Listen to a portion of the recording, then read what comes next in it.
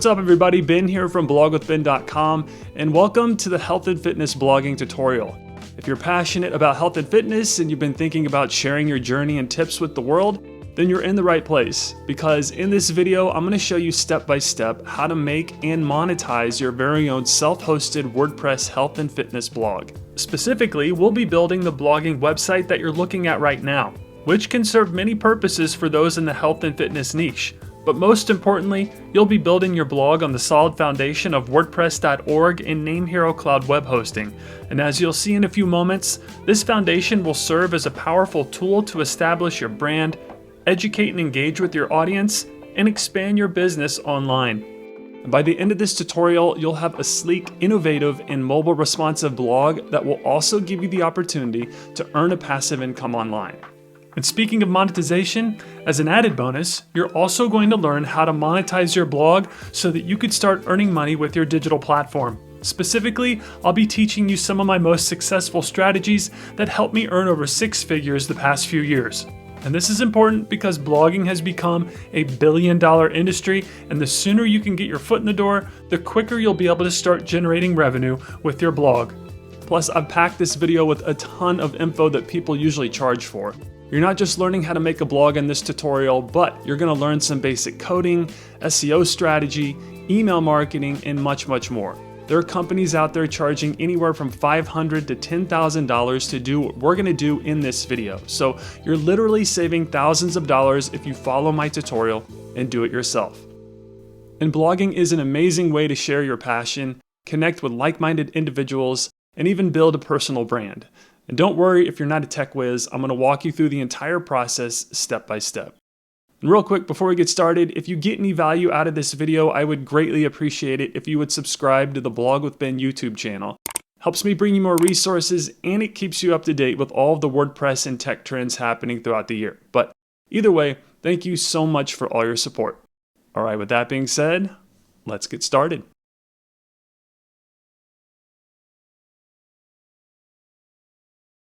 Okay, the first step in this process is to set up our web hosting and install WordPress. But before we do that, I want to quickly go over how to get the most out of this course. So I'll be the first to tell you that I totally recognize that this tutorial is somewhat long. 5 hours could seem like a lot when you compare it to some of the other videos out there on YouTube. However, the reason I make my beginner tutorials this length is so that everything is in one place. Instead of making you scour the internet trying to find information, I've compiled everything you need to know in order to start a professional WordPress blog right here in one tutorial.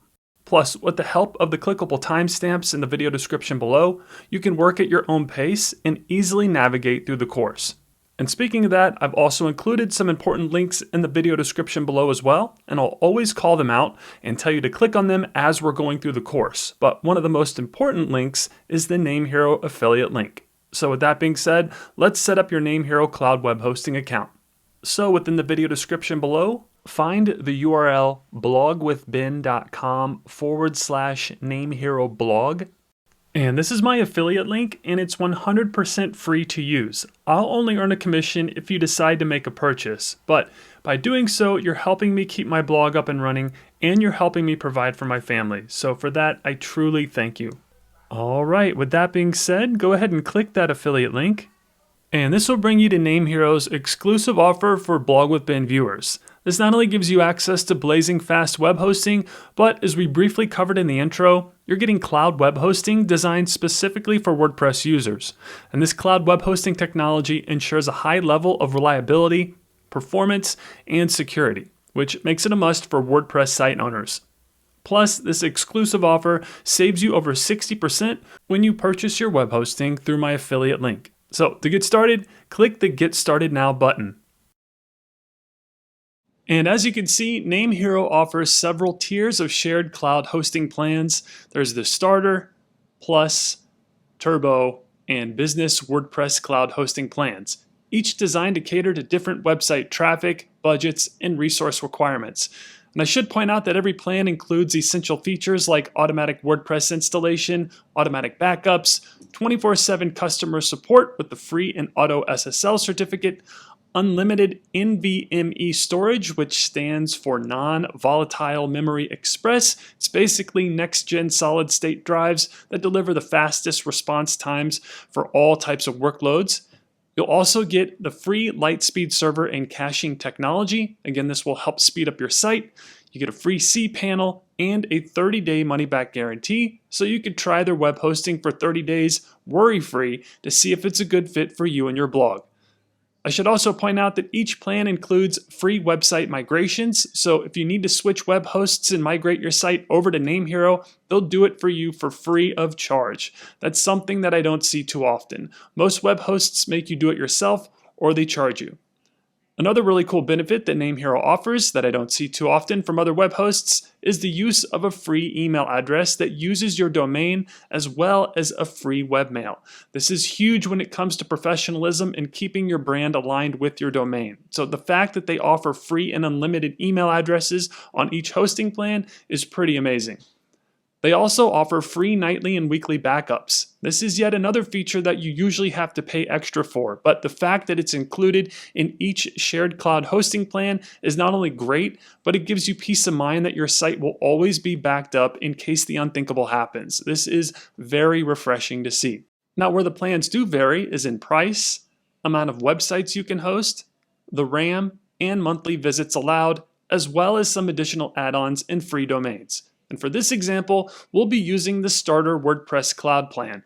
This lets you host one website or blog, but if you plan on having more sites, then I highly recommend the Plus or Turbo WordPress Cloud plans. They allow you to host multiple domains, have some enhanced power features, and the Turbo plans give you a free domain. But again, all these hosting plans utilize cloud web hosting and everything we discussed a little bit ago, which from my perspective is a really good deal. So once you've decided on a plan, go ahead and click the Order Now button. And that will take you to the domain setup page where you have a couple options. On the left-hand side of the screen is where you'll sign up if you don't have a domain name. And on the right-hand side of the screen is where you'll sign up if you do have an existing domain.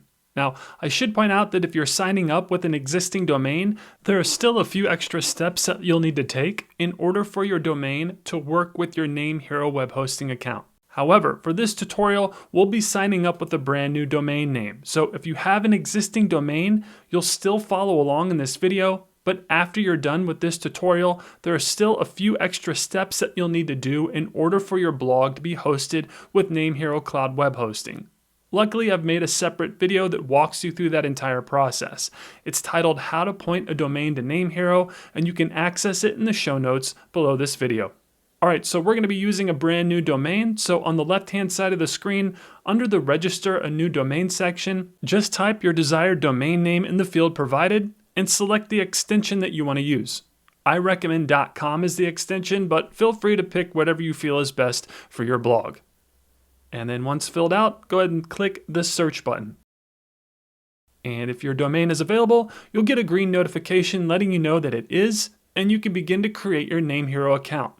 If it isn't, just keep trying until you find one that works. Okay, now that we know that the domain is available, go ahead and click the Continue button. And this is where you'll configure your WordPress hosting package. First, you'll select your billing cycle. By default, they start you off with the 3-year cycle. This means that you're paying for 3 years of web hosting. But one thing to keep in mind about the pricing is that the longer the billing cycle, the lower the monthly price. So if you opt to purchase the 3-year plan, your monthly rate will only be $3.40 per month, and you'll lock in that rate for 3 years. However, if you purchase a 2 or 1 year plan, then your monthly rate will be a little higher. Additionally, the prices are listed as monthly, but you'll pay a lump sum when it's time to check out, meaning you'll purchase everything up front, but you'll be set for how many ever years you decided to purchase. And for this example, I'm only purchasing 1 year of hosting, so I'll select that billing cycle. Then below that, you have some additional upgrades that you can add on to your plan. These are all optional, and depending on your budget, you may decide to purchase them, but for this tutorial, I'm not adding any of these upgrades to my plan. You can always add them later on in your NameHero customer portal, but if you're just starting out and are on a tight budget, then you can definitely get by without these upgrades.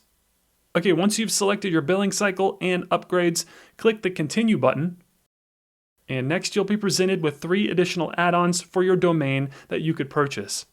There's DNS management, ID protection, and email forwarding.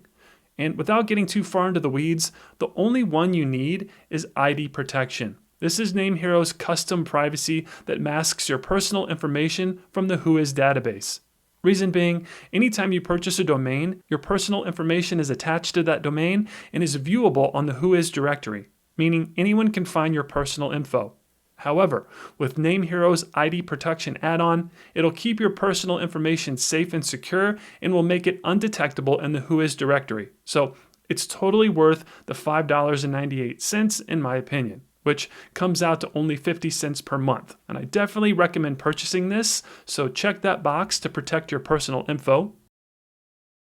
Then, if you're purchasing web hosting from NameHero, which I am in this example, you don't need email forwarding or DNS management. These options are not needed if you have hosting with NameHero, as it'll change your name servers and null any records in cPanel. So again, if you're purchasing web hosting from NameHero, you don't need email forwarding or DNS management. Okay, with that being said, go ahead and click the Continue button. And then this is where you'll create your NameHero account and enter your billing info. But before we do, I just want to point out that you're getting WordPress cloud web hosting, a top-level domain, a free SSL certificate, free professional email, and all of the speed and security features of NameHero Cloud Web Hosting for less than $100. That's less than a cup of coffee per month to have your own professional blog or website hosted on top-of-the-line cloud web servers. There are design companies and freelancers that charge anywhere from $400 to $10,000 to build a WordPress site. We're doing it for less than $100. That is literally unheard of, and as I mentioned earlier, is one of the major reasons why I've switched to NameHero's cloud platform. You're really getting a high-quality product for a great price. Okay, the last few steps of the checkout process are to enter your billing details and account info. And this is pretty straightforward, but if you're a new customer, you'll want to fill out your personal info and then create a password for your account. This is what you'll use to log into your NameHero account. And I highly recommend that you copy and paste the password in a safe, secure location like an Excel spreadsheet or a separate file. It's just a good idea to always have a backup of your passwords. Then once that's filled out, scroll down. And next we have the domain registrant info section. This is where you could choose to use alternative contact details if you're purchasing the domain for a separate entity or business. But if you're purchasing it for yourself, which I am in this example, you can leave it as is and use the default contact info and move on to the payment method and details. And this is pretty straightforward as well. You'll select how you want to pay for your hosting by using either a credit card, PayPal, or Coinbase. And then depending on how you're paying, just enter your payment details below. Then once that's filled out, you have the option of opting out of NameHero's email list. By default, they have you opted in, but just flip that switch if you want to opt out. But I highly recommend opting in as they send out important emails that can help you save on renewals and learn about their new products. Then directly below that, check that small box confirming that you've read and agreed to the terms of service. And then do a quick review of your purchase and click the checkout button to finalize everything and set up your NameHero cloud web hosting account. Now it may take a few seconds to process, so just sit tight really quick while the payment goes through. But once it's been finalized, you'll be taken to another page where you'll get this success notification with your order number letting you know that everything went through and you can now access your NameHero client area. You'll also receive a handful of emails from NameHero, one of them being an order confirmation. And this provides all of the specifics of your hosting account, so be sure to keep an eye out for it and always keep this information in a safe and secure location. Now, if for any reason you're having trouble with the checkout process, just reach out to NameHero's support team via chat or their email ticketing service, and I've linked to their support in the video description below, and they'd be more than happy to help you out and resolve your issue. But once your order has been finalized, go ahead and click the Continue to Client Area button. And this will take you to your brand new NameHero client dashboard. This is home base for your cloud web hosting account and is where you could do things like log into WordPress, create an email address, manage your domain, and much, much more. It may seem like a lot if you're brand new to NameHero, but I can almost guarantee that once you learn your way around this dashboard, you'll be a pro in no time. Name Hero has done a great job of making things super intuitive and easy to navigate. And speaking of that, anytime you need to get to your Name Hero client area, you could do so from the Name Hero homepage. Just go to namehero.com, and all you'll do is click the account button in the upper right corner of the screen, and then enter your login credentials. It should be your email address you signed up with and the password you created during checkout, and then click the Login to Name Hero button, and this will bring you back to your Name Hero client area.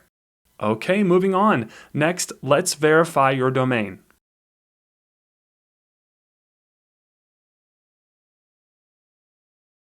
In this portion of the tutorial, we're going to verify your domain. Name Hero makes this process super simple by sending you an email, which is what you're looking at right now, and it will be titled, "The verification of your domain is required," and you should receive this email within 24 hours of purchasing your domain. If you don't see the email in your inbox, please be sure to check your spam or bulk email folders and then reach out to Name Hero support team to have them resend it. But either way, once you receive this email, please be aware that you'll need to verify your domain info before the date listed here, which is usually within 14 days, or the domain will be deactivated. Also, please note that you'll only have to do this if you registered your domain with Name Hero. If you registered your domain with a service like GoDaddy, then you'll need to follow a few additional steps in order for your domain to work with Name Hero. Luckily, I've created a video that walks you through that process, and the link is in the video description below titled Point Domain to Name Hero.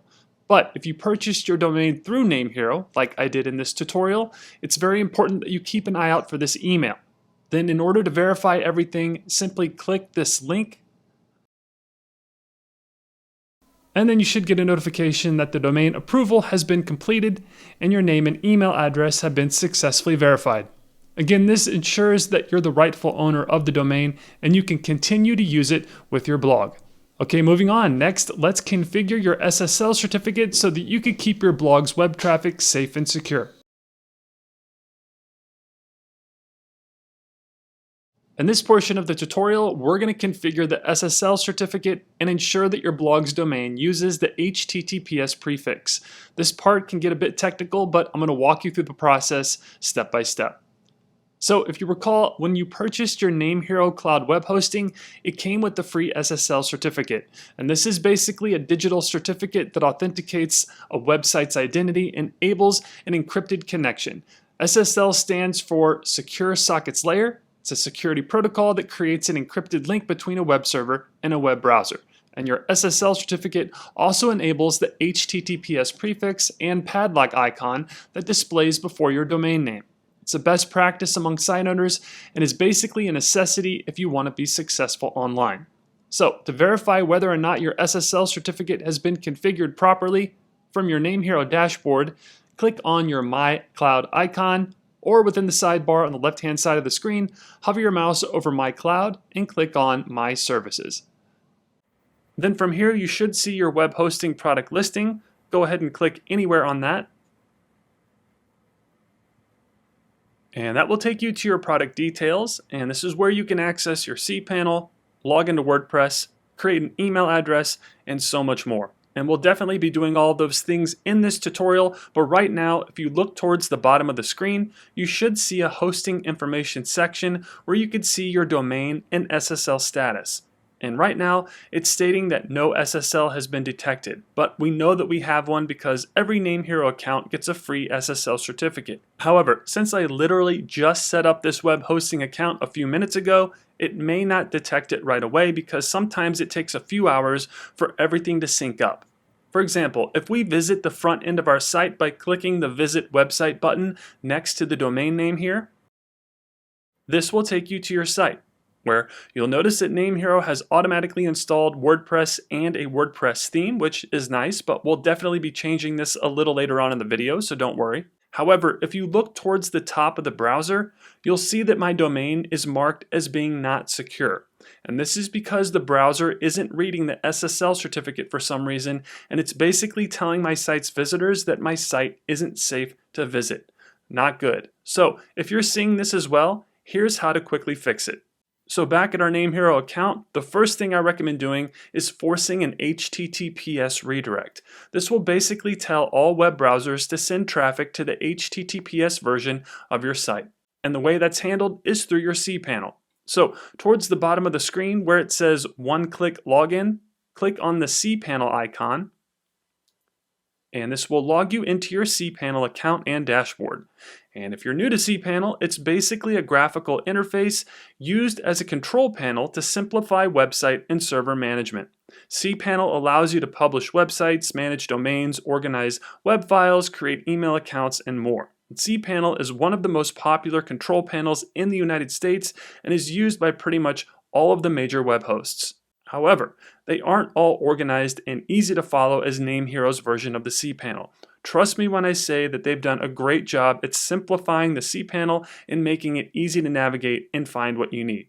Okay, so the reason we're here is to force an HTTPS redirect, and the way we'll do that is through the domain section. So towards the bottom of the screen, find the domains section and click on where it says domains. And this will bring you to your list of domains that are in your account. I obviously only have one, but if you have multiple domains in your Name Hero account, they'll all be listed here. Then all you're going to do is underneath the Force HTTPS Redirect column is flip that little switch on. And this will tell web browsers to always send traffic to the HTTPS version of your domain, no matter what version they land on. This ensures that your site will always display the HTTPS prefix and the padlock icon before your domain. Then if we head back to our Name Hero dashboard, and let's visit the site again. And this time when we view my domain, you'll see that it's no longer marked as being not secure and is displaying the HTTPS prefix and padlock icon. Perfect. Now, one thing I want to point out is that if we go back to Name Hero, you may see within the hosting details and information section that the SSL status is still marked as not detected. This usually updates within 24 hours, but there is a way to manually push this through and run what is called an auto SSL. And this is handled in your cPanel as well. So let's go through that really quick, just so you can get an understanding of how it works. So let's head back to our cPanel again by clicking the cPanel icon.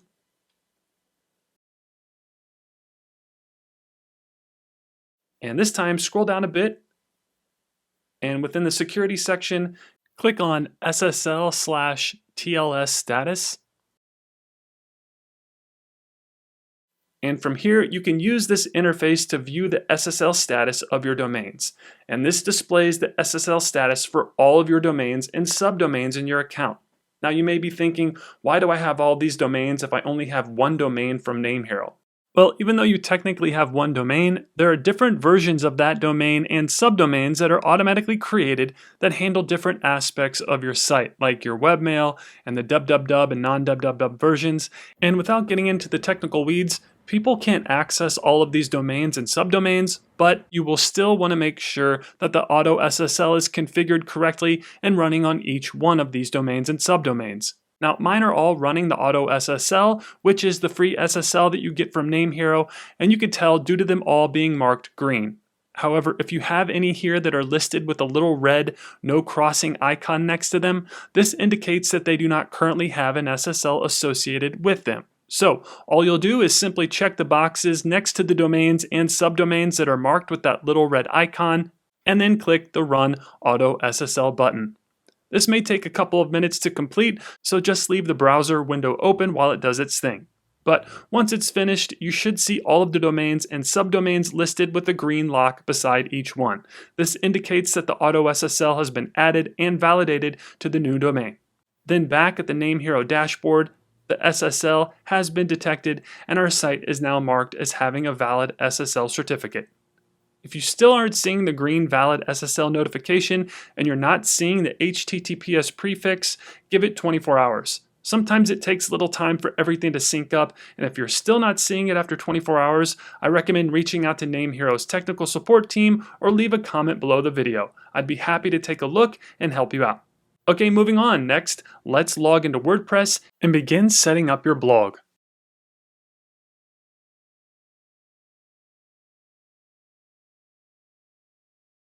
Okay, now that the technical stuff is out of the way, we could start building your blog.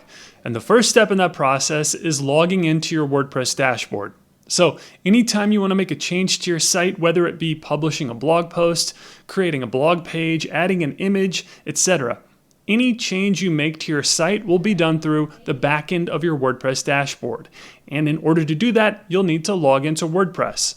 Now, there are two ways to go about this, and I'll show you both ways, but it will really come down to your personal preference. Either way, here are the two ways you can log into WordPress and access the back end of your site. So the first way is through NameHero. We're currently at the product details section of the client area, and a quick refresher on how we got here. If we head back to the main client area of our NameHero dashboard, this is where you'll be taken every time you log into NameHero. But to log into WordPress, you'll click on My Cloud,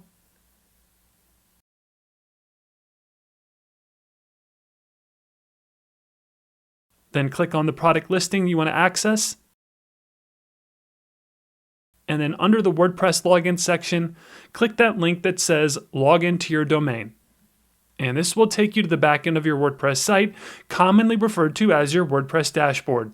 And we'll definitely be getting more familiar with your WordPress dashboard, but let me show you another way to log in and access this back-end part of your site. So another way to get here is through WordPress's admin login page. Every WordPress site has this, and when you purchased your NameHero web hosting account, they not only automatically installed WordPress, but they also automatically created your login credentials needed in order to log in through the WordPress admin page. Thankfully, NameHero emailed you all this info after WordPress was installed. So check your inbox for an email titled Your WordPress Hosting Order Details and scroll down to the very bottom of that email, and there you'll see your WordPress admin login URL followed by your username and password. And if you click on the admin URL, it'll take you to the WordPress login page. And then all you'll do here is enter the username and password that you got in that email, and you'll be taken to your WordPress dashboard. Again, it's really up to you on how you want to log into your WordPress site, but now that we're here, let me give you a quick tour and show you around. So if this is your first time in WordPress, I know it can look like a lot, but trust me, once you get familiar with where everything is, it becomes second nature and it's very easy to understand and navigate. Now, your WordPress dashboard is essentially two parts, and depending on when you're viewing this video, please keep in mind that it's possible that some things may have changed, but as of September 2023, the WordPress dashboard looks like this. It contains a toolbar at the top of the screen along with the sidebar menu items, and then towards the center of the screen, you'll see the dashboard. Then anytime you want to go to the front end of your site, meaning what people will see when they visit your domain, hover your mouse over this little home icon in the upper left corner of the screen and click on Visit Site. It currently says My Blog, but we'll change this when we update your site title in just a few moments. But either way, this will take you to your site's homepage. Now, one thing I want to point out is that we obviously have some work to do, but if you look at the top of the screen, you'll see the WordPress admin toolbar. This will only display if you're logged into WordPress. Your site's visitors will not see this, but this is a good way to know when you're logged into WordPress, and it's also how you'll navigate back to your WordPress dashboard. Simply hover your mouse over your site title in the upper left corner of the screen and click on Dashboard. Now, you'll obviously get more familiar with your WordPress dashboard as we begin building your site. So with that being said, let's move on and set up WordPress so that you could set yourself up for success.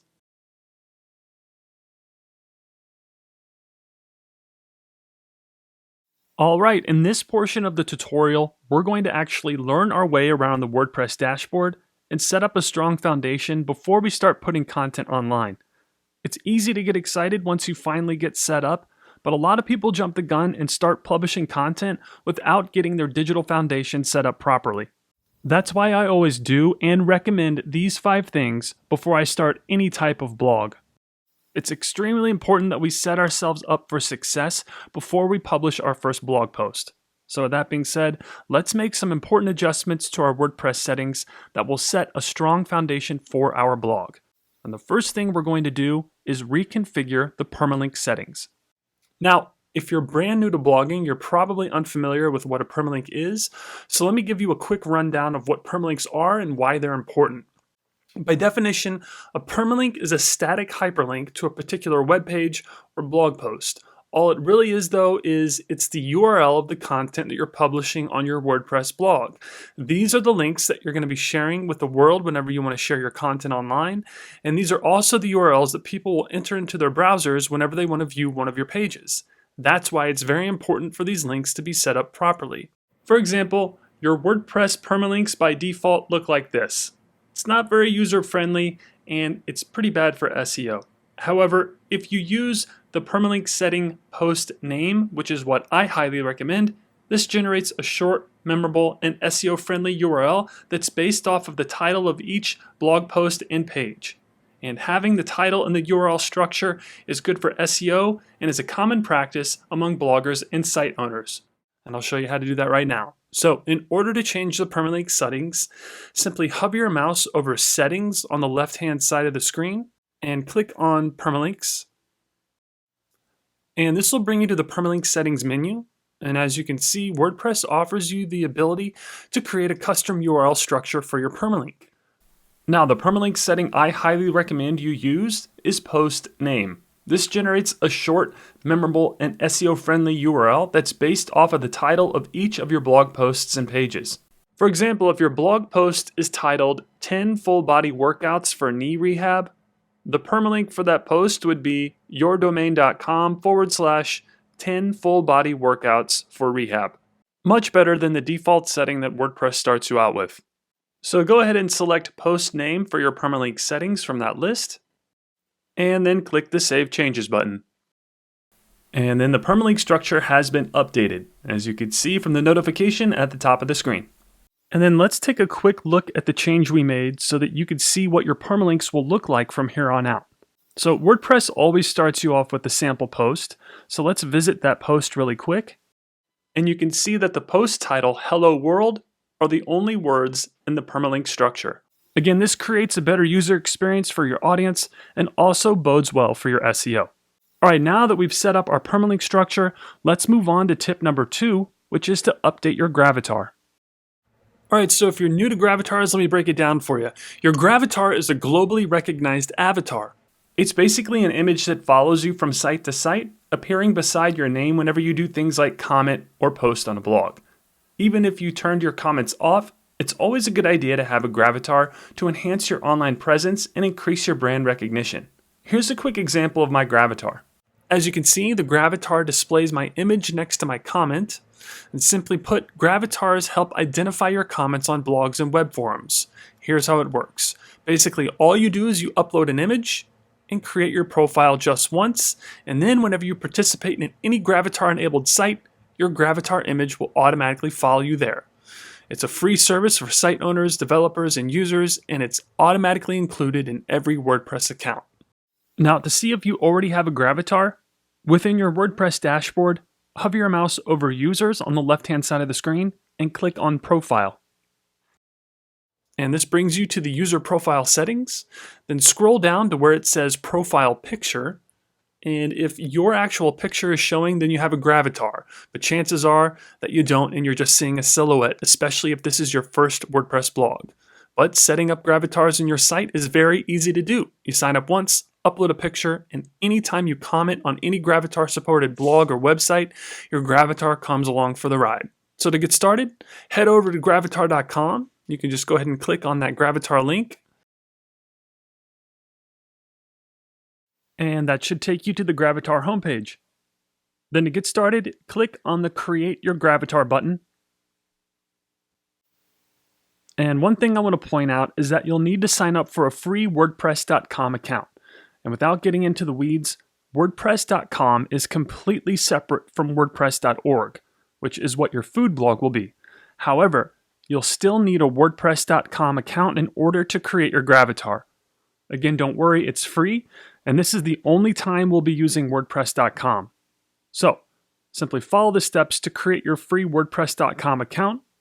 So go ahead and enter the email address you want to associate with this account. I recommend using the same email address that you used to sign up for your Name Hero account. And then create a username and password. And keep in mind that the username will be used as your Gravatar's display name, but I'll show you how to change that in just a few moments. And then click the Create Your Account button. And then in a few short moments, you should get a welcome notification alerting you that you need to verify your account through the confirmation email sent to the email address that you signed up with. So head over to your inbox, and the email will look something like this. Then to verify your account, simply click the confirm your email button. And it may take a few seconds to go through, so just sit tight really quick while it does its thing. And a few more seconds. And success, your account is ready to go, and the next step is to upload your Gravatar image. So go ahead and click the Upload New Image button, and find the photo you want to use. I'm using a simple headshot, but it can basically be anything you want. Just try to keep it around 300 by 300 pixels in size, and remember that this photo will be used next to the comments that you leave online, so I recommend using a somewhat professional image. Okay, next you have the option of cropping the photo after it's been uploaded, so let me do that so the entire photo is used within the Gravatar. Then if you look on the right hand side of the screen, and this is new, they have this preview showing you what it'll look like when viewed on different devices. It's pretty cool. And I think that looks good, so go ahead and click the crop image button.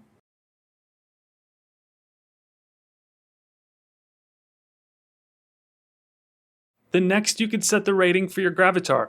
This essentially gives you the option to choose how mature your Gravatar is before allowing it to appear on your site. And I assume you're using a G-rated avatar, but feel free to change the rating here and then click the Set Rating button.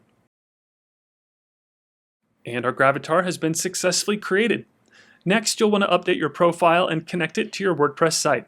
So within the nav towards the top of the screen, click on My Profile. And then first you have the option to update your profile's name and details. This isn't required, but it is helpful and a way to spread your blog's brand recognition. You can also change your Gravatar's display name here if you need to as well.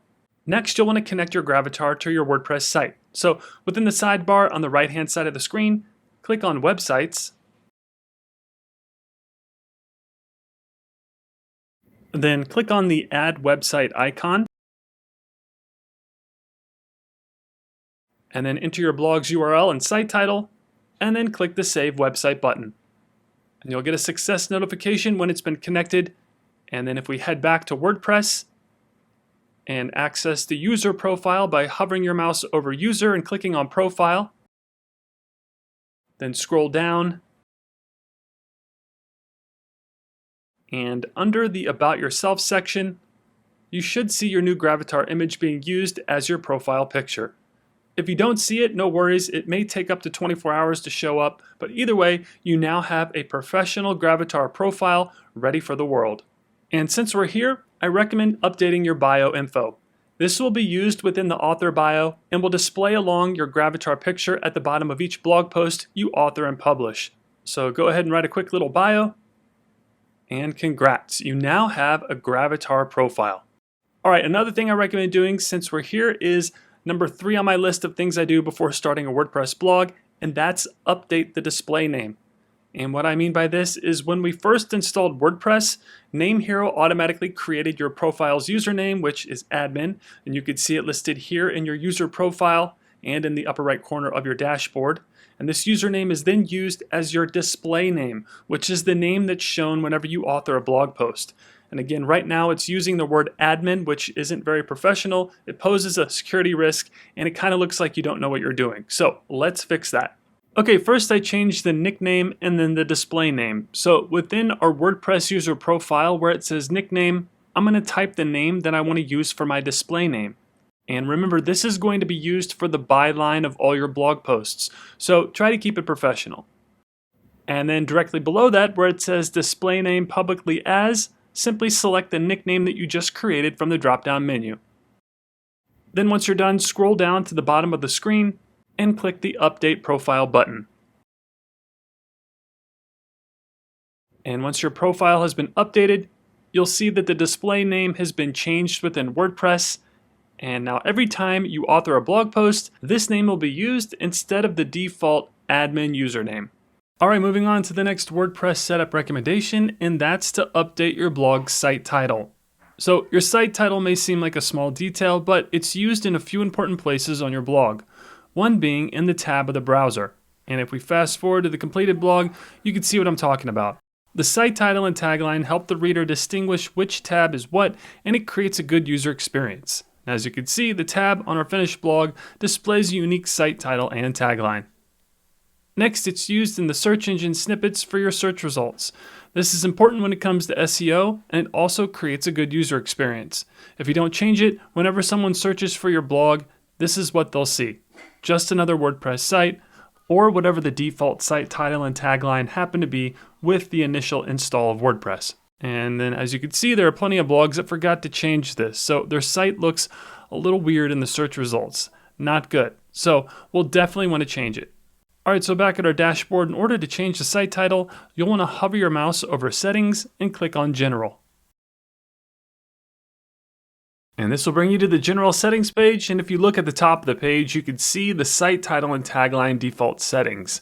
They say My Blog and My WordPress Blog, so we definitely want to change that. So in order to change it to something that coincides with your blog's content, in the text box next to site title, type in the preferred name of your blog.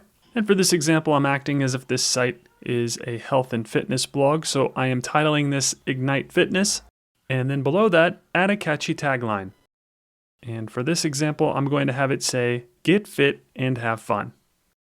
Then scroll down to the bottom of the screen and click the Save Changes button. And just like that, your site title and tagline have been updated, and you should get a notification letting you know that the settings have been saved. And we're good to go. So now moving forward, the browser tab will use this site title and tagline as well as the search engine snippets. However, we will be able to configure the snippet with the Yoast SEO plugin, but we'll touch on that a little later on in the video.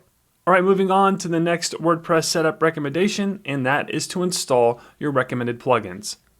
Now, like I said in the intro, I always try to stay away from adding too many plugins to my blogs, but there are a few plugins that I always recommend adding when starting a blog. And if you're new to the idea of plugins, WordPress plugins are bits of software that can be uploaded to your blog, and their purpose is to extend and expand the functionality of your WordPress site. And there are literally thousands of plugins to choose from, but to help you along in the process, I've created a Google Doc that lists out and links to each plugin that is recommended, and you can access this doc in the video description below by visiting the link titled Recommended Plugins. And that will take you to the list of plugins that we're going to install and use in this video. If you have any issues accessing this doc for any reason, just let me know, and I'd be happy to email it to you directly. Okay, so we're only going to be adding a handful of additional plugins. And like I said, I try to limit the number of plugins I use on my blog because the more plugins you have, the more data you're using, and it also opens you up to the possibility that some plugins may not play nice with one another and can potentially break your site. But the following plugins are essential to running a fast and secure food blog and have been tested and all work seamlessly with one another. I should also mention that all of these plugins are free. Another thing I want to mention is that for the sake of time, I'm only going to walk you through the process of installing and activating a couple of plugins. I'm not going to go through each plugin. That's what the recommended plugin list is for. So once you watch me install those two plugins, go ahead and pause this video and install and activate the rest of the plugins on the recommended plugin list. All right, so to start adding plugins, go to the plugin management menu if you're not there already by hovering your mouse over plugins and clicking on installed plugins. And this is where you'll manage your plugins, and it's where all of your installed plugins will be listed. You should see at least 3 pre-installed plugins that NameHero has automatically added, which are the Akismet Anti-Spam plugin, Hello Dolly, and the Litespeed caching plugin. Now, one thing to point out is that only the Litespeed caching plugin is activated. You could tell by it being highlighted in blue. The other 2 plugins aren't highlighted, meaning they're not activated and they're not being used. But either way, it's best practice to delete the plugins that you aren't using. These plugins will just take up valuable space that could be utilized for other aspects of your blog. So I recommend deleting the Akismet and Hello Dolly plugins as we won't be using them in this tutorial. So to deactivate a plugin, simply check the box next to it. Then towards the top of the screen, click on the Bulk Actions drop-down menu and select Delete. And then click the Apply button. You may get a final notice asking you if you're sure you want to delete them. Go ahead and click OK. And the plugins we don't want to use will disappear one by one and clear up some space. Perfect.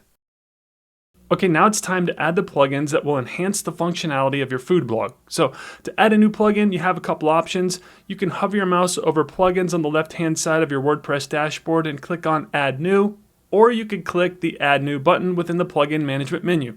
Both of these will take you to the plugin repository where you could search through all of the available plugins for you to install.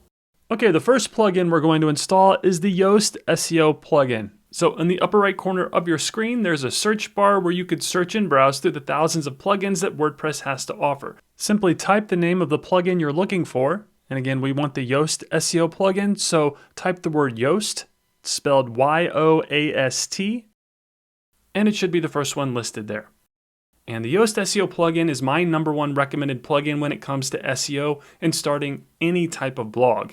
It's an essential component to building a strong SEO foundation and will help take care of a lot of the technical aspects of SEO so that you could focus on your blog's content. So let's install and activate this plugin by clicking the Install button and then click the Activate button. And then this time you'll be taken to Yoast's onboarding screen that will start the configuration process. However, I recommend installing and activating all of your plugins before doing this. Plus, I'm going to walk you through the plugin configuration in the next portion of the tutorial. So again, I recommend adding the remaining plugins by hovering your mouse over plugins and clicking on Add New. And then just follow the same steps that we just went through to search and find the recommended plugins that you'll need for starting this blog. And for the sake of time, I'm not going to make you sit through me finding and installing all of these recommended plugins, but again, you can reference my recommended plugins Google Doc in the video description below. That lists out all the plugins that you'll need for this video. So go ahead and pause it, install and activate all those plugins, and then come back to the video. Then once you're done installing all of the recommended plugins, this is what your plugin management menu will look like. Again, I've listed all of these plugins in the recommended plugins Google Doc that you could access in the video description below. Okay, now that you've installed and activated all of the recommended plugins, let's configure them so that you can get the most out of each plugin. All right, the first plugin we're going to configure is the Yoast SEO plugin. And this is like having a little SEO expert right in your dashboard. Yoast makes sure that your posts are not only reader-friendly, but also optimized for the search engines. And whether it's picking the right keywords, making your posts easy to read, or sorting out the behind-the-scenes technical stuff like creating your sitemaps, Yoast gets it done, but you'll get the most out of the plugin by configuring it. So within your dashboard on the left-hand side of the screen, hover your mouse over Yoast SEO, and click on General. And this will bring you to Yoast's general settings. Then the main thing we want to do here is go through the first time configuration. This will take you through a few steps to ensure that the plugin is configured and optimized for your site. And I highly recommend doing this if this is your first time using the plugin. So towards the top of the screen, click on the First Time Configuration tab. And then you'll see that Yoast has broken up the configuration into 5 steps, which they refer to as the Yoast Indexable Squad. And the first step is SEO data optimization. This lets the plugin analyze your site just like Google does and starts running the SEO data optimization for you. This will immediately improve technical issues without you needing to do anything. Now, if you're seeing this green notification, then that means Yoast has already successfully analyzed your site. However, if you're seeing something like this, then go ahead and click the Start SEO Data Optimization button and let it do its thing. Then as soon as you see that green notification, click the Continue button to move on to the next step, which is site representation. This will help tell the search engines whether you're a person or an organization and will help Google to better understand your site. So the first question is asking if you're an organization or a person. And choosing between organization and person helps Google's knowledge graph understand who the main entity behind your website or blog is. So if you select organization, you can provide details like the organization's name, logo, and social media profiles. This is ideal for businesses, including local businesses, even if it's a one-person operation. On the other hand, personal is the right choice for individual bloggers or artists, allowing them to associate their user profile with the site in search results, including their name and social media profiles. This selection influences how your site's information is presented in the search results and is crucial for accurate representation. So by default, it's set to organization, but if you're running a personal blog, you'll want to select person. So from the drop down, just select person. And below that, you'll be asked to select the name of the user associated with the site. So within that dropdown, select the name associated with your WordPress user profile. Now for this particular example, I'm acting as if I'm creating a health and fitness blog for an actual gym. So I'm going to change the site representation to an organization, and then I'll keep the name set to Ignite Fitness. Next is the person logo or avatar. And this is like a featured image that will be used within the search results. And for this example, we're creating a fitness blog, so I created an image in canva.com that represented this brand of a fitness blog. Now, I'm going to go into greater detail about how I created this a little later on in the tutorial when we go over how to create a logo, but you could always come back to the Yoast configuration wizard and update this image when you're ready.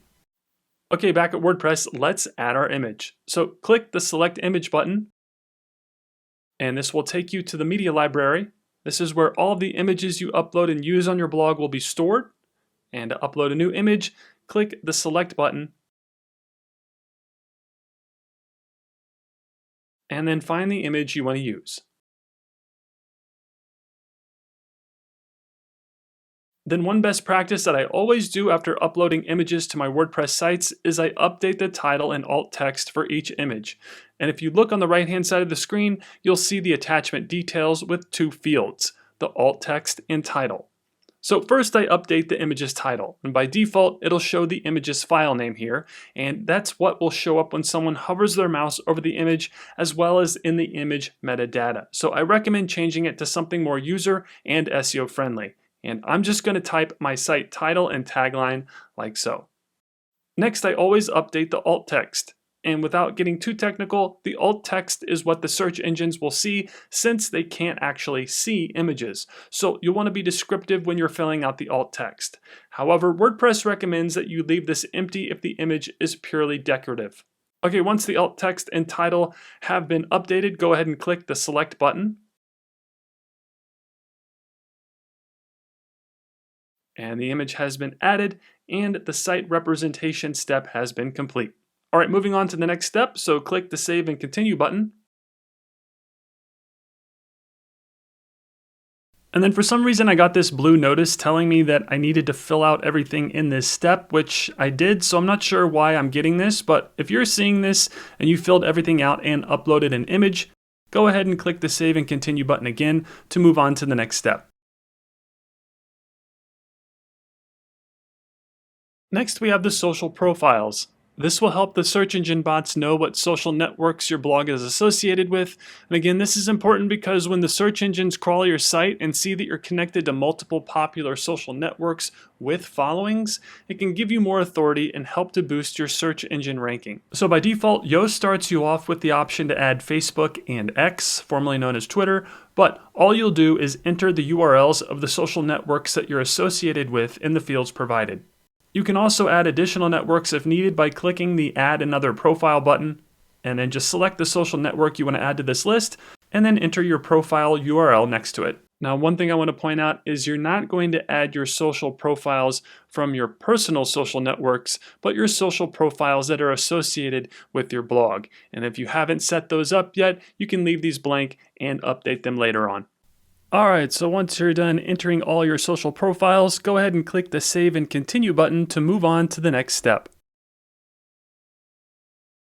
Next are the personal preferences, and here Yoast is asking you for permission to collect certain anonymous information about your site and how you use it, so go ahead and say yes or no here if you want to share your data.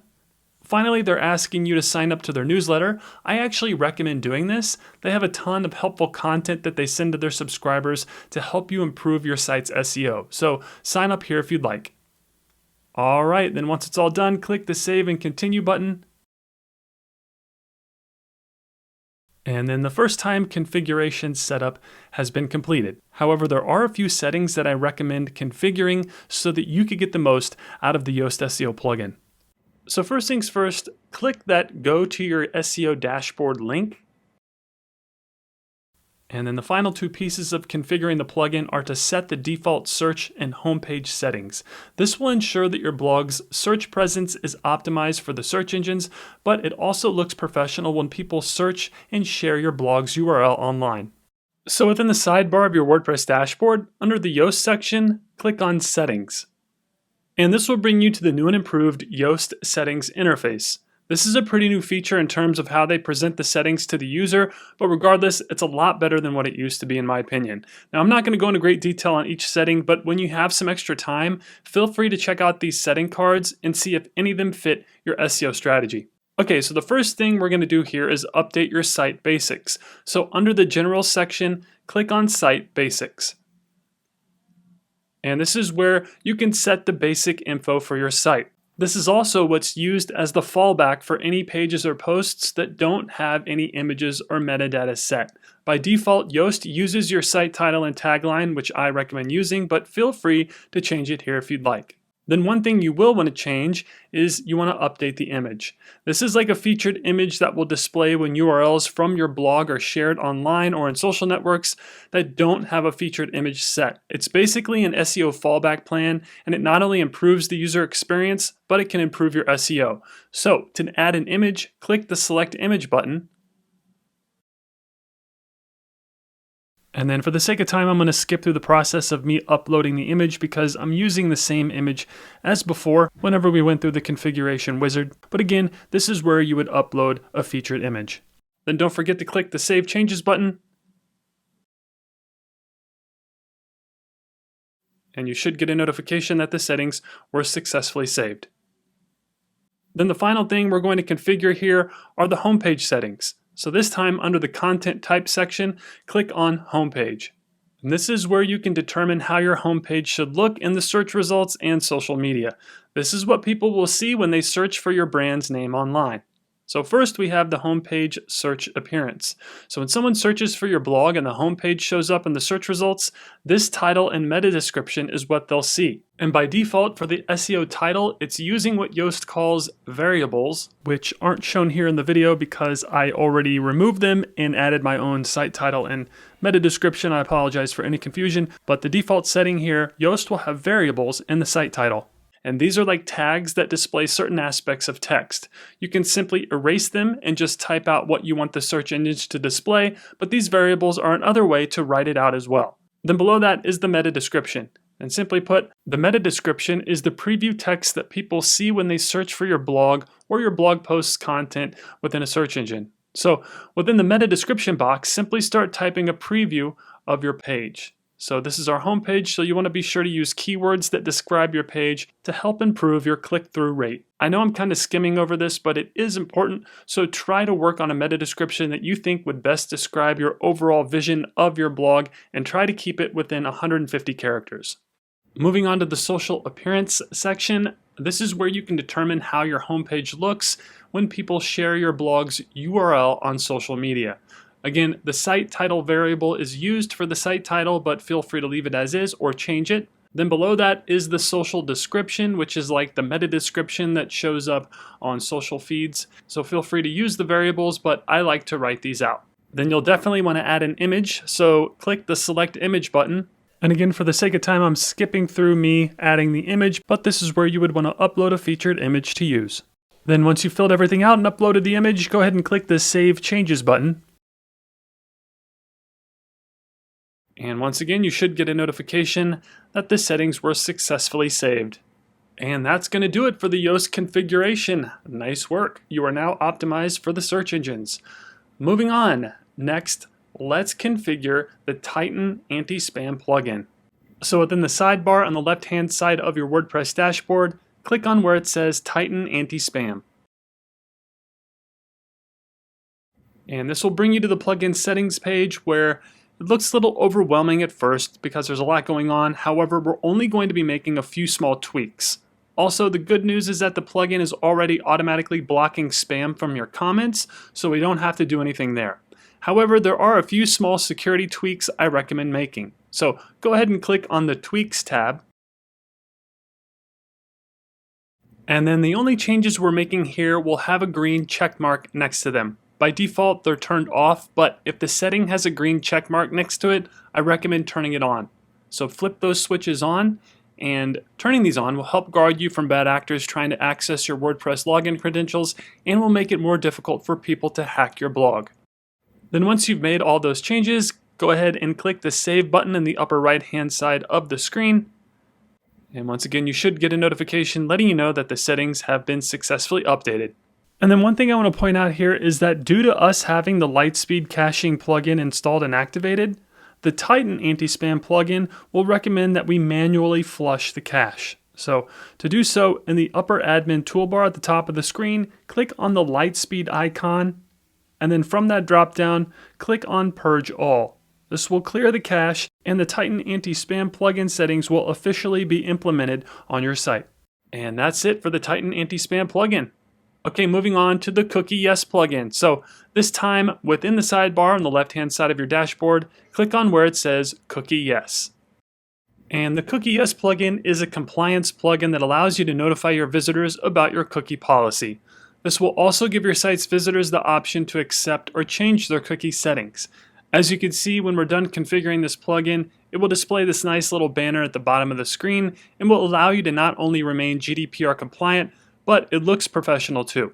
Now, one thing about this particular plugin is that there are quite a few steps in order to customize the settings. So we aren't going to walk through those steps in this tutorial because it would take about another hour, but that's why I created this separate tutorial that walks you through the entire CookieYes plugin setup process step by step. You can access this video in the video description below within the important links doc, or you can find it on the Blog Within YouTube channel. Either way, I highly recommend watching this video to set up your cookie notice before launching your blog. So either pause the video, watch my cookies tutorial, and then come back, or make a note to watch the CookieYes tutorial before you launch your blog. Alright, with that being said, let's configure our last plugin, the Litespeed cache. So once again, within the sidebar on the left-hand side of your WordPress dashboard, hover your mouse over Litespeed cache and click on Presets. And real quick, you may notice some things look different here in the WordPress dashboard. That's because I'm using some previous footage from another food blog tutorial of mine to go through the settings of the Litespeed plugin. The steps are the exact same no matter what type of blog you're creating, so to save some time and effort, I just reused this footage for this particular part of the walkthrough. Just FYI. And one of the standout features of NameHero's WordPress cloud web hosting is the free inclusion of the Litespeed server and caching. And if you're new to Litespeed, it's a powerful and lightweight server technology designed to significantly boost website speed and performance. And combined with Litespeed's caching capabilities, NameHero ensures that your website loads quickly and efficiently, providing an optimal user experience for your visitors. And as a result, websites hosted on NameHero's platform consistently experience faster page load times, which can ultimately lead to improved search engine rankings and increased conversions. This is also why Litespeed Cache plugin comes pre-installed. And since your site and web host plan utilize the Litespeed server technology, you get free access to this plugin. Now, there are aspects of this plugin that are even over my head in terms of technical configurations, so that's why I love these presets to help you get started. Each one has various settings to help speed up your site's performance, and all you have to do is click the Apply Preset button, and the plugin automatically configures itself to that particular preset. So, since you're just starting out, I recommend the Essentials preset. This is a no-risk preset that is appropriate for all blogs and websites. Plus, a domain key isn't required in order to use it. However, if you want to test and use the other presets, you will need a domain key. And let me show you how to get that. So, within the Litespeed section of the sidebar, click on General. And from here, find the domain key section and click the Request Domain Key button. And after you do that, you'll get a little notification stating that they've received your request and the next available request time.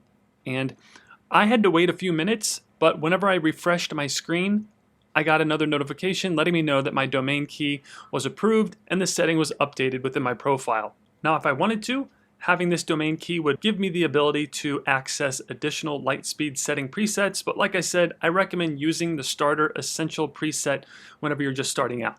Finally, let me show you how to flush the plugin's cache. So by default, the plugin does a really good job of automatically flushing the cache when you install plugins and create new content. But if for any reason you want to manually flush the cache, this is how you'll do that. So within the toolbar at the top of the screen, hover your mouse over the Litespeed icon and click on Purge All. And this purges the cache and tells web browsers to display the most current version of your site. And that's going to do it for the plugin configurations. As I said a little earlier in the tutorial, we're still going to configure a few plugins later on, but we'll do that when we actually use them. For now, let's move on and start building your blog by installing your WordPress theme and child theme.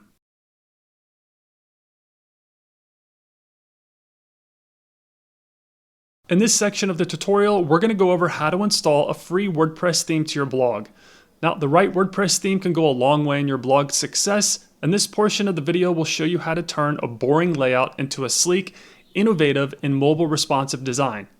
Then once we've installed the parent theme, I'm going to show you how to create a child theme. And if you're new to all of this, I know it may sound somewhat confusing, but just know that having a parent and child theme is a necessity if you're going to have a professional WordPress blog. So first things first, let's install our free WordPress parent theme.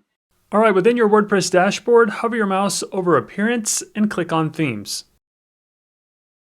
And this will bring you to your theme management menu. This is where you can add new themes, change your current theme, and search for additional themes, all from this menu. Now, we're going to be adding a new theme, so to get started, simply click the Add New Theme icon. And this will bring you to the WordPress theme directory. This is basically where you can browse through the thousands of different themes that WordPress has to offer. However, we know the theme that we want to use, so you can actually search for specific themes by keyword in the search field in the upper right corner of the screen. Simply type the name of the theme, which for this tutorial will be the Blossom Fashion Light theme. So type those 3 words in the search field, and this will display all of the themes that use those keywords. And the theme we want is the Fashion Light theme. Now, don't let the title fool you. Even though it's titled Fashion, we could still use this for a health and fitness site. That's the beauty of WordPress. It's super flexible. And before you install any theme, I highly recommend that you preview the theme just so you can get a better idea of how it functions. So to check out the demo, simply hover your mouse over the theme icon, and where it says Details and Preview, click on that, and that's going to bring you to the demo. Now keep in mind that this is just a basic demo of what the theme can do and some of its capabilities, but again, this gives you a good idea of how the theme behaves, and it gives you a good feel for the user experience as well. Alright, so we're obviously going to use this theme, so let's go ahead and install the theme by clicking on the Install button towards the top of the screen.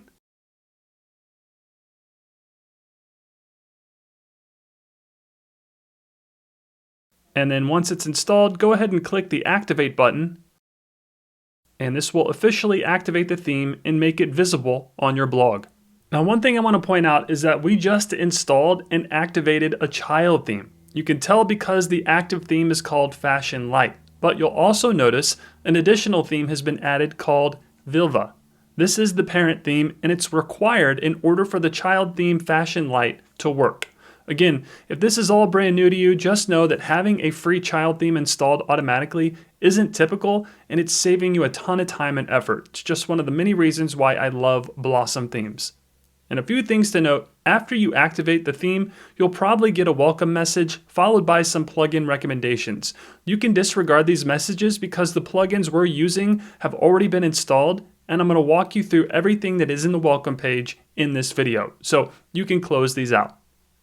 However, there is a help doc that I want you to be aware of, and I'll link to this in the video description below, but Blossom Themes, the creators of the Fashion Light theme that we just installed, have a ton of really helpful support documentation that walks you through things like configuring the homepage, adding footer widgets, configuring your site logo, translating your content to a different language, and much, much more. And we're going to cover most of these topics in this video, but it's always a good idea to know where these help docs are, just so that you can have that extra level of support as you're building your blog with this theme. And again, I've linked to this page in the video description below. Alright, now that our parent and child themes are in place, let's check everything out on the front end of the site to make sure things are running smoothly. So in the upper left corner of your dashboard, hover your mouse over your site title and click on Visit Site. And so far so good. Everything looks and behaves like it should. Now, we obviously have a lot of work to do in terms of building our blog and adding content, but you just want to give the child theme a once over to make sure nothing looks out of place or broken, and it doesn't. The child theme looks great. So with that being said, let's move on and create our blog's pages, categories, and primary navigation menu. And really quick before we do, I'm just going to head back to the WordPress dashboard. So if you hover your mouse over the site title in the upper left corner of the screen and click on dashboard, that'll take you back to your WordPress dashboard. All right, next I'm going to show you how to create your blog pages and categories and then add them to your primary navigation menu.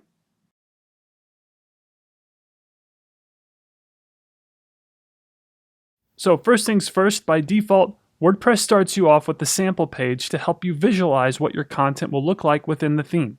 But we want to get rid of this. So to delete the sample page, head over to your WordPress dashboard if you're not there already, and then hover your mouse over where it says Pages and click on All Pages. And this will bring you to your Pages menu.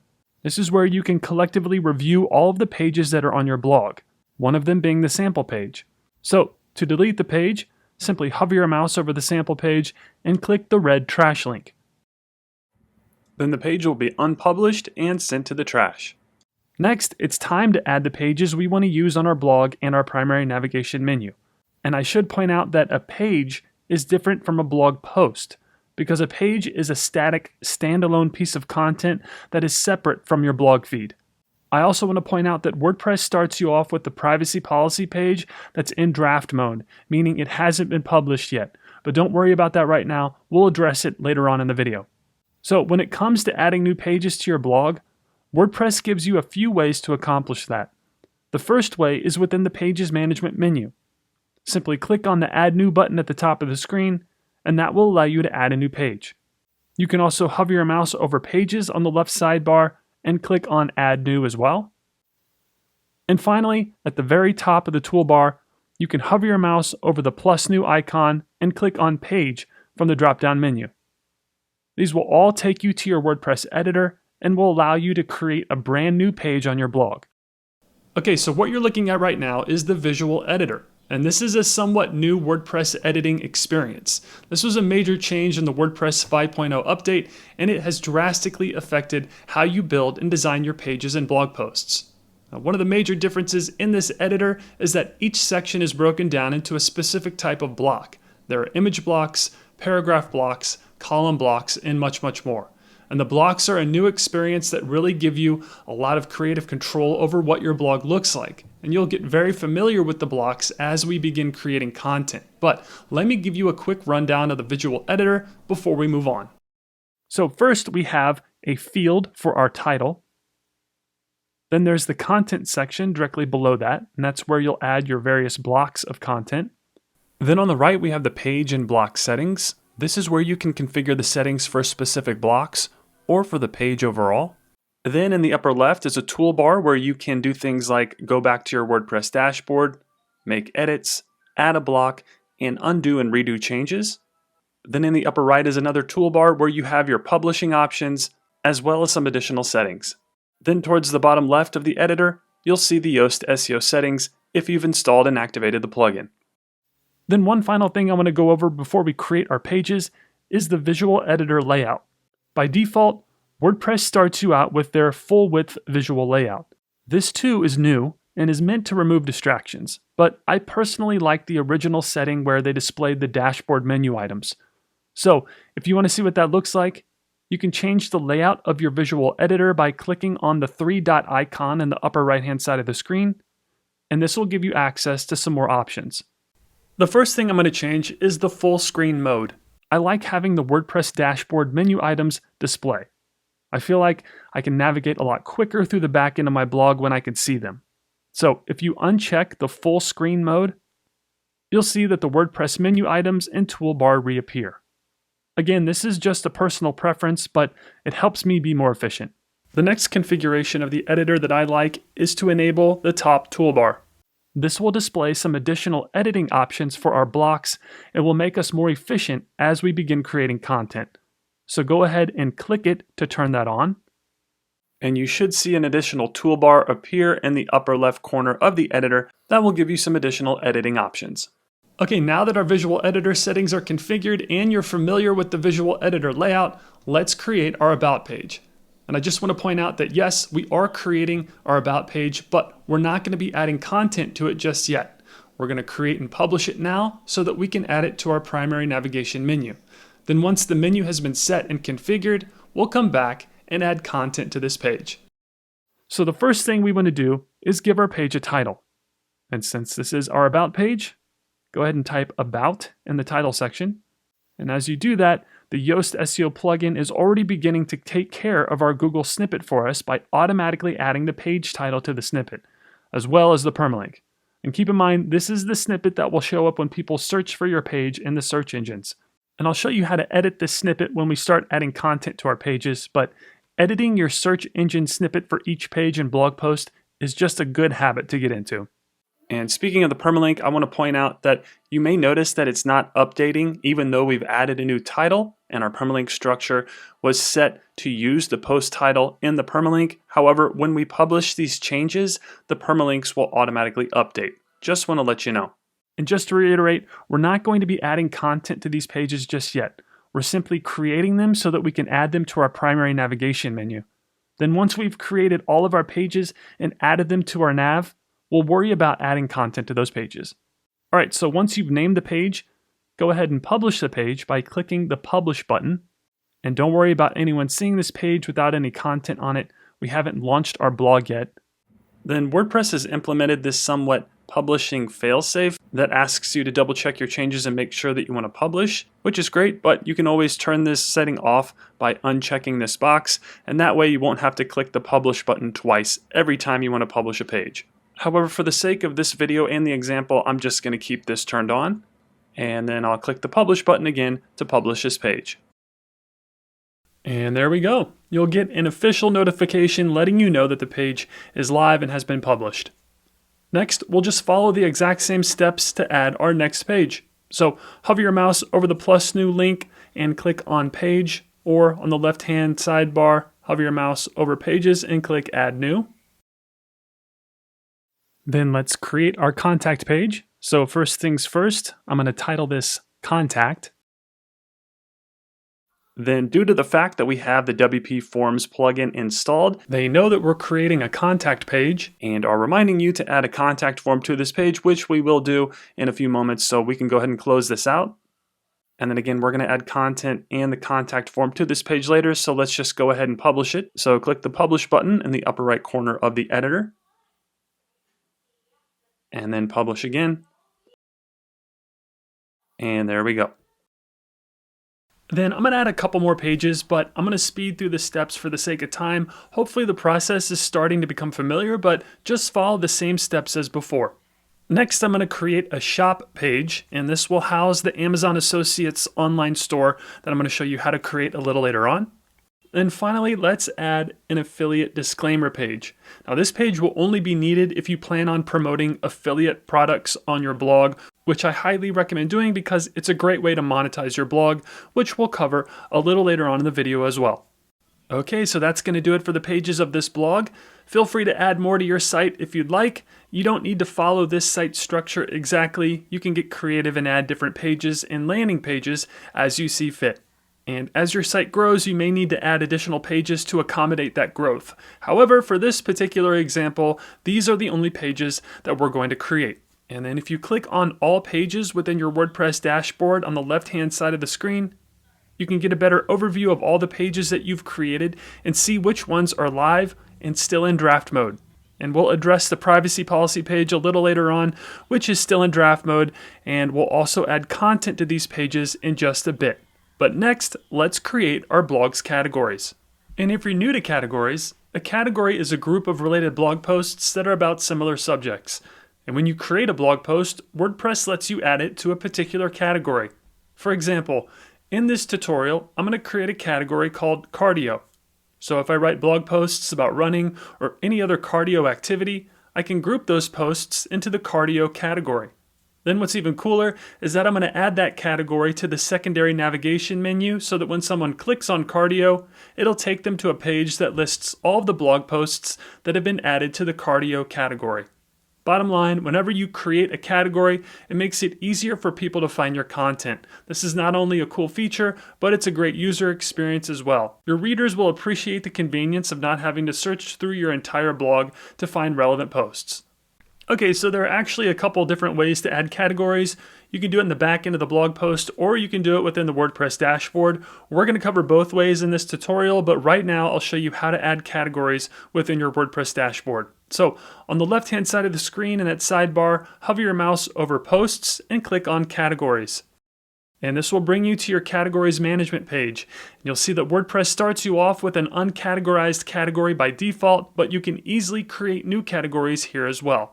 And since this is a health and fitness blog, I'm going to be creating categories that you'd usually associate with that particular industry. And these are just examples, so don't feel that you're confined to the categories that I make in the next few minutes.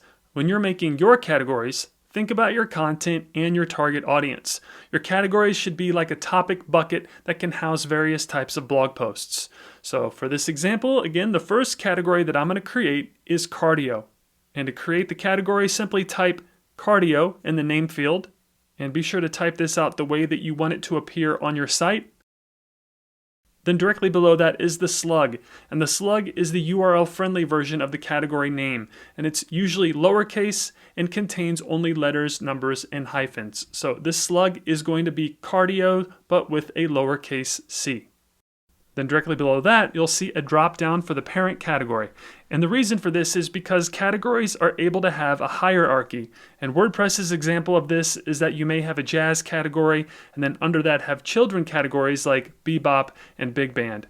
Now we're not using a category hierarchy for this example, so I'm leaving the parent category as none. Then below that is a space where you can add a description for the category. However, this theme doesn't use the description, so I'm leaving this blank. Finally, we're going to create and add featured images for each category. This is a really cool feature that Blossom Themes has added because it gives you the ability to display and share your blog's categories within the sidebar and footer of your blog. And if we fast forward, you could see what that'll look like. So these featured images that we're about to create will be used in the category widget that we'll add to the sidebar and the footer a little later on in the video. This gives you the ability to display your categories in a really unique way that not only looks cool, but it encourages engagement. The featured image is added as a background image for each category, and there's even a hover effect when you hover your mouse over each one. Now, when it comes to actually crafting a featured image, WordPress recommends using an image that's 1200 by 628 pixels. These dimensions tend to work well across WordPress themes, pages, posts, and multiple social network feeds. And one quick and easy way to create a featured image with those specific dimensions is with Canva.com. This website can help you create stunning graphics with their free design software, and I use them quite a bit. You can get some high quality design elements from them for free, but if you want to open all the features that they offer, I recommend taking advantage of Canva Pro, which is only $9.99 per month. And this is the plan that I personally use, and I honestly can't imagine using anything else when it comes to design. This has saved me a ton of time, and I'll show you what I mean in a few moments. But if you're interested in their Pro plan, I'll put my affiliate link in the show notes below the video.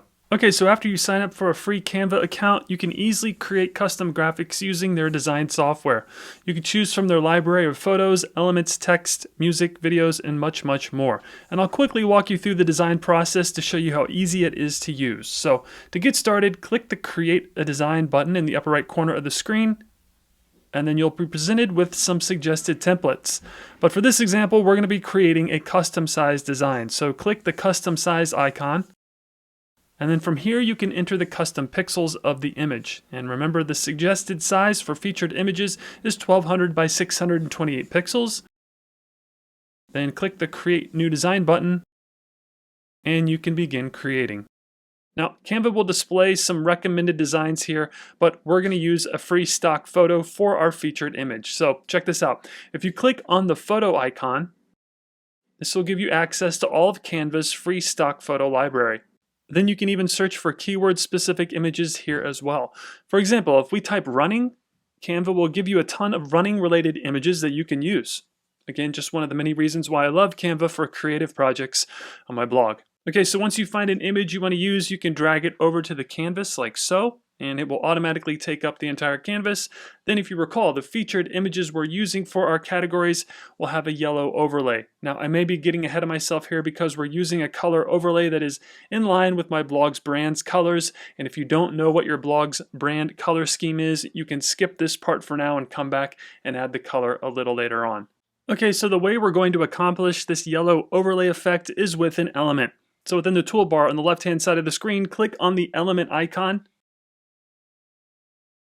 and then in the search field, type shapes, and then find a square or rectangle, and then drag it over to the image like so.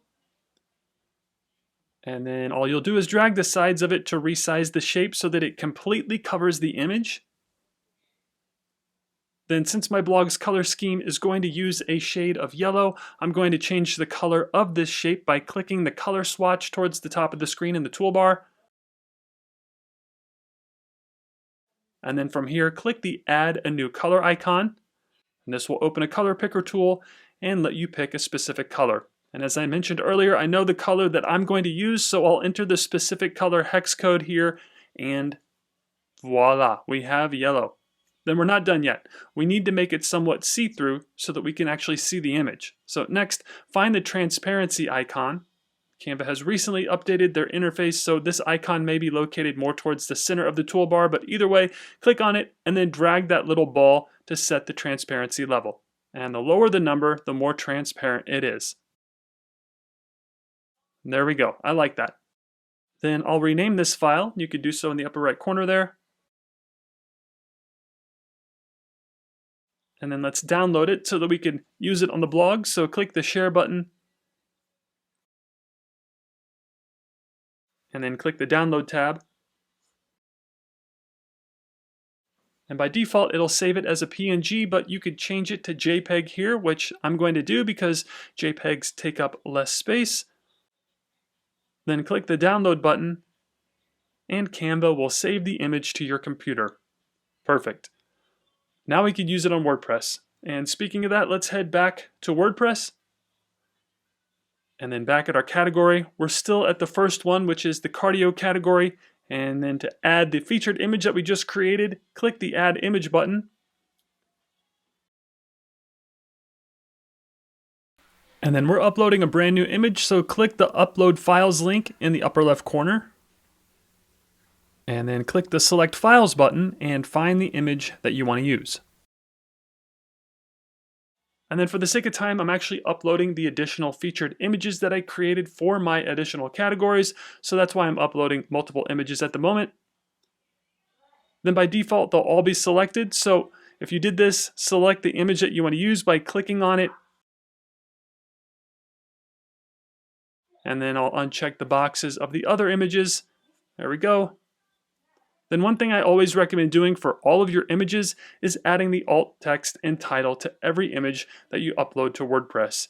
And without getting into the weeds, if you look on the right-hand side of the screen, you'll see the attachment details with two fields, the alt text and title.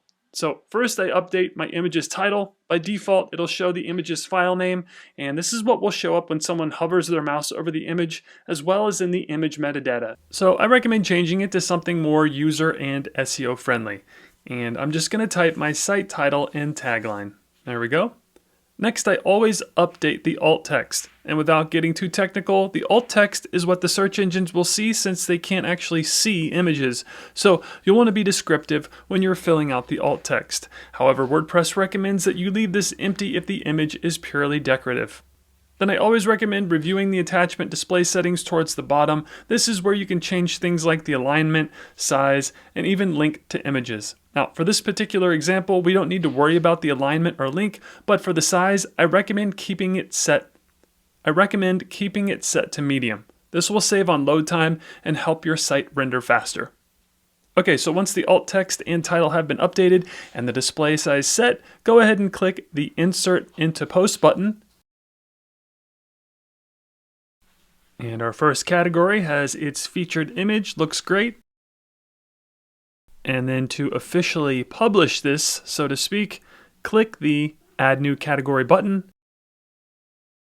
And this will officially publish the category and add it to our list of live categories that you can see on the right-hand side of the screen.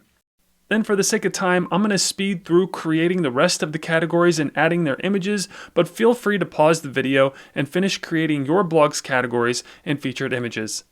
And then once done, the final result will look like this.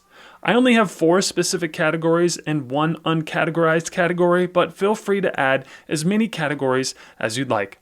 Okay, now that we've successfully created our page and categories, it's time to add them to our primary and secondary navigation menus. So let's head to the front end of the site to do this. So in the upper left corner of your WordPress dashboard, hover your mouse over the site title and click on Visit Site. And to give you a visual on how we're going to structure the navigation menus, let's fast forward really quick to the end of the video. And you can see that this theme gives you the ability to add 3 menus to your blog. The primary menu, which sits here in the middle of the layout, and it'll house the blog's pages. And then the secondary menu, which sits in the upper left corner of the screen, and this one will house your blog's categories. And then finally in the upper right, you even have the option to add a social menu that allows you to link to all of your social profiles and even displays these nice looking icons as well. Now, you don't need to structure your menus exactly like I do, but for the sake of this video, I want to show you how to leverage this theme so that you could use all of these menus to hopefully create a positive user experience and help your blog's visitors navigate your content. Okay, back at our WordPress homepage, depending on how your blog was initially installed, you may see a click here to add a menu link. If you're not seeing these links, no worries. We're going to be setting everything up step by step right now. So first things first, open your customization menu by clicking on Customize at the top of the screen.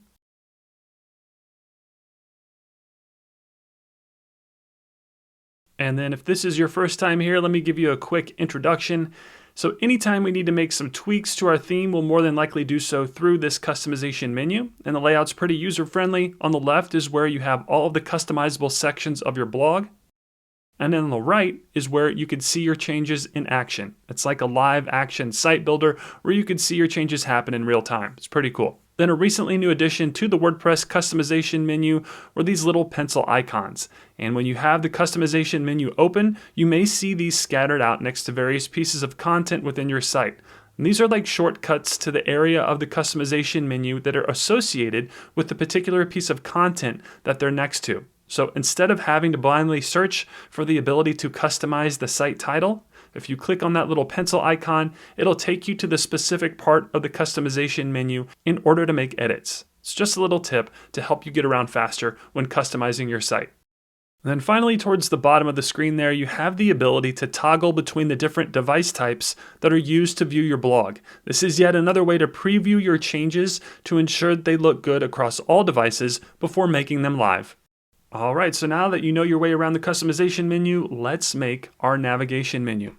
So the first thing I want to do here is change the layout of our heading. This will allow us to add the secondary and social menu to our homepage while also configuring the layout so everything is centered and looks nice and neat. So first things first, open the Layout Settings tab.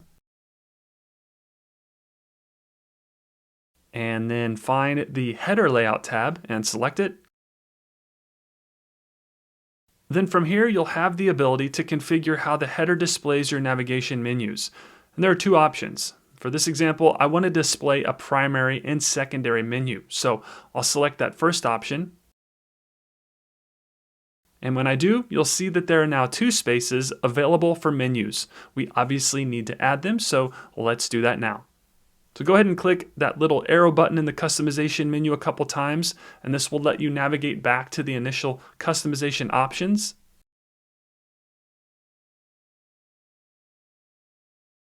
And this time, open the Menus tab. And then the first menu we're going to build is the primary menu, which will house the various pages of this blog. So go ahead and click the Create New Menu button. Then you'll be asked to give your menu a name. So within the menu name field, name it whatever you want. I'm calling this my primary menu.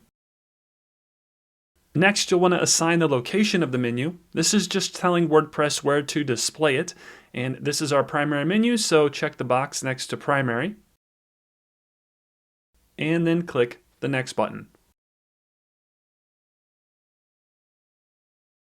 Now it's time to add our menu items to the menu. So click the Add Items button, and then you'll have the option to add custom links, pages, posts, categories, etc. But again, for this menu, I'm going to start out by adding some pages. So make sure that you have the Pages tab open, and then simply select the pages that you want to display within the nav. And as you add them, you'll see them display on the left-hand side of the screen as well as on your blog. And then, not shown in this example, you can rearrange these menu items by clicking the reorder link below them on the left-hand side of the screen. And then some arrows will appear next to the menu items, and clicking on those up or down arrows will move the menu items accordingly. Or you could just drag and drop these little menu item tabs here if you'd like. Either way works and is pretty convenient. You can also remove pages from the menu too. For example, I don't want the affiliate disclaimer to be in my primary nav, so I'll just click this X, and voila, it's been removed. Alright, then once you have all of the menu items set, go ahead and click the Publish button at the top of the screen. And the primary menu is now live. Next, let's create the secondary menu. And remember, this will display in the upper left corner of your site and will house your blog's categories. All right, so we need to go back a section within the customization menu, so click that arrow in the upper left corner. And then click the Create New Menu button again. And then name the menu. This time we're creating the secondary menu, so I'll name this Secondary for obvious reasons. And then the location will also be secondary, so check that box. Then click the Next button. And then let's add our menu items to this menu. So click the Add Items button. And this time we're adding categories. So make sure the Categories tab is open.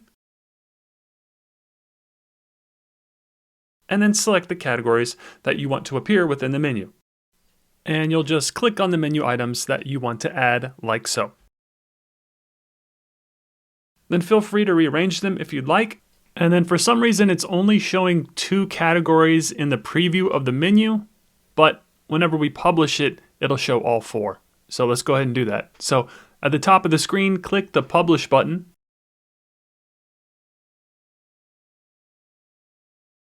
And there we go, all 4 categories are now showing in the secondary menu. I'm not sure why that happened, but if you're running into that issue, just publish it and that should fix the issue. And then before we move on to the social menu, let me show you this cool effect that comes baked in with the theme, which is the hover effect. When the user hovers their mouse over each menu item, it changes color. Now by default, the theme uses this pinkish color, but I'll show you how to change that in just a bit. Next, let's create your social menu so that you can prominently display your social channels on your blog's homepage to encourage people to join and follow your various social networks. All right, so we'll need to go back a section within the customization menu, so click that arrow in the upper left corner. And again, your navigation menus are a huge part of the success of your blog, believe it or not. Kind of serves as a map to help your blog's visitors navigate your content. And if they can easily find what they're looking for, then they'll typically spend more time on your blog, be more engaged, and be more inclined to revisit. These are all positive metrics for SEO and can improve the overall user experience as well.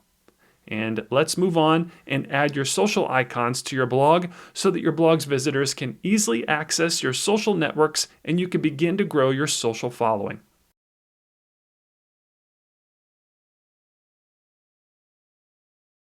In this portion of the tutorial, we're going to add social icons to your secondary menu. And if we fast forward really quick, you can see what that'll look like. So this theme gives you the ability to add various social icons within the secondary menu that appear in the upper right corner of your blog. This is a great way to not only promote your social channels, but it can drive traffic to them and help you organically grow your followings. So let's add them to your blog. Okay, so in order to add these icons, open the General Settings tab. And then the Social Media Settings tab. Then the first thing you'll want to do is make sure that this feature is enabled. So make sure the enabled social link switch is turned on, and you can tell that it's on when it's blue. Next, it's time to add the icons, which the theme refers to as social links. So click the Add New Links button, and this will open a new tab where you'll be able to search for the particular icons that you want to use, and then add the URL of that icon that you want to link to. So for this example, I'm going to create a Facebook icon. So in the Font Awesome text field, simply type out the title of the social network that you want to display. And again, I'm doing Facebook, so as I begin to type the word face, you'll see that the icons begin to appear. And there it is. Pretty easy. So go ahead and select it. Next, you'll want to add the URL of your Facebook page. Now, I highly recommend that you don't link to your personal Facebook page, but instead link to the Facebook page designated for your blog. This is much more professional and a best practice. And there we go. Then as you can see, the Facebook icon has been added to our menu, and now when people click on it, they'll be taken to my blog's Facebook page. And again, I'm only linking to the Blog with Ben Facebook page for the sake of the example, because normally I would link to the Ignite Fitness Facebook page, but this is a fictitious gem for the sake of this video tutorial, just FYI. All right, let's add our next social icon. So click the Add New Links button again. And this time I'm going to add Instagram. So I'll type out Instagram in the Font Awesome field. And there we go. Then I'll select the Instagram icon.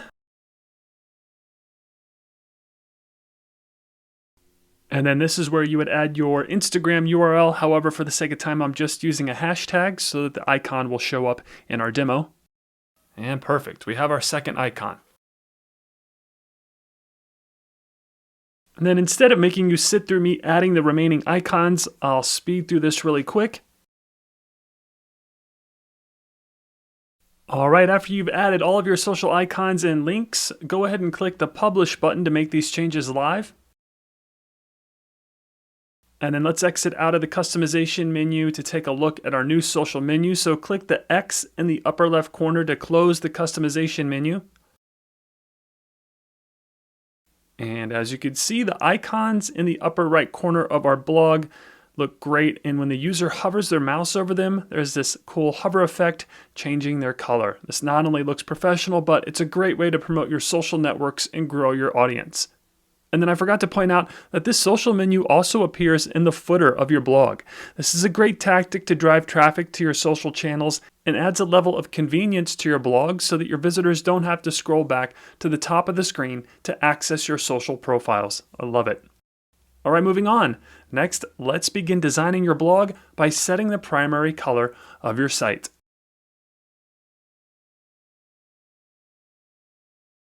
In this portion of the tutorial, I'm going to show you how to change the primary color of your blog, as well as change the typography used across your content. Your primary color and typography may seem like a small feature, but they're extremely important aspects of your blog's design that can help keep your brand consistent and help you look more professional. And let me show you what I mean. So first, let's check out the primary color. And if we fast forward again really quick, you can see how the primary color is used throughout the theme. So for this example, I've chosen to use a shade of yellow as the primary color. This color is used as an accent color for links and menu items. As you can see when I hover my mouse over each menu item, you can see the yellow color appear. It's also used as an accent color for the categories listed in the blog feed, as well as the footer. Again, it's a small aspect of your blog, but it goes a long way in building your brand. So, back at our blog, first things first, let's go to the customization menu again. So click Customize at the top of the screen. And then open the Appearance Settings tab. And then the Colors tab. And from here, you'll be able to set the primary and background color used throughout your blog. And to change it, simply click on the color swatch that you want to change. So I'll click on the primary color, and this will open the color picker tool where you could use the drag and drop feature to set the color. And as you do, you'll see that it updates every place that that color is used. Then you can also pick color swatches, and again, doing so will change the primary color throughout your blog. Then if you have a specific color in mind, you could use the hex color code. And here's how it works. If you go to color-hex.com, you can literally choose from thousands of colors and their hex color codes. And all a hex color code is it's a way of specifying color using hexadecimal values. And this code, which starts with a £sign followed by a few numbers, is generally associated with HTML and is how color is translated in computer code language. Alright, so once you've decided on the specific color you're looking for, just copy the hex color code and paste it within the color field in the customization menu like so. And then you can see that the hex color code is being translated and our new color scheme is being used across the site. Okay, now that our primary color is set, let's configure the typography. So if we head back by clicking the arrow on the upper left corner of the customization menu, and then this time open the typography settings, and from here you can configure the type of font used throughout your blog, as well as its size. This is a powerful tool that I usually don't see in free themes, but this Blossom theme offers it, which gives you a ton of creative control over how your content is displayed. So they break it down into two types of font. There's primary and secondary fonts. The primary is like your headings and body font. Then the secondary is for taglines and things like that. By default, they have it set to Nunito Sans, I believe, as the primary, and then Nanum Mayonjo as the secondary. I don't know if I'm saying those right, but that's what they're set to. But to change them, all you're going to do is click the drop down and select the font you want to use. And for this example, I'm going to keep things simple and use Montserrat for both my primary and secondary fonts. However, feel free to experiment with different fonts to see what works best for you. Remember, you could always come back and change it here if you find that a particular font isn't working for you. And as you can see, when I changed the primary font to Montserrat, you'll notice that the font is updated on the front end of my site in various locations. Then let me update the secondary font as well. And again, it's the same steps as before. Just click that drop-down menu and select the font you want to use. And I'm using Montserrat for this as well. You'll see that it updates the blog titles, as well as the blog feed and footer font. Pretty cool. I like how that looks. Then you can also change the font size if you'd like as well, but again, I'm going to keep this as is for the sake of time. All right, moving on. Next, let's create a logo and add it to our blog. And one thing I do want to point out here is that I'm moving on to the next section of the tutorial, but I'm not publishing anything because I'm staying here in the customization menu to do so. However, if you're not moving on to the video and you need to take a break, don't forget to publish these changes before doing so. Just FYI.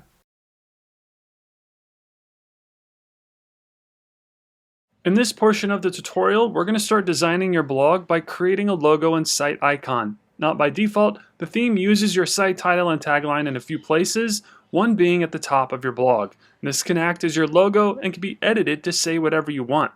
However, you can also replace this text altogether with an actual logo. It's really up to you and the vision you have for your blog, but for this example, I'm going to create a custom logo. And if we fast forward really quick, you can see the custom logo I made for this blog has a unique look and feel to it, and it's quite different from the standard site title and tagline text currently being used within this theme. Now, you can either pay someone to create a logo for you, or you could do it yourself for free. I like saving money, so let's make it ourselves. And a real quick disclaimer before we start designing this blog. Everything I'm creating in this video tutorial is for a fictitious entity. All images, logos, videos, etc. are used for illustrative and educational purposes only, and any resemblance to a real person, business, or other real-life entities, past or present, is purely coincidental. Okay, so now that that's out of the way, let's create your logo. Okay, so when it comes to designing your logo, you have a ton of options, but one quick, free, and easy option is to use Canva.com. This website can help you create stunning graphics with their free design software, and I use them quite a bit. You can get some high-quality design elements from them for free, but if you want to open all of the features they offer, I recommend taking advantage of Canva Pro, which is only $9.99 per month. And this is the plan I personally use, and I honestly can't imagine using anything else when it comes to design. This has saved me a ton of time, and I'll show you what I mean in a few moments. But if you're interested in their Pro plan, I'll put a link to it in the show notes below the video. Okay, so after you sign up for your free Canva account, you can easily create custom graphics using their design software. And for the sake of time, I'm not going to go through the entire design process, but I kept this logo simple. I used some bold font for the name Ignite Fitness. Then I incorporated a graphic of a flame in the same color as the primary color of my blog. Super simple yet effective. And then once you have your custom logo, go ahead and head back to WordPress. And then we're starting where we left off from the typography settings. So I already have the customization menu open. So if you're not here already, go ahead and open your customization menu. Then let me show you a cool feature of WordPress. So when you have the customization menu open, you'll see these little pencil icons pop up throughout your site. These are actually shortcuts that when clicked will take you to the particular section of the customization menu that will allow you to edit it. This is a super convenient feature that instead of filtering through the customization menu and trying to find certain things to edit, you could just click on these pencil icons and it will take you to that specific section of the customization menu that is associated with that part of your site. For example, I want to add a logo to this heading. So if you click the pencil icon next to the site title, it opens the site identity section where we can add and configure our blog's logo and site icon. So to add the logo that I just made in Canva, click the select logo button. And this will bring you to your media library where I'm going to upload the image of my logo. So click the upload files link. And then the select files button. And then find the image.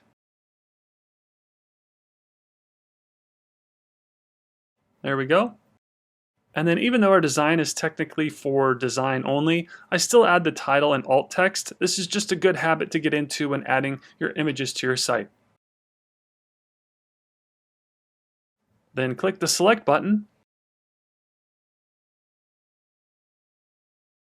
And you'll have the option to crop the image, but I'm going to use the full image, so I'll click skip cropping. And we have our logo, but yikes, it's super small and the title and tagline text are still displaying as well. No worries though, you can configure the logo size and remove the text by first unchecking this box that says display site title and tagline, and that will remove the text. Then in this field titled set the width of your site logo, it's currently set to 70 pixels, but simply type the number of pixels you want your logo to be, and I'm going to use 400 pixels, and check that out. Our logo is now correctly sized and looks a lot better. Then if you recall, in the bottom right corner of the customization menu, you have these three preview options, and clicking on each icon will give you a quick preview of what your changes will look like on desktop and mobile devices. And as you can see, our logo looks great across tablets, mobile phones, and desktops. Okay, next let's add our favicon, or as WordPress calls it, our site icon. Now, if you're unfamiliar with what a favicon or site icon is, a favicon is the tiny image that web browsers use to help distinguish between web pages. And if we fast forward to the end of the video again and take a look at the top of the screen, you can see what I'm talking about. These images in the tabs are favicons, and they're great for branding efforts, and they help people navigate online. Additionally, some browsers and mobile devices will display a larger image, like the Safari browser, which is what you're looking at right now. The site icon that we're going to create will also be used as a browser and app icon for your blog, so that's why it's important to have a site icon for your branding efforts.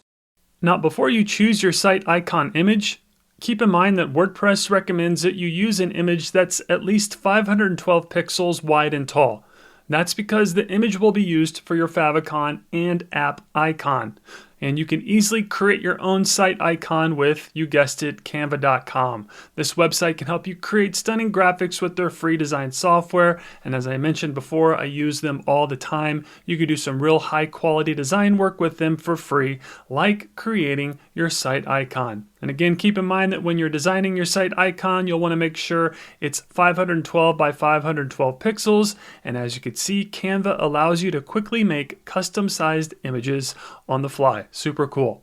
Then for the sake of time, I'm going to speed through the design process, but again, you'll want to make sure your site icon correlates with your blog's brand and colors. You also don't want too much going on with these because it's pretty small and the user will need to be able to quickly understand what it is when they see it. Okay, I think that's going to work for now. So once you're done, be sure to download the image to your computer, and then back at the blog, to add the image you're going to use for your site icon, simply click on the Select Site Icon button, and this will bring us to the media library.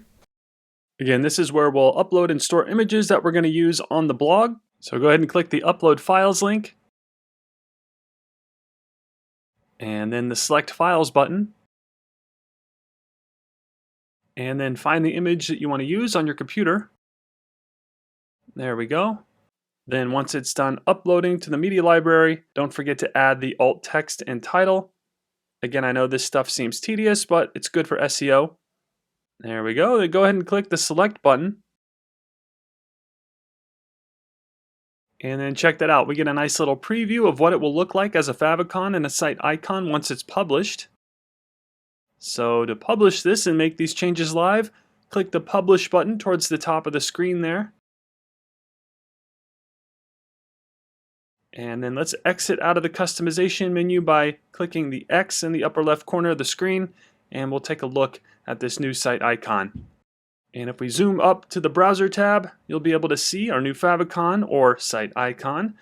And this is much more professional and helps with branding efforts and helps your blog's visitors stay organized. Now, if you're not seeing the updated site icon right away, give it a few minutes, clear your browser's cache and history, refresh the page, and it will show up. And then doing a quick once-over of the home page, our logo and primary colors look great. I know it may seem like a small detail, but this is the first step in building your brand and helping to create a solid brand guideline. Adhering to these guidelines in terms of colors, design, and font will go a long way in creating brand recognition and brand loyalty from your blog's visitors. All right, moving on. Next, let's start crafting your About Me content, starting with the Sidebar widget.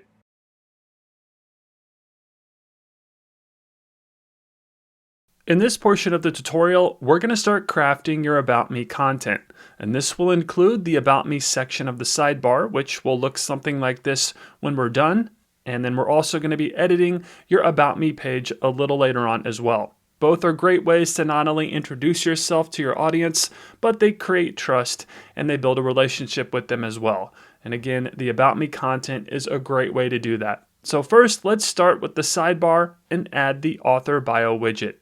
Now, I should point out that I created this image that we're going to use in canva.com. I'm not going to go through all the steps on how to design this image in this tutorial, but it's fairly simple to create a colored background and then add the image on top of that. And it gives it a cohesive look and feel while also matching that yellow color of my blog's brand. But again, Canva is a great resource for creating things like this for your blog. And another thing I want to add before we move on is that we'll be using the Blossom Themes Toolkit widget in order to build this section of the sidebar. So if you haven't installed and activated that plugin, please do so before moving on in this section of the video. All right, so the first thing we're going to configure is the About Me section of the sidebar. So let's open the customization menu to do so. So click Customize at the top of the screen.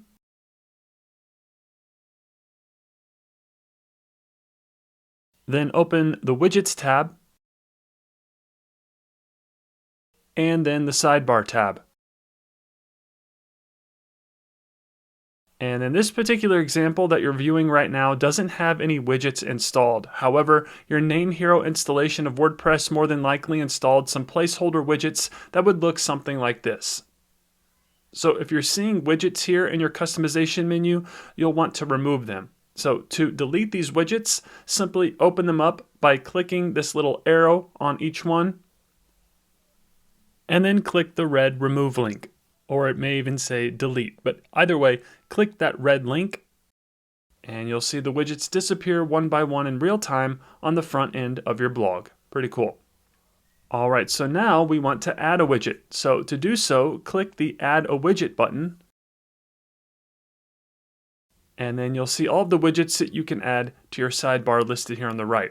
And we're going to be adding the Blossom Author Bio widget. So go ahead and find that and click on it to add it to the sidebar. Then you should see the widget settings appear within the customization menu. And you do have some options when it comes to configuring this widget. And if you have some extra time, feel free to check out all the settings. But for this example, I'm keeping it somewhat simple.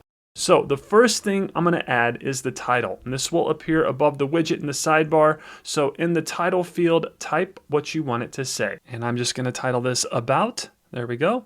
Then you may see your Gravatar photo show up after adding the title, and that's because by default, the widget displays the photo from your Gravatar, but if you want to use a different image, you can upload a unique image and have it replace the Gravatar image by clicking the Uploaded Photo button.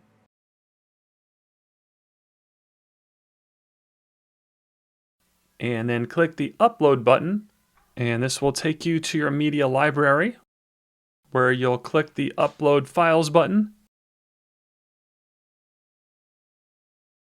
and then click the Select Files button, and find the image that you want to use. There we go. Then don't forget about the alt text and title within the attachment details.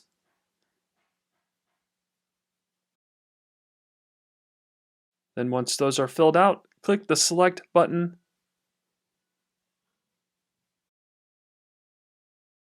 and voila, much better. All right, next I want to add a quick blurb under the image. So in the description box, add a quick little intro introducing yourself, your business, or whatever it is that you're using this blog for. Just a few quick sentences will do. Then if we scroll down, the author bio widget even gives you the ability to add signature text, which will transform whatever you type in this field into cursive writing. But since this is a health and fitness blog surrounded by a specific type of brand, I'm not going to use this feature. But this could make sense for a personal fitness blogger or something along those lines. Then there's also a button label and link options. This gives you the ability to create a button that will display below the text. This could come in handy if you want to link to your About page from the sidebar or link to another landing page. But again, I'm not going to use it in this tutorial. Then finally, there is the option to add social media icons. Now, we already did that in our secondary menu. However, you can add them to your sidebar here as well by clicking this button and following the prompts. But again, I already have them in the menu and footer, so I'll leave this as is. Okay, so that's going to do it for the About Me section of the sidebar. So let's go ahead and publish these changes. So click the Publish button towards the top of the screen. And then there is one cosmetic change I want to make to the sidebar before we move on. This is a personal preference, but I want to change the color of the widget titles. By default, it's using this pastel yellow color, which I don't really care for. And as you start using WordPress, you'll find that there are aspects of a theme that you may not like, and there isn't a way built in the theme to edit them. Well, that's when the magic of CSS comes into play. So to make some CSS edits within the theme, let's head back within the customization menu by clicking the arrow 2 times.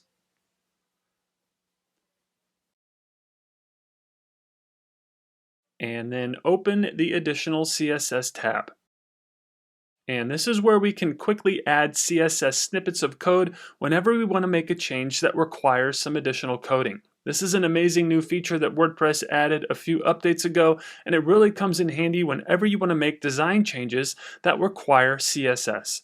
Now, if you're new to CSS, it may seem intimidating at first, but once you get the hang of it, you'll be coding in no time. And CSS stands for Cascading Style Sheet, and it's essentially the computer code language used to style HTML. And since we're changing the color of the widget title, we'll use CSS to achieve that. And again, I've made this super simple for you so that all you have to do is copy and paste the ready-made code within the CSS module. So to change the color of the widget title, head over to my code cheat sheet, and you can get there by visiting the code cheat sheet doc within the show notes, and that will take you to the Google Doc that you're looking at right now.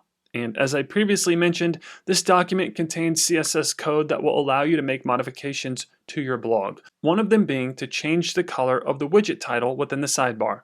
Now I've outlined what each section of the code cheat sheet does, and the one we want is the very first one on the list, titled Sidebar Widget Title Color. And if you look directly below that title, you'll see some quick pointers. So after you add this code to your blog, you'll want to swap out the red highlighted hex color code with whatever color code you want to use. And you can get the hex color codes by visiting this link that I've listed here. Then once you know what colors you want to use, go ahead and add the code to WordPress by highlighting it on the cheat sheet and copying it. I'm on a Mac, so I'm pressing Command-C on my keyboard to copy it. Then back at WordPress, all you're going to do is place your cursor in the additional CSS widget and paste the code that you just copied. Again, I'm on a Mac, so I'm pressing Command-P on my keyboard to paste it. Then remember, my widget title is black with yellow lettering, so I'm using the hex color code for black and yellow in this CSS snippet. But if you want to change the hex color code, you'll need to do so within the code here in the additional CSS widget. Just replace the color and background color codes with whatever hex color code you want. Then once it's all been updated, click the Publish button at the top of the screen to make these changes live. And then again, let's exit out of the customization menu by clicking X in the upper left corner of the screen. And then scrolling down and taking a look at our changes so far, we can see that the CSS is working properly. The widget titles have changed colors, and the author bio looks great as well. Again, this is an awesome way to introduce yourself to your audience. I love it. Okay, next, let's start working on the About page. And we'll revisit the sidebar a little later on, but let's keep with the About Me content and start working on the content of the About page.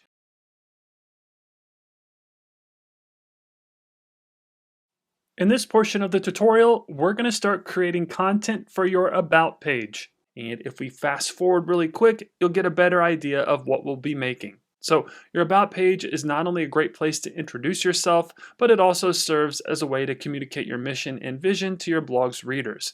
And this theme presents your content with a cool, minimalist look and feel. And part of the reason it feels like that is because this theme gives you the ability to remove the sidebar and use a full width template. This helps to remove distractions and encourages the reader to stay on the page and engage with the content. All right, since we're editing our About page, let's go ahead and access it first. And one way to do that is to just click About in your primary nav, and that'll take us to the About page. Then to edit it, at the top of the screen in the WordPress admin toolbar, click on where it says Edit Page. And this will bring you to the back end of the page and give you access to the WordPress editor. And for the sake of time, I'm just going to be using dummy text as a placeholder as I begin adding content to this page, but this is where you would obviously start writing and create your About page content. Again, this is a great opportunity to introduce yourself, explain your mission and vision for your blog and company as well. And if you're getting writer's block, I highly recommend using an AI writing assistant like ChatGPT. And I'll put a link to that in the video description below, but ChatGPT is a great resource when you need inspiration for blog content. I use it all the time and am a big fan of it. Okay, so to start adding content, simply place your cursor where it says type / to choose a block and start writing. And again, for this tutorial, I'm just pasting some dummy text here for the intro, but this is where you'd obviously want to start writing about you and introducing yourself to your audience. Then as you start writing, the new WordPress editor is automatically creating what is called a paragraph block. And these are blocks of content designated for your text. Each block comes with editing settings and a toolbar that gives you even more editing options within the block. You could change the alignment, add bold font, italicize it, create a hyperlink, and much more. And we'll cover some of the other editing options a little later on, but the new blocks feature is a powerful editing tool that you could use as you create content. Okay, now that we have our paragraph blocks, next I want to add a heading. And this will be a different sized and formatted font that stands apart from the rest of the text. And the way we'll do that is with a heading block. So to add a completely new block, press Enter on your keyboard like you're starting a new paragraph. And this will give you some additional space to add a new block. Then click the little plus icon, and that will take you to the block menu. This is where the building blocks of your content are housed, and it's what you'll use to add the various blocks to your blog posts and pages.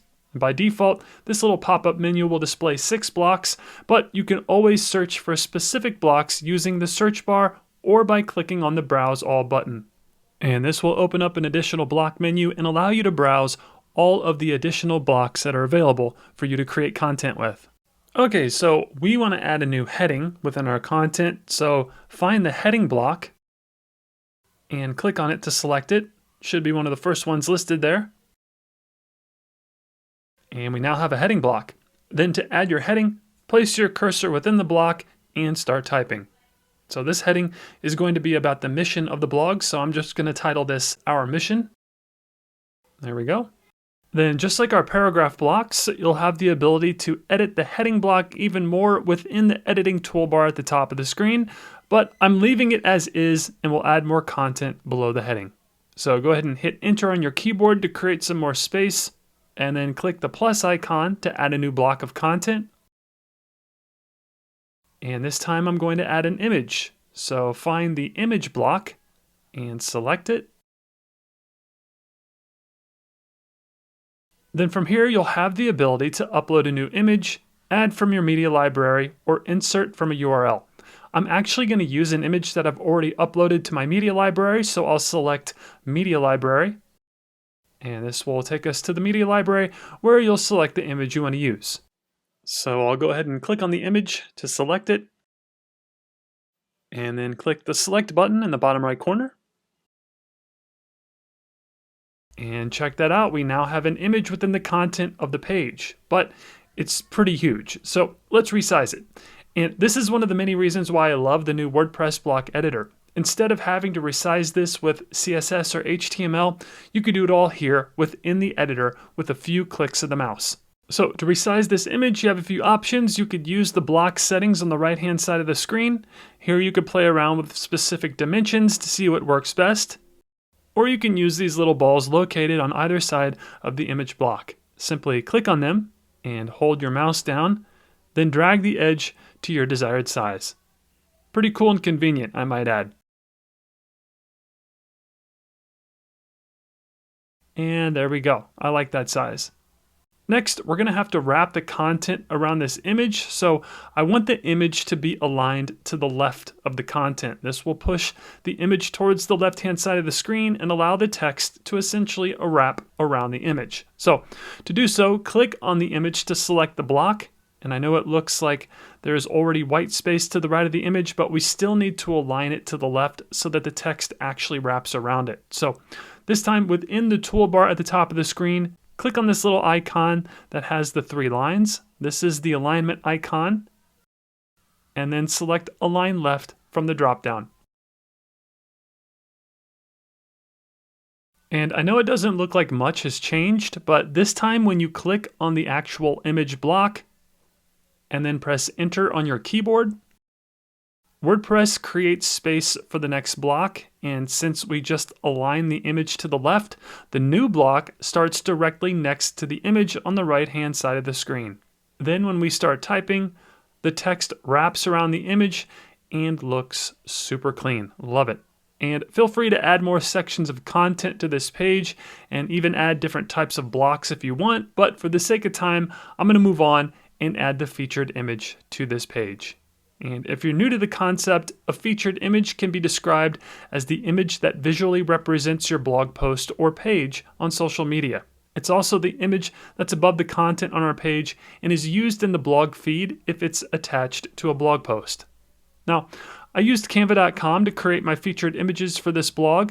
I was able to easily resize and design professionally looking images that allowed me to keep a consistent look and feel across my entire blog. And one question I get quite a bit is what size of image should I use for my featured images? All that can vary from theme to theme, and it also depends on what social channel you're sharing your blog post or blog page on, but WordPress recommends that you use featured image sizes that are 1200 by 628 pixels, which is what I used for this image. Either way, you'll always want to add a featured image to all of your blog posts and pages. And the way you'll do that is back at the blog, on the right-hand side of the screen, make sure you have the page settings selected, and open the Featured Image tab. Then click the Set Featured Image button. And we're uploading a new image, so click the Upload Files link. And then the Select Files button. And then find the image you want to use. And then once it's uploaded, don't forget about the title and alt text. Again, I know it seems tedious, but it's important. And there we go. Then click the Set Featured Image button towards the bottom of the screen. And just like that, our featured image has been successfully added to the page. Okay, the last thing we want to configure are the Yoast SEO settings for the page. And if you scroll down to the bottom of the editor, you'll see the Yoast settings if you've installed and activated the plugin. So the Yoast SEO plugin is a powerful tool and should be used every time you create a page or post on your blog. And if you look towards the top of the plugin, you'll see some of the features available like general SEO settings, readability analysis, as well as the schema and social settings. Now, I'm going to show you the SEO best practices that you should do for your pages and posts, but if you'd like a deep dive into the plugin and learn every feature that's offered, then I highly recommend you check out my free Yoast SEO tutorial on the Blog with Ben YouTube channel. However, for the sake of time, let's just cover the most important things you should do when using this plugin to boost your blog's SEO. Okay, the first thing we're going to configure is the Google snippet. And Yoast has a Google Snippet editor where you can configure how the search engines see your Google Snippet. And the cool thing about this is that Yoast gives you a mobile and desktop preview of what the snippet will look like as you edit it. And you can toggle between the two previews here. But again, this is super helpful as you're optimizing your snippet for the search engines. Then below the preview is where you can edit the snippet. And first is the SEO title. By default, Yoast starts you off with what are called snippet variables of the title of the page, the dash separator, followed by the site title. But you can easily add or remove variables by using the Insert Variable feature. And this lets you add variables like your site title, tagline, separator, etc. And you'll see that as you do, your search engine snippet title will be updated accordingly. You can also just delete the variables altogether and manually type out your SEO title like so. And remember, this title is only changing how your title looks in the search engine results, not the actual title of your page or your blog post. Now, you'll probably notice the green line moving below your text as you type. This feature helps you stay within the character limit set forth by Google and other search engines and lets you know when you should stop adding content to the snippet by turning red. So for your SEO title, green is good. Next is the slug, and the slug is your permalink, so whatever comes after the .com of your page will show up here. Then we have the meta description, which is the preview text that people will see when they search for your blog post or blog pages on a search engine. So within the meta description box, simply start typing a preview of your post or your page, and you'll want to be sure to use keywords and make it enticing to help improve your click-through rate. Now, you'll probably notice the orange line moving below your text as you type. This is the same feature as the SEO title field and helps you stay within the character limit set forth by Google and other search engines and lets you know when you should stop adding content to the snippet by turning green. And there we go. Another cool feature of the Yoast SEO plugin is that you can preview how your snippet will look on mobile devices and desktop. And I mentioned it in the beginning of the tutorial, but you can toggle between two versions here, which is super helpful when creating an optimized snippet for the search engines. Okay, now that we have our snippet, let me show you the SEO analysis. And if you've entered your focus keyword or key phrase in the key phrase field at the top of the plugin, the Yoast SEO analysis checks the presence of your focus key phrase throughout the content of your page. Now, we didn't add one for this example because about pages aren't typically used to rank for keywords, but either way, the plugin will reward you with a colored bullet based off of its findings, and it'll tell you what is good and what needs to be worked on. You can also get a more in-depth analysis of this score by clicking on the SEO Analysis tab towards the bottom of the plugin. And Yoast states that when you follow the instructions and craft your pages and posts so that they get green bullets, they have a better chance of ranking high in the search results. However, you don't need a green bullet every time, so don't stress too much if it's not green. Next, if we scroll up and click on the Readability tab, this will show you the readability analysis. And the readability analysis uses an algorithm to determine how readable your content is. Yoast has carefully crafted this algorithm to make it as accurate as possible without being too strict. And it features several checks that'll give you advice when you write your content. In other words, by following the advice, you can make your text easier to read and understand, which is good for the overall user experience and SEO. Next, there are schema and social settings, but again, we aren't going to worry about those for this tutorial. If you want to learn more about them, definitely check out my in-depth Yoast SEO tutorial on the Blog with Ben YouTube channel.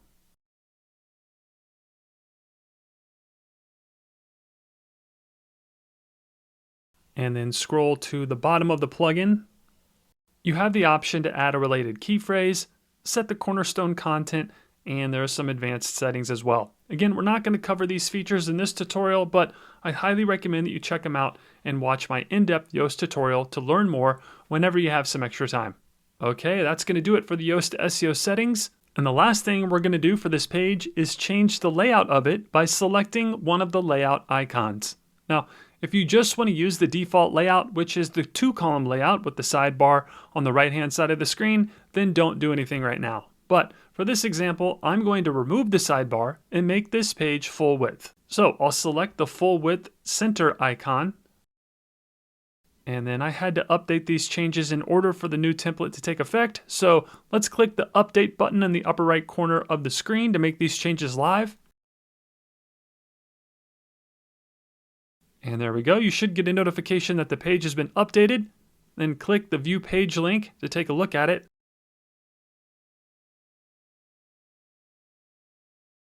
And boom. I really love the simplicity of this theme and how the developers have designed the layout. Everything is presented in an even and professional looking manner, and it's just a great overall design. I'm really happy with it. Plus, our content and images came out great. All right, nice work. One page down. Moving on. So next, let's head back to our WordPress dashboard really quick by hovering your mouse over your site title in the upper left corner of the screen and click on Dashboard. And moving on. Next, let's create a custom email address using your blog's domain name.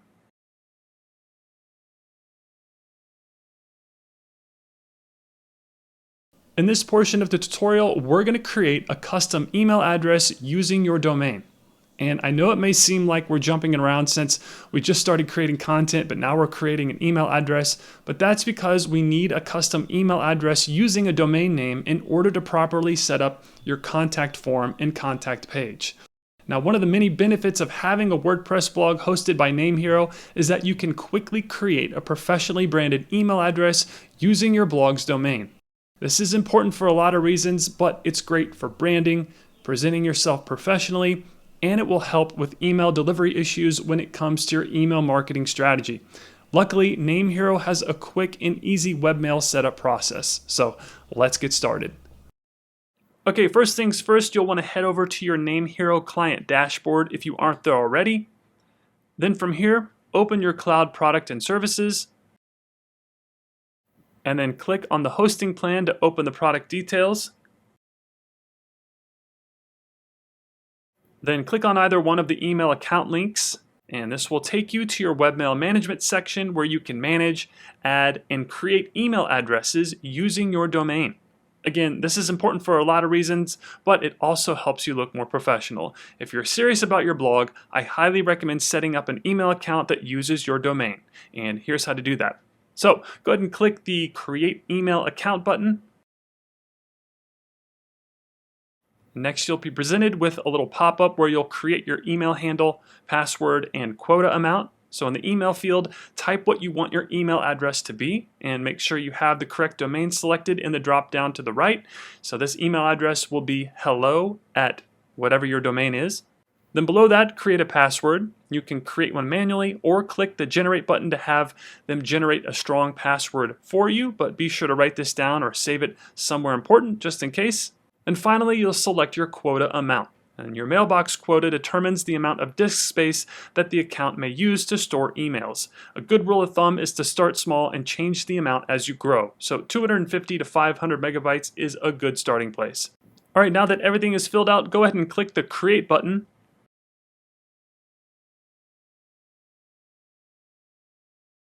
And just like that, you have a new email account. You should get a little notification letting you know it's been successfully created. Then you should also see it listed here as well. And in order to log into your new webmail account, click this little mail icon, and it will take you to your new webmail dashboard. Now, for the sake of time, I'm not going to go into too much detail here in terms of configuring your personal mail settings, but it's pretty extensive, and when you have some extra time, I recommend checking out all of the features like the autoresponders, spam filters, etc. Then if you look in the upper left corner of the screen, you'll see a round cube logo. This is the email client that webmail uses, and your email client is the back end of your webmail. This is where you will read, sort, delete, and configure your email and email settings. And Roundcube is very popular. I've been using them for years for my custom domains, and I haven't had any issues up to this point. Now, by default, when you log into your webmail, it will take you to this dashboard. However, you have the option of logging in automatically by checking this box. But if you want to set up your email autoresponders and spam filters, then leave this unchecked so that you have easy access to these settings. Then to log into your new email, just click the Open button. And voila, we have a new email address and webmail. The Roundcube interface is pretty straightforward and easy to navigate, and we'll definitely be using it during the next portion of the tutorial whenever we set up our contact form. So with that being said, let's move on and create a contact form, giving your audience a way to get in touch with you. And real quick, when you log into your webmail, it doesn't open a new tab, so you'll probably have to log back into your NameHero web hosting account in order to log back into WordPress. So go to namehero.com and click the account button.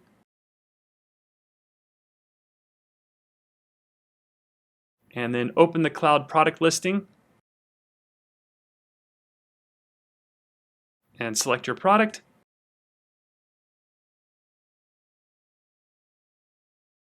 Then click the WordPress login link. All right, next, let's set up your contact form.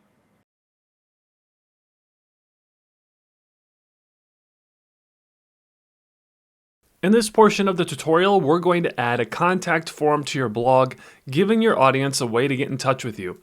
And if we fast forward real quick and visit the contact page, you'll get a better idea of what we're going to be making. And as you can see, we're going to be adding a contact form by using the WP Forms plugin. And having a contact form is a great way to keep a line of communication open between you and your audience, and it's also a great way to build your email list. So to add a contact form, let's go back to our dashboard.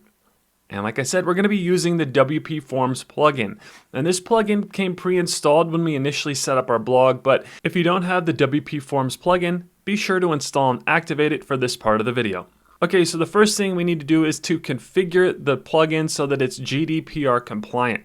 And we'll only have to do this once, but after we make this quick change, all of the forms we create with the WP Forms plugin will be GDPR compliant. So within your WordPress dashboard on the left-hand side of the screen, hover your mouse over WP Forms and click on Settings. And this will bring you to the general settings of the plugin where you could change things like the license key, the CAPTCHA integrations, and much, much more. And I should also point out that we'll be using the free version of this plugin, but I have a full length tutorial on how to upgrade and use the pro version of the plugin if you're interested. And I'll put a link to that video in the video description below, and you could also find it on the Blog with Ben YouTube channel as well. Okay, so what we're concerned with right now are the GDPR enhancements, but there's also another quick setting I recommend enabling, and that's the Enable Entry Backups. This is a new feature for the light users, meaning if you use the free version of the plugin, this is recommended. And basically all it's doing is storing your form entries in WordPress in the event that there is ever a problem with deliverability to Constant Contact, which is the email marketing software we're going to be using a little later on. This way your leads will always be stored and saved in WordPress as a failsafe. So I recommend turning this on as well. So go ahead and flip that switch on. Then you should see a little pop-up. Go ahead and click the Enable Entry Backups. And after a few seconds, it will be officially enabled and your leads will now be backed up on WordPress. Okay, then you can click the close button. And then the next setting we're going to configure is the GDPR enhancements. So under the GDPR section, all you're going to do is check that box next to GDPR enhancements. All you're going to do is flip that switch on next to GDPR enhancements. And this will enable the GDPR features for all of your forms moving forward. Now, if you know that your audience isn't going to be coming from the European Union, then you don't need to worry about this. However, it's highly likely that you will have visitors from the EU, so I recommend flipping that switch on and then click the Save Settings button. And there we go, your forms are now GDPR compliant. All right, next it's time to create your contact form. So on the left-hand side of the screen, under the WP Forms menu item, click on Add New. And this will bring you to the various form templates that you can use to build your form. These pre-made templates can speed up the creation process and help you quickly get your forms up and running. And as I mentioned earlier in the tutorial, we'll be using the free version of the WP Forms plugin. That's why we only have 3 forms to choose from right now. And if you want to access all of the other form templates, which is literally hundreds of templates, you'll need to purchase a premium WP Forms plugin plan, which I've linked to in the video description below. But either way, the free version of the plugin is still very powerful in terms of building an email list, growing your contacts, and establishing a line of communication with your site's visitors and customers. And again, we're creating a contact form, but the first thing I recommend doing is naming your form. So in the field towards the top of the screen, give your form a name. And keep in mind that this is only for internal purposes and it helps you organize your forms in the back end of your site. So I recommend naming it something that is relevant to what it's being used for, like contact form. Next, it's time to choose a form template to use. Again, we're using the free version of the plugin, so we'll only have 3 templates to choose from at the moment, but it will still allow us to create a professional form. And for this example, I'm going to use the contact form template. So find the template you want to use by hovering your mouse over it and clicking on the Use Template button. And in a few moments, you'll be taken to the WP Forms Form Builder. And as you can see, it gives you a nice preview of what the form will look like. And this is one of the many reasons why I chose to use this plugin. I really like the design of the form and how it looked on the page. And the free version of the plugin, which we're using, still has a ton of powerful form features and building options. So let me give you a quick rundown on where everything is within this form builder. Okay, starting in the upper left corner of the screen, you can see that WP Forms has done a good job of breaking the form creation process down into 4 sections. First, there are fields. This is where you set up the various fields you want to display within your form. Next are the settings. This is where you configure things like your thank you message and notifications. Then we have marketing. This is where you'll connect your email marketing service to the form if needed. And then payments. This is where you can set up a payment processor and collect payments from your forms. Okay, so let's create our form. So the first thing we want to focus on are the fields of our form. And this is where you'll edit and configure the fields of the form that you're building. Starting at the top, we have the standard fields that comes with the free version. These are your typical form fields you see like name, email, phone number, etc. Then below that are what WP Forms calls their fancy fields. These are only available with the pro version of the plugin and offer more intricate features like HTML, passwords, hidden fields, etc. Then finally are the payment features. And these give you the ability to collect various types of payments with your forms via Stripe with the free version and PayPal with the pro version. Then in the upper right corner of the screen is where you can access the plugin's help, as well as preview the form and get the embed code for it, and the save button to save your form. Next, on the right-hand side of the screen is the form preview and builder. And this is where you can see what your form fields will look like as well as build it. This is also where you can drag and drop the fields and edit them as you create your forms. And I'll show you how that's done right now. So within the form builder, you'll notice that each form field is like a block of content. You can tell as I hover my mouse over each field. You can also drag and drop the form fields within the form builder, giving you even more control and flexibility over how your forms are displayed. That's a pretty cool feature for a free plugin. Okay, so for this example, we're creating a contact form that's GDPR compliant. And this form template is pretty much ready to go out of the box. However, there are a few small changes I want to make to the form. So the first thing I want to change are the name fields. Now, I don't particularly need the user's last name for this contact form. So to edit the fields, simply click on the field you want to edit, and this will open the field options where you'll have the ability to configure some of the settings of the field. Now, as you can see, for the name field, you have the ability to change the label, format, add a description, change whether or not it's a required field, and even add some advanced options or conditions to the field. And you can play around and experiment with all these settings, but right now, I just want to remove the last name field. I don't necessarily need it for this form, and I've found that fewer fields the user has to fill out leads to higher conversions. So keep that in mind whenever you're building your forms. Okay, so under the Format section, click on that drop-down menu and select Simple. And the form will update and only require one name instead of the first and last. Next, and this is a personal preference, but I want to change the actual length of the name and email fields. And you can see in the form preview that they currently don't span across the length of the entire form, so I want them to be flush with the comment box. Again, this is a personal preference, but it's also good to know how to change the length of your form fields. So you can achieve this change under the Advanced Options tab. Then under the field size, select Large.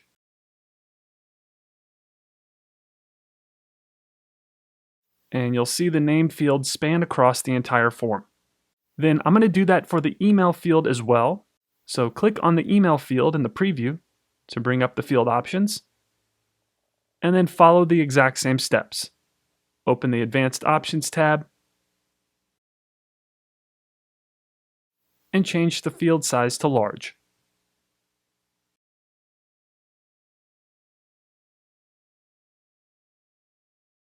And check that out, our name, email, and comment section fields are all flush and looks much better in my opinion. Next, we're actually going to add an additional field to this form. So let's click the Add Fields tab to return to the available standard fields. And since this form needs to be GDPR compliant, find the GDPR agreement field. It's that little button there. Click on it and hold the mouse button down and drag it to the form builder and place it where you want it to display. And I want it right above the Submit button. There we go. This adds a checkbox, which is the GDPR agreement the user has to check before submitting the form, making our contact form GDPR compliant. Perfect. Okay, next, it's time to configure the form settings. So go ahead and click on the Settings tab on the left-hand side of the screen. And then from here, you have the ability to configure the general, spam protection and security, notifications, and confirmation settings. All other settings are only available in the Pro version of the plugin. But these 4 things still give you a lot of control over your forms. So the first tab is the general settings, which we're at right now. And this is where you can change things like your form name, the description, you can add tags, change the submit button text, and add your own CSS through the advanced settings. However, for this video, I'm leaving the general settings as is. So let's move on to the spam protection and security. So go ahead and click on that tab. And this is a new setting that lets you enable spam filtering to help protect your forms from spam and bad actors. And I recommend turning on the default anti-spam protection by flipping that switch on. Then they also offer some additional third-party spam filters that you could check out here and add to your forms if you'd like. Next are the notifications. This gives you the ability to send out an email every time a user fills out and submits the form. Essentially, all this is doing is that anytime someone subscribes to your list via the form we're about to create, WP Forms will send you an email notification letting you know that someone filled out the form. So to keep it simple, I'm actually leaving the default notification settings on and as is. However, you can configure settings like the send to and from email addresses, and by default, they're set to send the notification to your WordPress admin email. But one thing I want to point out is that since I initially set up my Name Hero and WordPress account with a Gmail email address, I'm getting this little notification alerting me that since my WordPress admin email isn't an email that uses my blog's domain, then there's a possibility that the emails will be flagged as spam and it could cause an email delivery issue. And WP Forms recommends that you install the WP Mail SMTP plugin, but you won't have to do that if you have an email address that uses your site's domain. And luckily, we just set that up and created our custom email address in NameHero a few moments ago. So to fix the email delivery issue, just swap out the admin email smart tag and replace it with your new custom email using your domain. And just a quick refresher, if we head back to NameHero really quick and open the email accounts, you can access your new email address here. And I'm just going to copy it to be sure that I'm getting it right in the WP Forms notification configuration. Then back at WP Forms, I'll replace the admin email smart tag with my domain's custom email like so. Perfect. And when we do that, the notification disappears. And now you shouldn't have any delivery issues. And we'll test it out in just a bit to ensure that the lead form and notifications are working properly. Okay, moving on to the confirmation. So go ahead and click that confirmation tab. And this is where you can customize what the user sees after they submit the form. Here you can easily adjust the confirmation settings to display a success message, or take them to another page on your site, or redirect them completely to a different domain. Simply select the confirmation type you want to use from this dropdown. However, for this contact form, we're going to use the default confirmation success message. So leave the confirmation type as message. Then below that is a text box where you can edit the actual message the user will see after they submit the form. And I'm leaving the default message as is, but you can get creative here and have some fun with different messages if you'd like. Finally is the option to automatically scroll to the confirmation message. And I recommend keeping this checked just for a good user experience. And that's pretty much going to do it for this form. Now, we're not going to worry about the marketing or payment tabs because this is a contact form. However, whenever we create our opt-in form a little later on in the video, I'll introduce you to the marketing tab. But for now, we have everything in place, so go ahead and click the Save button on the upper right-hand side of the screen. Then after the form has been created and saved, it's time to add it to our contact page. So let's exit out of the plugin by clicking the X in the upper right corner of the screen. And then you should see your newly created form listed here. Then next we want to add this form to our contact page that we created a little earlier in the tutorial. However, before we do that, there is one setting within WP Forms that we'll need to configure, and that's the modern markup feature. This essentially gives you more creative freedom when it comes to designing your forms, and it opens up the editing options in the back end of the WordPress editor. So to turn that feature on, let's head back to the WP Forms settings.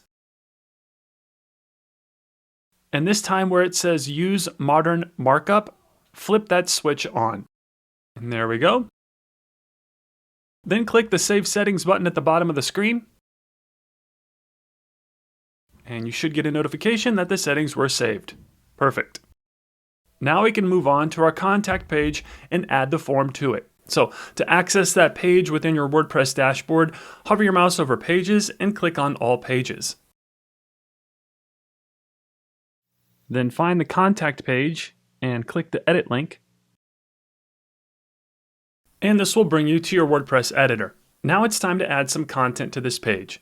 And this may vary from blog to blog depending on the specifics of your particular situation, strategy, and niche. However, for this example, I'm just pasting some dummy text here in the intro as a placeholder, but this is where you could write a few sentences explaining your contact policy, your office hours, etc.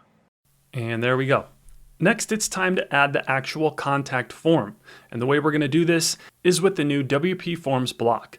You used to have to embed it with some code, but now they have this great block that makes the process of adding a form super simple.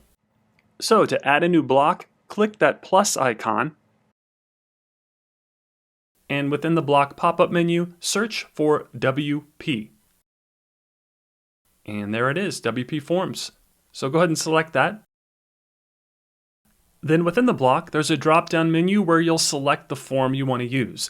And we've only created one so far, so the contact form should be the only one listed, but go ahead and find the form you want to use and select it. And check that out, we now have a contact form. Then if you look towards the right-hand side of the screen within the block settings, they give you a bunch of additional editing options that I actually love, because in the past, you used to have to use CSS to make these type of design changes, but now they can be handled quickly and easily within the new block settings. And if you're not able to access these settings, you'll need to turn on the modern markup feature within the WP Form plugin settings. That's why we enabled that feature a few moments ago, so we could access these settings. Okay, so you can really do a lot here, but for the sake of time, I'm just going to change the color of the submit button.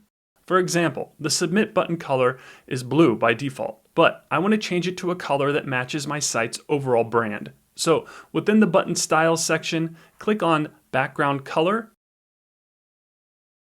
and this opens a color picker. And then if you click on where it says custom, this opens another color picker tool where you can get super specific with what color you want to use.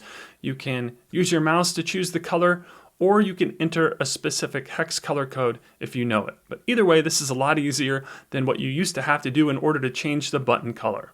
And as you could see, I entered the same hex color code that we used earlier in the video for the primary color, and the button is now using that yellow color. This allows me to stay within my brand guidelines color scheme, and it looks a lot more professional. All right, next, let's add our featured image. And we'll follow the same steps as before, but make sure you're within the page settings, and you can get there by clicking the Page tab. Then open the Featured Image tab. And within that, click the Set Featured Image button. And either use an image in your media library or upload a new image and find the one you want to use on your computer. So click Upload Files. And then click the Select Files button and find the image that you want to use on your computer. And again, I'm using an image that I created using canva.com. Okay, so once uploaded, don't forget about the alt text and title. This is just a good habit to get into when adding images to your blog. It will benefit your SEO in the long run. And there we go. Then click the Set Featured Image button. And we have our featured image. All right, then the last thing you'll want to do is configure your Yoast SEO settings. And again, if you scroll down to the bottom of the editor, you can configure them there within the plugin. Now, for the sake of time, we're not going to go through it in this example, but I highly recommend getting into the habit of configuring these settings for every piece of content that you create. Then the last thing I want to do is, just like our About page, I want to make this page full width. So if we scroll down to the very bottom of the editor and select the full width centered icon, this will remove the sidebar from the page and make the content spread across the entire screen. And the reason I'm doing this is that in a few moments, we're going to create a sidebar opt-in form. So if we had the sidebar displaying on this page, that would have two forms on the page as well, which could be confusing and a bad user experience. So that's why I'm making the contact page full width. All right, then I always recommend previewing your work before publishing it, but since these layout changes will only go through if we update the page, I'm just going to click the update button in the upper right corner of the screen to make these changes live. And there we go. Then let's view the page and test the form out. And check that out. We now have a beautiful and functional contact form that not only looks professional, but will help you collect and capitalize on leads, as well as open up a line of communication between you and your audience. So I'm going to fill out the contact form to demonstrate the form logic, as well as test the functionality and user journey to make sure everything is firing correctly and that the leads are being processed. And as I fill it out, you can get a feel for how the form operates. This form doesn't have too many fields, but you can get a good idea of how things work from this example. And I do want to point out that yes, I realize the submit button is still gray and it's not using the yellow color that we updated a little earlier. And that's because this portion of the tutorial was created before I had the ability to change this button color without CSS. But your button should reflect the color you updated it to in the block settings. Okay, now that the form is completely filled out, I'll submit it, and success. And if you recall, we have a confirmation message that will pop up once the user submits their info. And one thing I want to point out about this is that the confirmation message color will be this green color by default. However, you could change it with the magic of CSS. I didn't see a way to change the color within the WordPress editor, so for now, you'll have to use CSS. Luckily, I have the code ready to go in the CSS code cheat sheet that you can access in the important links doc in the video description below. And all you'll have to do is copy and paste this code in the additional CSS widget, and then change the hex color code, which I've highlighted in red, and the hex color code will be the color that you want the message to be. So first things first, let's copy this snippet of code. So highlight it and copy it. I'm on a Mac, so I'm pressing Command-C on my keyboard to copy it. Then we'll head back to WordPress, and we'll need to access the additional CSS widget. So open your customization menu by clicking Customize at the top of the screen in your admin toolbar. And then open the additional CSS tab. And then place your cursor within the text box and paste the code from the code cheat sheet. And again, I'm on a Mac, so I'm pressing Command P on my keyboard to paste it. Then remember, you'll need to update the hex color code to whatever colors you're going to be using on your blog. So remember, if you want to change the colors, to update these two sections of the code. All right, then once everything's been configured to your liking, go ahead and publish these changes. So click the Publish button to make them live. Then let's exit out of the customization menu by clicking the X in the upper left corner of the screen. And then let's submit another test form submission to trigger the success message so we can see the changes. And this time when I click the submit button, the success message is now using the primary color of my blog, and the CSS is working its magic. Beautiful. Okay, next I want to show you how the lead flow and notification system works with these forms. If you recall, we configured the WP Forms notification settings to send a notification to the custom email we created a few moments ago. So anytime someone fills out this form and submits it, we'll get a notification sent to the email address that we set in the form settings. And let me show you what I mean. So if we head over to Name Hero and log into our new inbox, remember, you'll log in by clicking on the mail icon next to the email address inbox that you want to access. Then I have it set so that I still have to click the open button to access my round cube inbox. And then when I check my email, you could see that the notification has been sent to this inbox. And when I click on it, you'll see that it contains all the info from the form that was filled out. This is great because you can reply to this notification, and due to how we set up our notifications in WP Forms, the reply will go directly to the email address that was submitted through the form. This also gives you a way to strike when the iron is hot and capitalize on potential leads and business inquiries, since that's what's typically coming through a contact form. All right, moving on. Next, let's set up your email marketing funnel and create an opt-in form so that you could start growing your email list.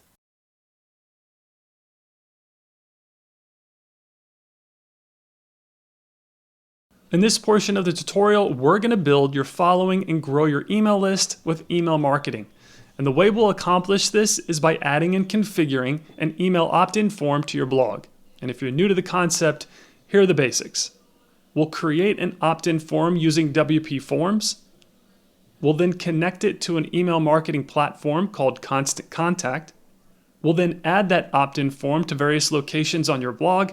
And then once your blog's visitors fill out that opt-in form, their information will be stored in Constant Contact, and you'll be able to begin your email marketing relationship with them via professional email marketing software. But the first thing you need to do is sign up with an email marketing company. And as I previously mentioned, for this tutorial, we'll be using Constant Contact. And I've been a customer of Constant Contact for quite a while now, and I absolutely love their platform and free integration with WP Forms. That's one of the many reasons why I use and recommend them. Now, before we jump in, you may be asking yourself, why do I need email marketing software? Why can't I just use my normal email provider like Gmail? Well, email marketing software like Constant Contact allows you to do so many more things while also staying compliant with the Canned Spam Act.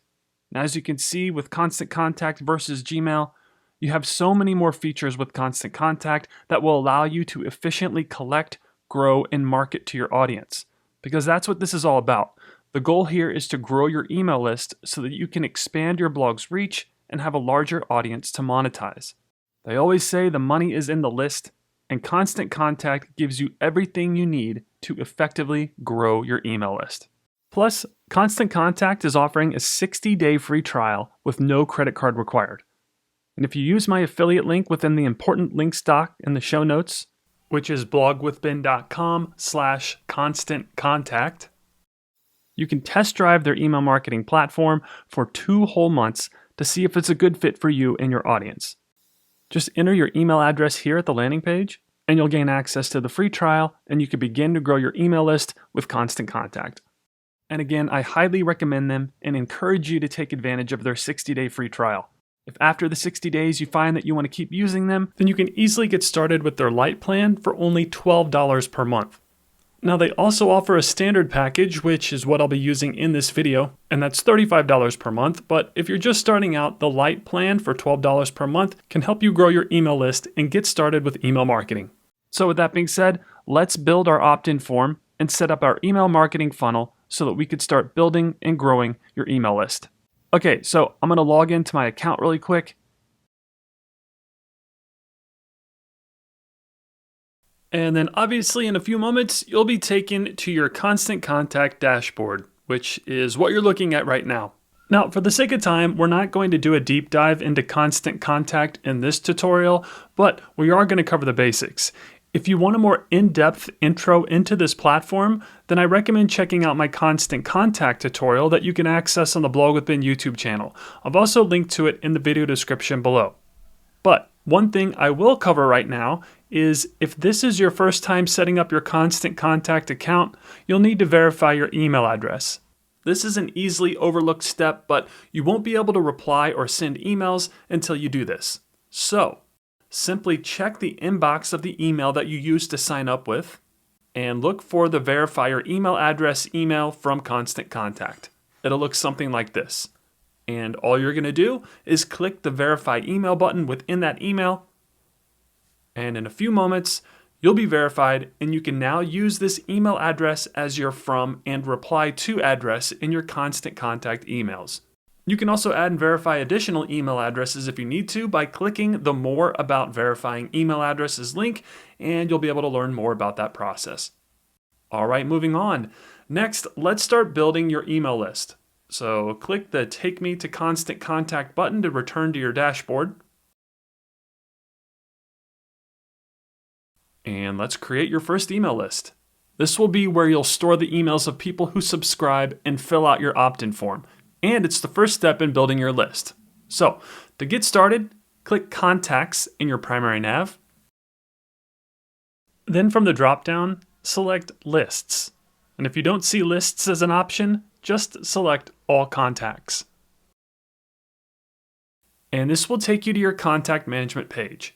This is where you'll create and manage your email lists and contacts. And think of contacts as subscribers. So when someone signs up to your list, they're considered a contact. Then by default, Constant Contact creates your first list for you, which is called General Interest. And they also automatically add you to that list. You'll also get a snapshot of your subscriber count and growth here as well. But as you begin creating your lists, this is where they'll be stored. And speaking of that, let's create your first email list. So go ahead and click the Create List button.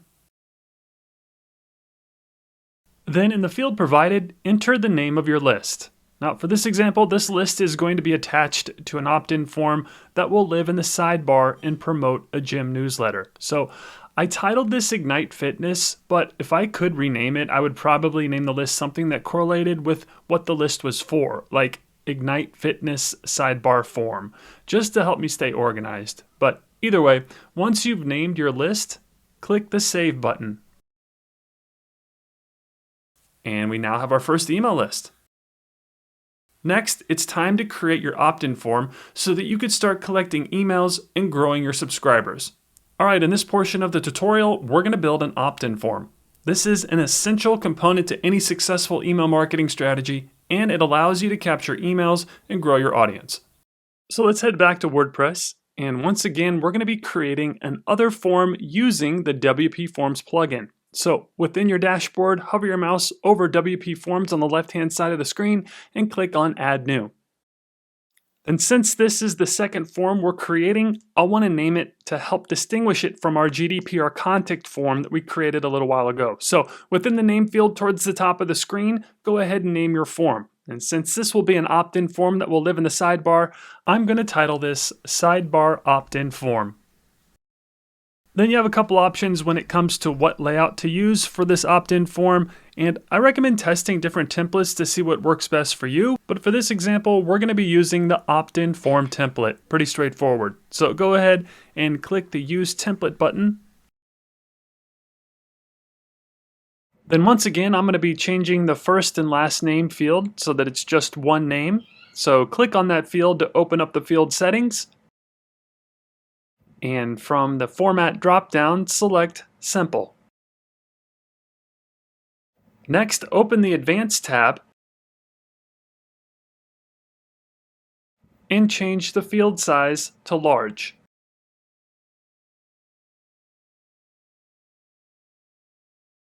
Then I'm going to change the field size of the email field, so I'm going to follow the same steps to do that by clicking the email field to open its settings.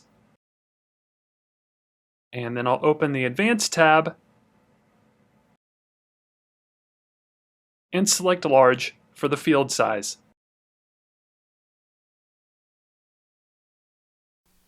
And there we go, both fields are full width and look great.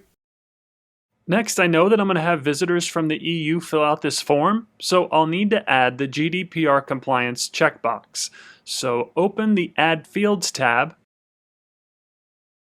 and then under the standard fields, simply drag and drop the GDPR agreement field where you want it located within the form. And I recommend placing it right above the Submit button. Alright, we now have our sidebar opt-in form. Now for the sake of time, I'm leaving most of the default settings as is, but there is one small thing I want to change about this form, and that's the call to action on the Submit button. So let's head over to our settings. So click Settings in that sidebar on the left-hand side of the screen. And then staying in the General section, since this is going to be a newsletter opt-in form, I want to change the call to action text on the button from Submit to Subscribe. Small tweaks in your marketing language can go a long way when you're trying to get someone to give you their email address. So within the General Settings section, in the Submit button text field, simply type what you want the button to say. And again, I'm changing it from Submit to Subscribe. And then remember, anytime you make a change to your form, don't forget to save it. So in the upper right corner of the screen, click the Save button. Then I'm leaving everything else as is, but I recommend updating the notifications email as well as the confirmation message. We briefly went over how to do that during the contact form section of this tutorial, so if you need a refresher, I suggest that you revisit that section of the tutorial before moving on.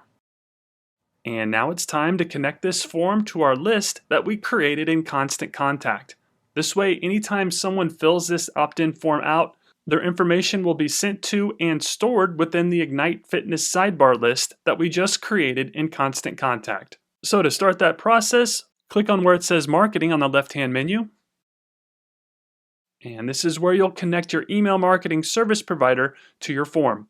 And WP Forms has made this process really straightforward, which is super convenient, and it saves you a ton of time. Trust me. So all you're going to do right now is select your email marketing service provider from the list of options on the left-hand side of the screen. And the great thing about Constant Contact is that WP Forms allows you to connect to them using the free version of their plugin. So go ahead and click the Constant Contact button to select the marketing integration.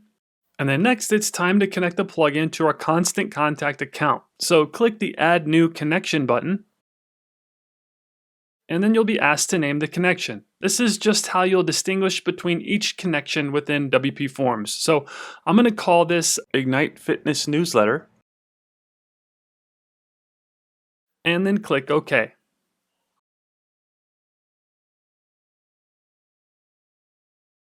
Next, it's time to make the connection. So click where it says, click here to register with Constant Contact.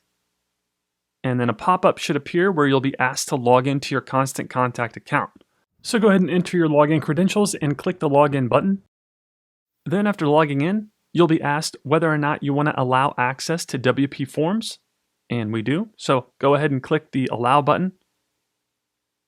Then after a few seconds, you'll be given your Constant Contact authorization code. So go ahead and highlight and copy this code. And I'm on a Mac, so I'm pressing Command-C on my keyboard to copy it. Then back at WP Forms, simply paste that authorization code in the first field there. Then below that, you'll give the Constant Contact account a nickname. And I'm going to name this Ignite Fitness Newsletter. Then click the Connect button.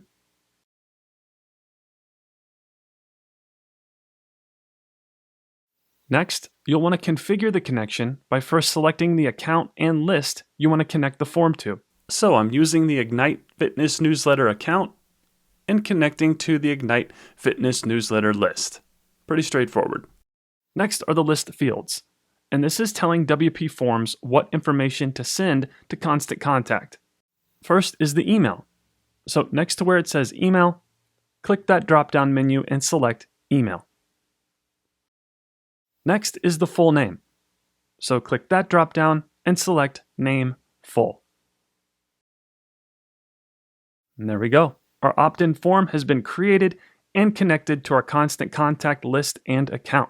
So let's save our form really quick. So click the Save button.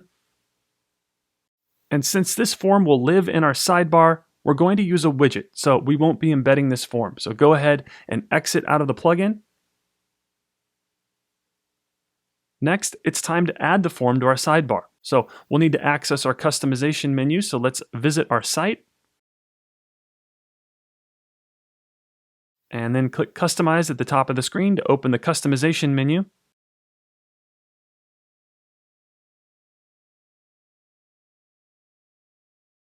Then open the Widgets tab. And then the Sidebar tab. And then we're adding a new widget, so click the Add a Widget button. And scroll down to the bottom and find the WP Forms widget.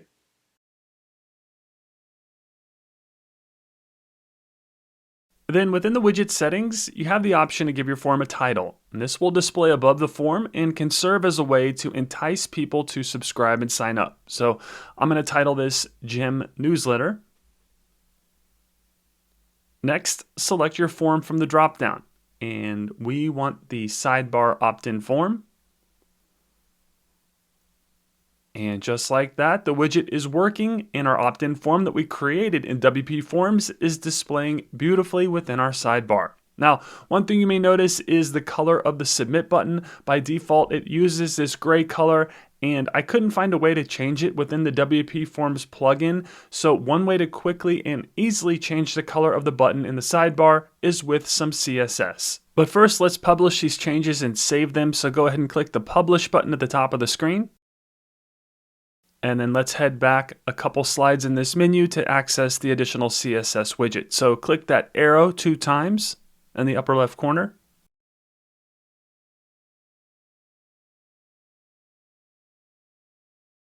And then open the additional CSS tab. And then head over to the code cheat sheet. Again, you can get there by visiting the code cheat sheet link in the video description below. And find the section titled WP Forms Button Color. And go ahead and highlight that code and copy it. Again, I'm on a Mac, so I'm pressing Command C on my keyboard to copy it. And then back at WordPress, within the additional CSS widget, paste the code. Again, I'm on a Mac, so I'm pressing Command P on my keyboard to paste it. And the button color has been updated. Remember, you can configure the colors to your liking by editing the hex color codes within the code before publishing. And speaking of that, let's go ahead and publish our changes and make them live. So click the Publish button at the top of the screen. And then let's exit out of here really quick and test the form out. Now, I know I might say this a lot, but I just love the simplicity of this theme. Plus, the free WP Forms plugin allows us to create this professional looking opt-in form and easily add it to the sidebar. And if this is your first time doing something like this, I just want to let you know that it isn't typically this easy. There's usually a lot of technical roadblocks and hoops to jump through in order to make a form look nice and properly connect to an email marketing service provider. And speaking of that, let's test out our new form and make sure the funnel is set up correctly. So I'm going to fill this form out and submit it really quick.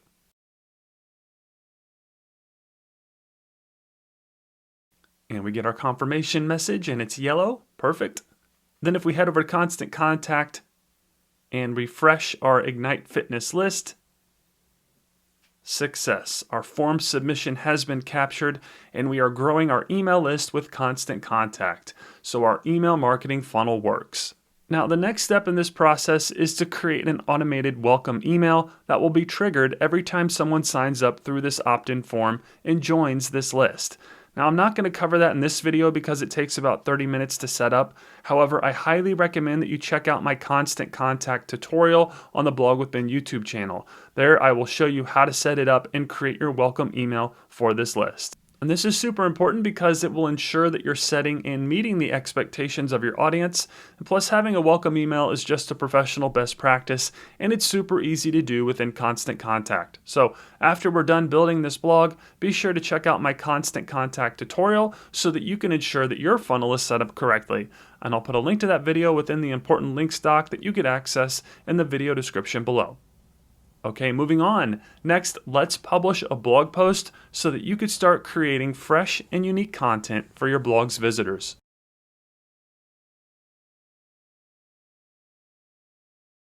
All right, now it's time to start adding actual blog post content.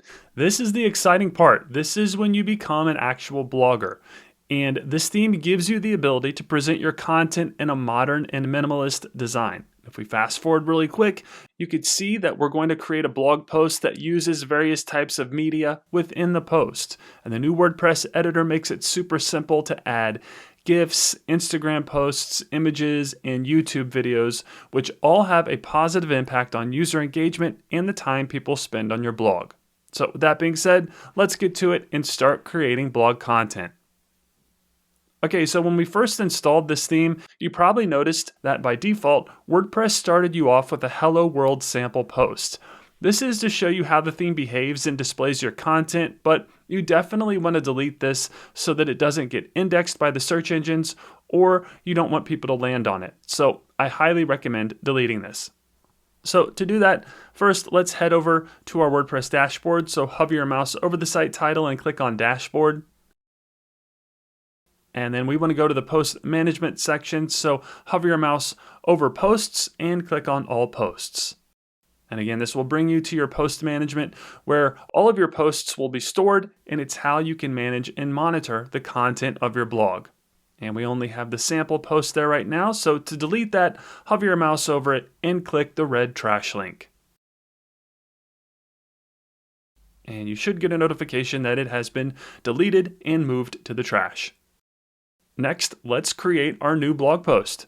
So you have a couple of ways to create a new post. You can either click the Add New button within the Post Management menu, or hover your mouse over Post and click on Add New within your WordPress dashboard on the left-hand side of the screen, or you can hover your mouse over the plus new icon at the top of the screen and click on Post from that drop-down. It's whatever you're most comfortable with, but all of these options will allow you to create a new post and access your WordPress editor.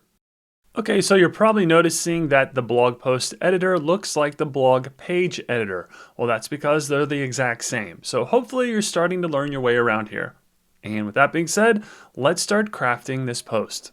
So the first thing we want to do is give our blog post a title. So where it says add title, type in the desired title of your blog post. And remember, your title is going to be your blog post's headline. And crafting an attention-grabbing headline can be challenging at times, but try to keep it under 70 characters and always implement keywords within each title. Plus, your title should tell the reader what they're going to get from reading the post. And this title, which is a list of tips, or how-to titles, which tell the reader how to do something, are great examples of good titles because they're straightforward and tell the audience exactly what they're going to get from the headline. Okay, next it's time to start adding our content. And for this example, I'm just going to start with a quick intro. So I'm just going to paste some dummy text here, but this is where you'd introduce the concept of your post or maybe have a quick story to draw the reader in. It's a good idea to have some sort of intro before you dive into the rest of your post's content. And we're not going to cover the AI much in this tutorial, but as you're probably aware, ChatGPT is a great resource when it comes to creating content. I use it quite a bit, and it has really sped up my creative process and helped me to become a more efficient blogger. And if you're interested, I have a YouTube tutorial that shows you how to create a blog post using ChatGPT. And I'll link to it in the important links doc in the video description below, but I highly recommend checking out ChatGPT for blog content whenever you get a chance. Okay, let's keep adding to this post. So next, I'm going to add a section that will include an image. But first, let's add a heading. Remember, headings are a great way to break up your content and allow your audience to easily skim and consume your blog post. Plus, it's good for SEO because the search engine bots will use the headings to understand what the post is about when they're crawling your site. So it's always a good idea to use headings when creating blog content. Okay, to add a heading, follow the steps to add a new block by clicking the plus icon, and then find the heading block and select it. And then I'm going to title this heading Walking. This section of the content will be about walking, obviously. And then I want to add an image below the heading, but due to the image I'm going to use, I'll need to add a spacer block to create some padding. This is a personal preference, and you may add the spacer blocks later on in your creative process, but for the sake of time, I'm adding them now. So I'll press Enter on my keyboard to create some space, and then click the plus icon to add a new block, and then find the spacer block. There we go. Then I want to change how much space is being used, so I'll set it to 25 pixels, and you could do that in the block settings on the right-hand side of the screen. Alright, next I'm going to add an image. So I'll click on the spacer block to select it, and then click Enter on my keyboard to create some space below it, and that will allow me to add a new block. So I'll click the plus icon, and then let's find the image block and select it. Then I'm uploading a brand new image, so I'll click the upload button, and then find the image you want to use. And since this was a brand new image, it uploaded directly to the page instead of taking us to the media library. So you'll still want to update the alt text, but instead of the attachment details, you'll do so in the block settings on the right-hand side of the screen. Just find the alt text box under the styles section and enter your descriptive text. Next, I'm going to add another spacer below the image, and I'll speed through this to save some time, but you'll just follow the same steps to add a new spacer block, and then set the desired space. There we go. Next, I'm going to add some text. Again, I'm just pasting some dummy text here, but this is where you'd probably discuss walking and how it's a beneficial low-impact workout for rehab. All right, moving on, let's add our next section of blog content. This time, we'll be embedding an Instagram post. So first things first, follow the steps to add a new heading block. So click the plus icon, and then find the heading block. Then this section is going to be about Pilates. So I'll type Pilates in the heading block.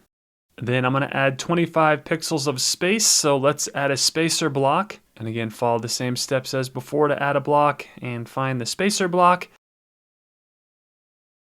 And then set the amount of pixels. Again, I'm keeping everything consistent, so I'm going to use 25 pixels of space for this spacer block.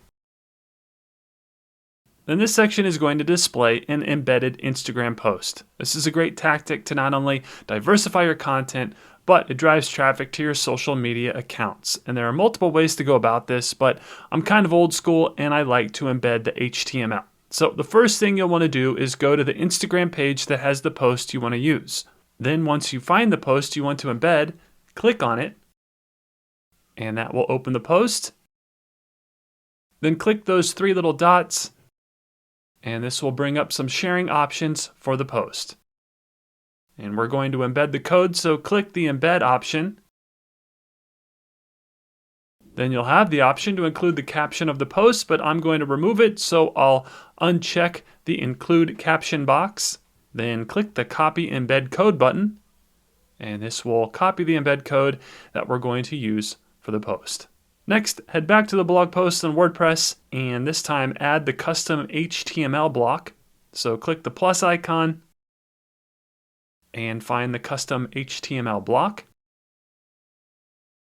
Then before we paste the code from Instagram, I want to make sure that it's centered within our content. And the way we'll do that is with some additional HTML.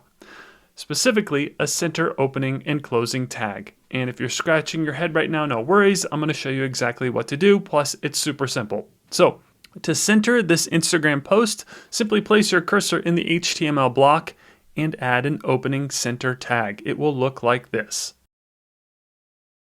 Then paste the code we just copied from Instagram right after that center tag.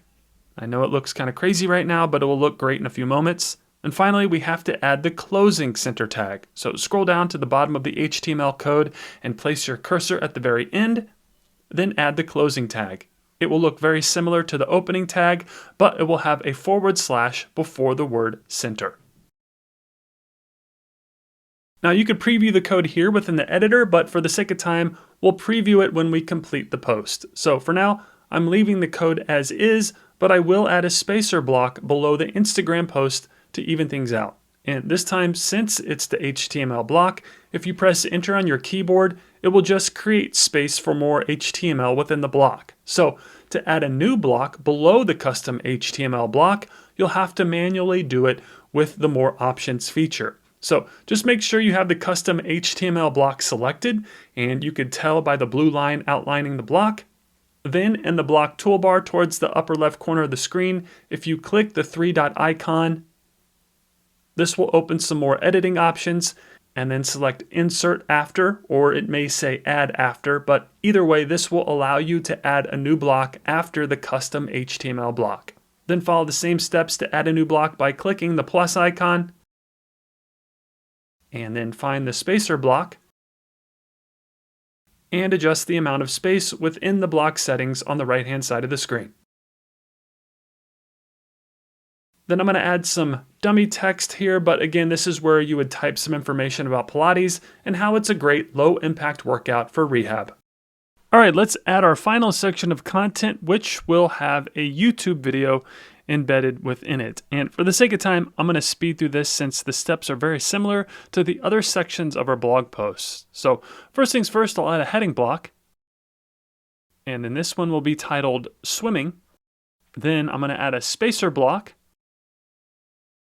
with 25 pixels of space. Next, it's time to embed the YouTube video. And you have a few ways to go about this, but the most efficient and effective way I've discovered is to use a free tool called Embed Responsibly. And this ensures that your post is responsive across multiple devices, and it just looks better in my opinion, which is always good for user experience. Okay, first things first, let's grab the YouTube video that we're going to embed. So head over to YouTube and find the video that you want to use. Then click the share icon. And then copy the YouTube link by clicking that copy button. Next, head over to embedresponsibly.com. I've put a link to this free site in the important links doc in the video description below, but this free tool will allow us to easily create responsive embed code that will make our YouTube video look picture perfect on our blog, regardless of the device that's being used to view it. And all you're going to do is make sure you have the YouTube selected, and by default it should be selected, and then within the YouTube page URL field, just paste that link that we just copied from YouTube and click the embed button.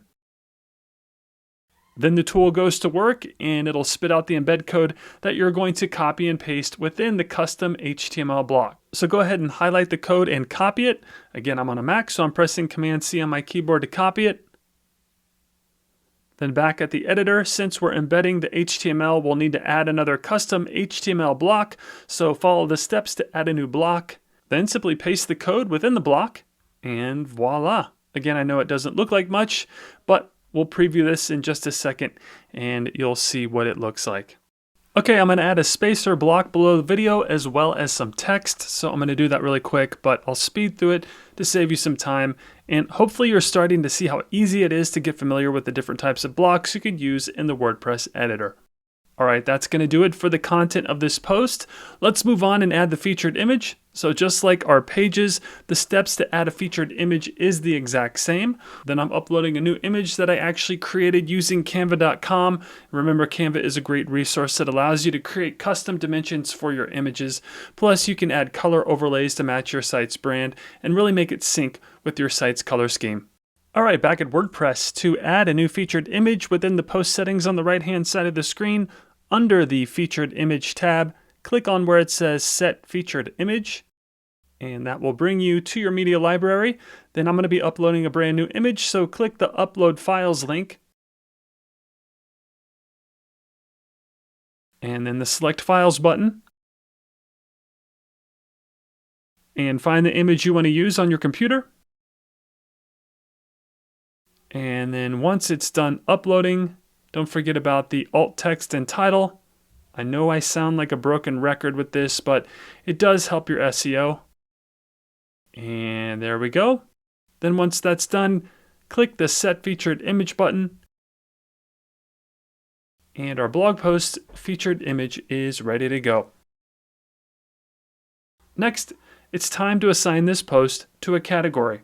And if you're new to categories, a category is a group of related blog posts that are about similar subjects.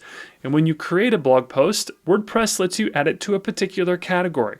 Bottom line, whenever you create a category, it makes it easier for people to find your content. This is not only a cool feature, but it's a great user experience as well. Your readers will appreciate the convenience of not having to search through your entire blog to find relevant posts.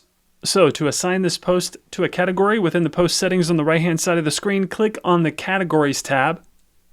And then you should see all the categories that we created a little while ago, but you also have the ability to create new categories here as well if you need to. But this post is about low impact workouts for rehab, so I'm going to assign it to the low impact categories. So just check that box. And then finally, don't forget about the Yoast SEO settings. If we scroll down, you'll be able to configure them there in the plugin, and this is pretty much the exact same as when we updated our pages SEO, but since this is a blog post, you'll definitely want to set your focus keyword or keyword phrase. This is where you could tell Yoast the keyword or keyword phrase that you're trying to rank for. And then the plugin analyzes the content to determine whether or not you're using the focus keyword in a way that benefits your SEO. Plus, after adding the keyword, you'll be given an SEO grade that helps you optimize your content for the search engines. So within the SEO tab where it says focus key phrase, enter the keyword or key phrase you're trying to rank for. Now, this could be a whole tutorial in itself, but I'll keep it simple. And since this post is about low impact workouts, that's what my key phrase will be. Now, as I mentioned, Yoast will give you an SEO analysis score based off of the keyword phrase, but since I'm using dummy text, my score is going to be bad. But try to aim for a green smiling face score here for your SEO analysis if possible. Okay, next is the Google snippet, and I'm leaving the SEO title and slug alone, but I will update the meta description. So within the meta description box, simply start typing a preview of your post. And remember, you'll want to be sure to use keywords and make it enticing to help improve your click-through rate. Also make sure that the line below the meta description box is green. This helps you stay within the recommended character limit. Then for the sake of time, we're not going to go too deep into the other Yoast settings, but again, I recommend checking out my Yoast tutorial on the Blog with Ben YouTube channel if you're interested. There I go into much greater detail on these settings and how to leverage them for your content. And then I'm also leaving the default layout in place, but remember, you could change things around here if you'd like. Okay, so that's going to do it for the post. Then I highly recommend previewing your content before publishing it. And to do that, if you look in the upper right corner of your WordPress editor, you'll see this little computer icon. That's the preview button. And if you click on it, you'll have the option to preview your work in various settings. Right now, I want to preview the blog post on desktop, and that should be selected by default. And click where it says Preview a New tab. And this will open the preview environment where you can take a look at your post and review it before publishing. It's always a best practice to preview your content before publishing it for the world to see. And so far so good. We have our beautiful featured image above the post, followed by our media-rich content. The image and spacing look great. Remember, you could always adjust the padding within the spacer block if needed, but I think everything is looking very good so far. And as we keep scrolling, the embedded Instagram post and embedded YouTube video look great. Both are centered and responsive. Now, one thing I do want to point out are the social sharing buttons. If you added the social sharing plugin, you'll see these here by default. However, you can configure them and set them to certain social networks if you'd like, and we'll do that in just a few moments. Okay, so this post is ready to be published. So let's head back to the WordPress editor. And instead of publishing this right now at this very moment, you do have the option of scheduling your posts out for future dates. Simply click the immediately link next to where it says publish. Mine is showing some dates right now because I actually published this post whenever I was testing the theme, but either way, clicking this opens a calendar widget that allows you to set the specific time and date that you'd like the post to publish. This can come in handy if you're creating multiple posts in one sitting or you don't want to publish them all at once. But for this tutorial, we're going to publish it right now. So to do so, click the publish button. And then you'll be prompted to click the publish button again, so go ahead and click it one more time. Then you'll get a notification that the post is live, and you also now have the ability to view your post or copy the link. But let's check out our new post, so click the view post link or button to check it out. And it looks great. We have our featured image, and then scrolling down, you can see that we now have a media-rich blog post that uses headings, it's well-spaced, various types of media throughout the post. And again, you don't have to add these different types of media to each of your blog posts, but it's always a good idea to include some sort of media to help break up the text and tell your story. And if we scroll down to the YouTube video, we have a responsive video that will work and look great across all devices. And then at the very bottom, we have the author bio and social share icons. All in all, I'm really happy with this post. But next, let's move on to the social sharing buttons and configure them so that they match your social sharing strategy.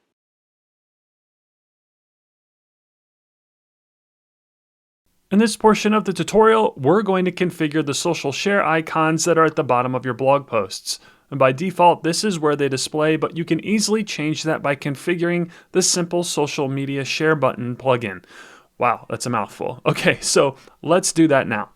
All right, so if you've been following along throughout this entire video, that means you've installed and activated the simple social media share buttons plugin. However, if you haven't done so already, be sure to do that before moving on to this part of the tutorial. Okay, so adding social share buttons to your blog's content is not only a best practice, but it's a great way to expand your blog's organic reach. By giving your audience an easy way to share your blog posts with their social networks, you're essentially opening yourself up to a brand new audience and organically getting more eyeballs on your content. This is great for your blog's growth and SEO. So let's configure the social share buttons on your blog. Okay, first things first, let's head back to the WordPress dashboard by hovering your mouse over the site title in the upper left corner of the screen and clicking on Dashboard. Then if you've installed and activated the plugin, you can access it by hovering your mouse over Social Buttons and clicking on Settings on the left sidebar within your dashboard. And this will take you to the plugin settings where we can start configuring it. Okay, so the settings can kind of look like a lot, but it's pretty simple once you start moving things around. For starters, they break the settings down into 3 sections. You have the social buttons you could choose to display, the button design, and the button position. So the first thing we're going to configure are the buttons that will display on your blog. So within the social buttons section, simply drag and drop the buttons that you want to activate like so. The ones on top are active and will display on your blog. So for this example, I'm going to have Facebook, Twitter, which is now X, LinkedIn, and Pinterest. And I should point out for this section of the tutorial, I am using some older footage, so that's why the Twitter is still using the old Twitter branding, but it will be the X branding when you're using it, just FYI. Then you can also rearrange the active plugins by simply dragging and dropping the icons and placing them in the order that you'd like them to display. Okay, next it's time to select the design of the buttons. And this is pretty straightforward. Within the button design section, check the box next to the design that you want to use. And you'll see that as you hover your mouse over each button design, you'll see they all have this cool animated hover effect, which can help increase user engagement. Pretty cool. All right, so I think I'm going to go with this button design. So once you've landed on a button design you want to use, go ahead and check the box. There we go. Finally, we have the social buttons positions. And by default, it's set to inline, which will display the buttons in line with the content. And that's what I'm going to use for this example. But you could change the position here if you'd like. Then below that are the position settings. And I'm going to keep all of them in place except for the icon position. And clicking that drop down, you could set where the icons will be located. I'm going to select above and below to give you an idea of how they look, but feel free to experiment with different settings and locations to see what works best for you. Also, if you look at the very bottom there, you'll see the post type settings. This is where you can have the buttons show on different content types other than just your posts. However, I'm keeping these default settings in place and will just have my social share buttons display on my blog posts. Okay, so that's going to do it for these settings. So let's go ahead and save our changes.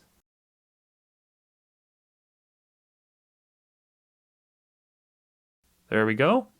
Then let's visit a blog post and check them out really quick. And look at that. Our new social buttons are displaying in line above the blog content. And when I hover my mouse over them, they have that cool hover effect. I love it. And then when we scroll down to the bottom of the post, they're at the bottom as well. Then when the visitor clicks on one of them to share your post, they get this little pop-up that gives them the ability to quickly share your content on their social networks. Looks really professional too. This is a great way to expand your blog's reach and get eyes on your content organically.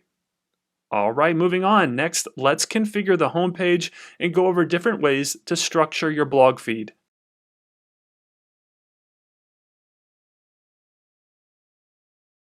In this portion of the tutorial, we're going to configure the homepage and blog feed. Now, as you can see, when you publish a blog post, the featured image and title display on this full width banner. And then when the user scrolls down, the blog feed displays right below it. Again, we only have one blog post at the moment, but as you begin publishing more posts, the most recent ones will display here. And let me show you what that will look like. So as you start publishing more posts, your banner now acts as a slider that automatically transitions to the next post. And then scrolling down to the blog feed, you'll see that your most recent posts will be listed in chronological order. I love this layout, but I'm honestly not a fan of the auto slider. So let me show you some ways to configure the homepage. All right, so first things first, open your customization menu by clicking Customize at the top of the screen.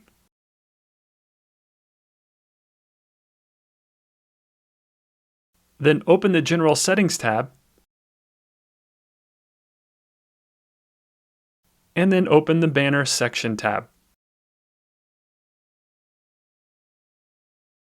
Then from here, you have the ability to really configure how the banner behaves.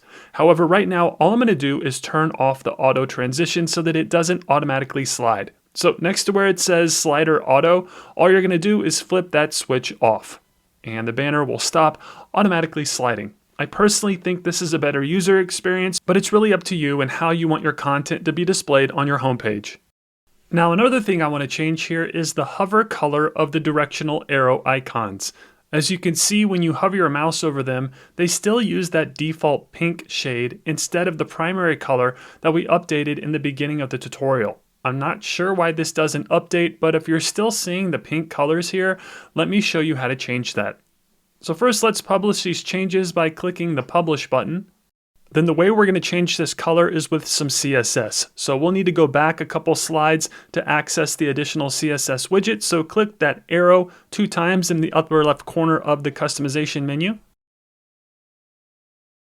Then open the additional CSS tab. And once again, head over to the code cheat sheet. Again, you can get there in the video description below. I have a link to this. And then we want the section titled Homepage Slider Arrows color, so look for that. And then highlight that code within that section and copy it. I'm on a Mac, so I'm pressing Command-C on my keyboard to copy it. Then head back to WordPress and paste a snippet of code in the additional CSS widget like so. Again, feel free to edit the hex color codes if you need to. I'm using the yellow color that we used throughout this demo site, but you'll more than likely need to change these hex color codes here. And let's just double check and make sure the code works. And when we hover over the arrows, the color is now using the same yellow color as I set in the primary color earlier in the video. I'm not sure why this didn't update, but the magic of CSS saved the day. All right, let's go ahead and publish these changes to make them live. So click the publish button. And then I personally love the slider with the auto transition turned off. It's less distracting in my opinion, but let me show you another option you have when it comes to your homepage banner. So let's head back by clicking the arrow in the upper left corner of the customization menu. Then open the General Settings tab. And then the Banner Section tab. And this time under the Banner Options section, open that drop-down and select Static Video Banner. And from here, instead of your latest blog post as the slider and banner image, you can either upload a video in MP4 format that is 1920 by 600 pixels, or you can use a YouTube video by entering the URL in the field below. And for this example, I'm going to use a YouTube video, so let's head over to YouTube. And just like when we embedded a video on our site, we'll grab the link by clicking the share arrow below the video, and then copy the URL.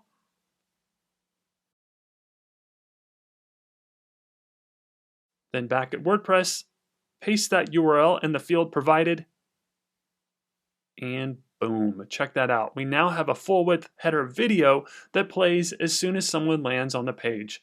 Now, you're probably also noticing that there is a call to action in the middle of the video. This is a great way to drive traffic to different sections of your site, and you can update the title, subtitle, button, and button link here as well. You can also remove it altogether if you'd like. Just clear out each field and then publish your changes. So let's click the Publish button at the top of the screen. There we go. Then let's exit out of the customization menu. And the call to action overlay is gone and the full width video is playing. And in an era dominated by visual content, a video banner can instantly capture the attention of visitors. It also introduces motion to a web page that static images or text simply can't replicate. And this heightened level of engagement can make your visitors more likely to stay on your site and explore its content. But for this example, I'm going to use the static image of my blog posts. So I'm going to revert back to the settings really quick, and I'm not going to make you sit through and watch me do that. So I'm just going to magically make it appear. But again, if you did change it, you would go back into the general settings and banner options and make your changes in the customization menu. And speaking of that, the last thing I want to show you in regards to this banner is the different appearance settings. So by default, as you know, they start you out with this full width slider of your blog post on the homepage. But this theme offers a couple of different options in terms of how this homepage layout is presented. And you can make those changes in the customization menu. And I already have the customization menu open, but go ahead and open that if you haven't done so already. And then open the Layout Settings tab. And then the Slider Layout tab. And from here, you'll have the ability to switch from the full width banner or this slider that creates a little more white space and hints to the other posts within the sidebar. It's really up to you, but both look great and are just another way to create a unique user experience for your blog's visitors. I'm actually going to keep the default slider in place, but let me show you another quick way to switch up the homepage layout. So if we head back by clicking the arrow in the customization menu, and this time open the homepage layout tab, and here you have an alternative to the default blog feed layout. And let me select it so you can see what it looks like. So instead of just listing the blog posts in a vertical line, this layout presents the posts with a featured post at the top of the feed, followed by 2 columns. Again, it's up to you on what you want to use for your homepage layout, but these are a few more ways to switch things up. All right, I'm actually going to keep the default settings in place, so let me select the original layout again, and then I'm going to publish these changes to make them live. All right, next I want to show you how to implement the featured area section on the homepage. And if we fast forward really quick, you can see what that'll look like. So this theme gives you the ability to add what they call a featured area section right below the banner. And what this does is it lets you add 3 static image blocks where you can use any image you want and then link to anything you want. You can link to an online store, affiliate offers, a landing page, internal content, or even external content. This is a great way to increase user engagement and drive traffic to different sections of your site. And let me show you how to set it up. So back at the customization menu, we'll need to click the arrow 2 times to go back. So let's do that first.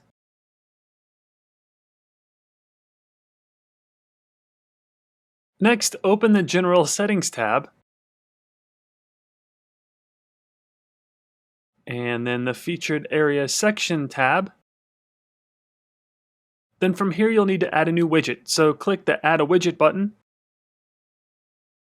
Then find the Blossom Image Text widget and select it. Then from here, click the Add Image Text button, and this will open up some more options within the widget. Then we're going to upload the image that will be used to display within the featured area block, so click the Upload button. And this will take you to your media library where I'm going to upload the 3 images that I'm going to use for this section. So click the Upload Files link, and then the Select Files button, and find the image you want to use on your computer. And like I said, I'm uploading all 3 images at once. I should also point out that these are custom-made images that I created using Canva.com. And there we go. And for the sake of time, I'm not adding the alt text or title to these images, so I'll just select the first image that I want to use for the first image block, and I'll use this one with the runner on it, and click the Select button.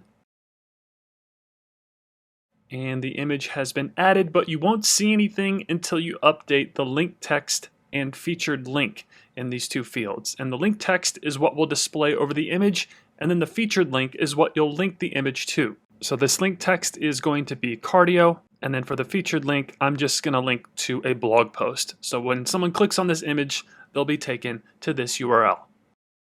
Then click the Apply button,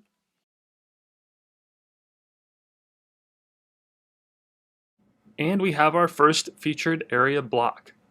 Then we'll do that 2 more times. So to add the next image, click the Add Image Text button and follow the same steps as before to add the image. So click the Upload button.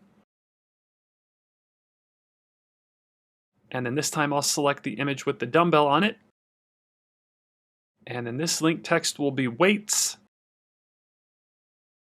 And then I'll use the pound symbol as a placeholder for the link, but this is where you would add an actual URL to link to. Then click the Apply button. And then for the sake of time, I'm going to fast forward through me adding the 3rd image, but the steps are the exact same as before. And hopefully you get the idea. It's pretty easy to edit once you know where everything is. Okay, we have our featured area section. And when the user hovers their mouse over each one, you get this cool hover effect, adding a unique animation to your content. Pretty cool. All right, so let's publish these changes and make them live. So click the Publish button. Then when we exit out of the customization menu and scroll down, we now have a featured area section that when the user clicks on one of the images, they'll be taken to the desired URL. And again, I just linked to an internal blog post for this example, but this is a great way to drive traffic to different offers or content throughout your blog or business. Okay, next let's configure the blog feed to show a certain amount of blog posts. By default, it shows 10, but I want to shorten that so that my blog's visitors don't have to scroll too much to get to my posts. So if you want to shorten your blog feed, here's how you'll do that. So first things first, let's go to the WordPress dashboard. So on the upper left-hand side of the screen, hover your mouse over the site title and click on Dashboard. Then from here, hover your mouse over Settings and click on Reading. And this will bring you to the reading settings for your site. Then to change the number of posts that display on your feed, next to where it says blog pages and syndication feeds, change the number of posts and items to whatever you want it to be. And for this example, I'm going to have it be 3 posts because I only have 4 posts published at the moment, but once you've updated the numbers, go ahead and click the Save Changes button. Then if we head back to our home page by hovering your mouse over the site title and clicking on Visit Site in the upper left corner, you'll now see that when we scroll down to the blog feed, it's displaying 3 posts, and then there's this pagination feature where Since I have more than 3 total posts, it creates another page where the user can click to visit and see the remaining posts in the feed. Again, you don't have to do this, but I just wanted to give you some options when it comes to your blog's homepage design and functionality. All right, moving on. Next, let's configure the footer.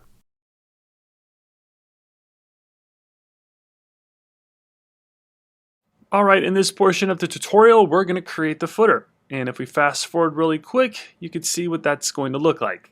And as you can see, we're going to design the footer so that it displays 4 columns. First column will be our popular posts. Second column will be the categories. Third column will be the pages of the blog. And then the fourth column will display an ad. And the footer is a great place to encourage engagement on your blog because once someone scrolls down to the bottom of your homepage, if there isn't anything to attract a click, chances are they'll bounce. So by having a footer that has clickable links and menus, it will help keep visitors on your blog and interacting with the content. All right, so with that being said, let's customize the footer. So to make our changes, we'll do so through the customization menu. So click Customize at the top of the screen in your WordPress toolbar. Then open the Widgets tab. And then you'll notice that the theme separates the footer into 4 sections. And feel free to experiment with various numbers of columns for your footer, but for this example, I'm going to use all 4. So to start adding content to your footer, open the Footer 1 tab. And then it's pretty similar to how we built the sidebar. You'll add various widgets to each section. And again, the first column in our footer will be a popular posts section. So click the Add a Widget button and then find the Blossom Popular Post widget. Then from here, you have the ability to configure how the posts display within the footer. You can change the title, number of posts, how the popularity is based on, or the overall style. And I'm keeping most of the default settings in place for the sake of time, but I will change this so that it shows the thumbnail next to the post. So I'll check that box. And there we go. Now feel free to experiment with different settings, but that looks good to me. All right, let's add the next column to the footer. So click the arrow button within the customization menu in the upper left corner of the screen. And this time, open the Footer 2 tab. Then click the Add a Widget button again. And this time, find the Blossom Custom Categories widget. And for this one, we will have to do a little editing. So first, I'm going to give it a title. So in the title field, type what you want the title to be in your footer. And I'm keeping it simple and just having it say categories. Below that, you have the option to have them open in a new tab, but I recommend that you don't do that, so leave that box unchecked.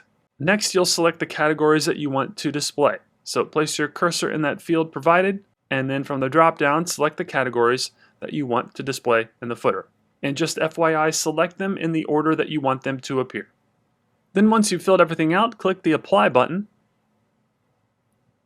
and check that out. If you recall, when we created our categories, we added the featured images to them, and the Blossom Categories widget then pulls those images and displays them in this great little interactive widget that looks really cool and creates a neat user experience. I love it. And in a few seconds, I'm going to show you how to add this widget to the sidebar as well. But next, let's add the third section to this footer. So click the arrow button again to go back, and then this time select Footer 3. Then click the Add a Widget button and scroll down and find the Pages widget. This will allow you to display the published pages that you have on your site. And I'm keeping everything as is for this example, but you could sort by page title, page order, or page ID. Then you can even exclude pages from the list, but you'll need to get the page ID. And there's an easy hack to get the ID if you don't know it. Just go to the page you want to remove from the list, and within the WordPress admin toolbar at the top of the screen, hover your mouse over the Edit Page link. Then if you look on the lower left-hand side of the screen, you'll see a URL. And within that URL, look for the post equals and then a number. That number is the page ID. I know it says post, but it's still the page ID. Then back at the footer widget, all you do is type that number in the exclude field, and the page would be removed from the footer. Pretty cool and convenient if you have pages that you don't want to appear here. And I should point out that we haven't created our privacy policy page yet. We'll do that in just a bit, but I highly recommend that you allow it to be presented here in the footer pages list. And again, once we create that, it will automatically display here, but just wanted to give you a heads up on that. Okay, so that's going to do it for the third section. Let's move on to the fourth and final section of the footer. So once again, click the arrow button and open the Footer 4 tab and click the Add a Widget button. Then this time find the image widget. And what I'm doing here is adding an image that I created. And the idea here is that this can link to a sales page or a landing page to help generate leads or sales. So first things first, I'm going to give this a title, and I'm just titling it Membership. And then we'll add an image, so click the Add Image button. And this will take you to your media library where the steps are the same as before. I'm uploading a new image, so I'll click Upload Files and then select Files and find the image that I want to use. And again, for the sake of time, I'm going to speed through the alt text and title, but you'll want to update that as well. Then to add the image, click the Add to Widget button. And after you add the image, you can add a link to it here within the image widget. Then when someone clicks on the image, they'll be taken to that desired page. This can be a great affiliate marketing campaign as well, where this link is an affiliate link. And we'll go over that in just a bit when we cover how to monetize this blog. But for now, that's going to do it for the footer. So once you're done with each section, go ahead and click the Publish button to save these changes and make them live. And then let's exit out of the customization menu by clicking the X in the upper left corner of the screen. And then when we scroll down on the home page, we now have a new and improved footer ready to keep the user engaged in on your blog. Remember, the footer is a great place to encourage engagement on your site, so by having a footer that has clickable links and menu items, it'll help keep visitors on your site and interacting with the content. And speaking of that real quick, I want to show you how to add the categories widget to the sidebar. I know we're kind of going out of order here, but it's super easy and they're essentially the exact same steps as when we added it to the footer. So to add the categories widget to the sidebar, open the customization menu again by clicking Customize at the top of the screen. And then open the Widgets tab. And this time open the Sidebar tab. And click the Add a Widget button. And find the Blossom Categories widget. Then just like before, configure it as you see fit, and I'm going to give it a title and then add my categories one by one. There we go. Then click the Apply button. Then don't forget to click the Publish button to make these changes live. And then when we exit out of the customization menu again and scroll down, we now have an additional way for our blog's visitors to access important content within the site. Plus, I love this hover effect, just adds a cool element to the overall user experience. All right, we're in the final stretch. Your blog is almost complete, but next, let's create your privacy policy page.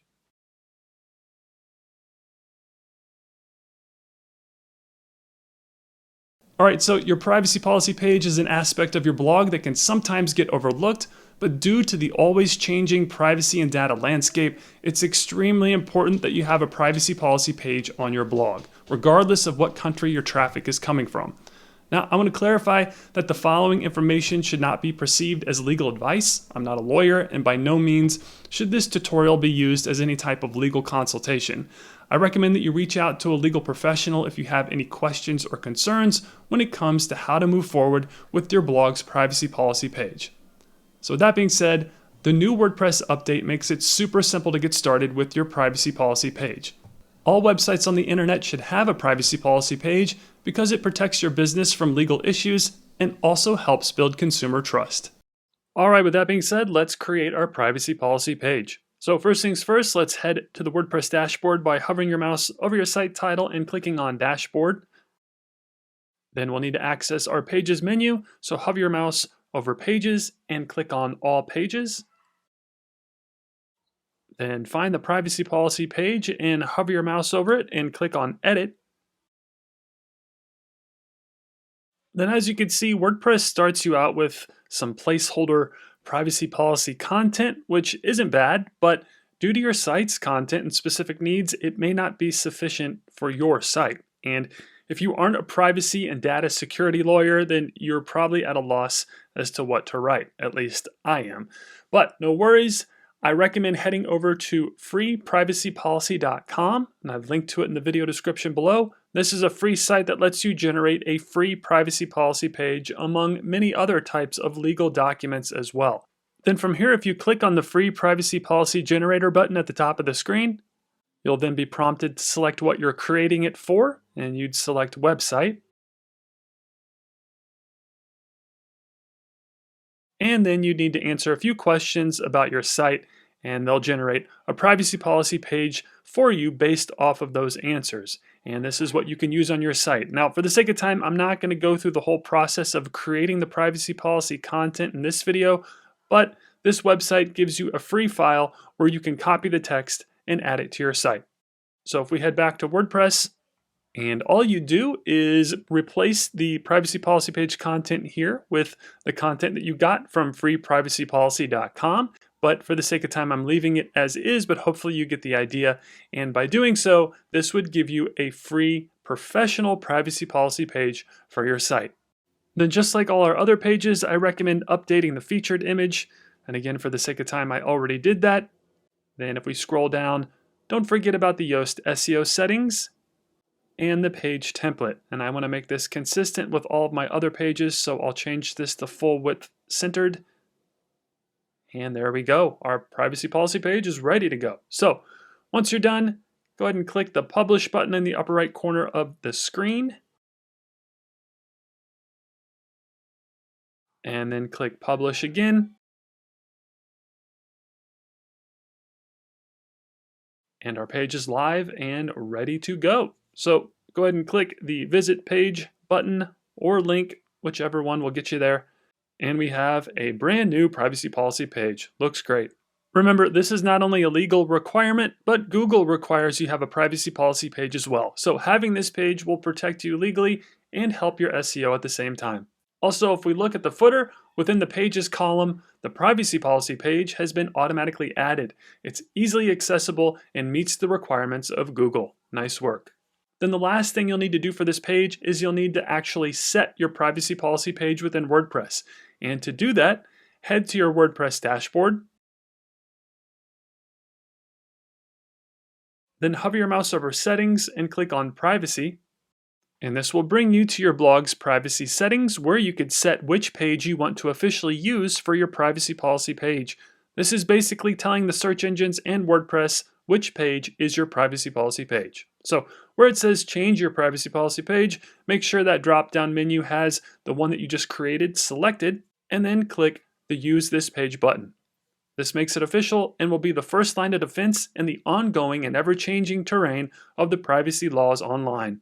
Now, you will get a notice reminding you to update your menus, but the only place we're using this privacy policy page on the site is in the footer. And as you saw a few moments ago, it was automatically updated when we published the page. So we're good to go here. All right, moving on. Next, let me show you how to implement your first revenue stream so that you could start earning money with your blog.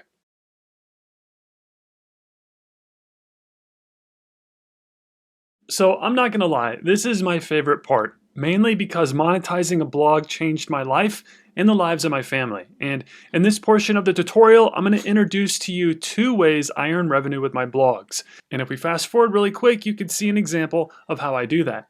So the first is with a service called Adstera. This is a free CPA and advertising company that is an alternative to Google AdSense and allows you to essentially start monetizing your traffic out of the gate by becoming an Adstera publisher. And as an Adstera publisher, you'll be able to leverage your website or blog and monetize your traffic by placing different sorts of ads within your content.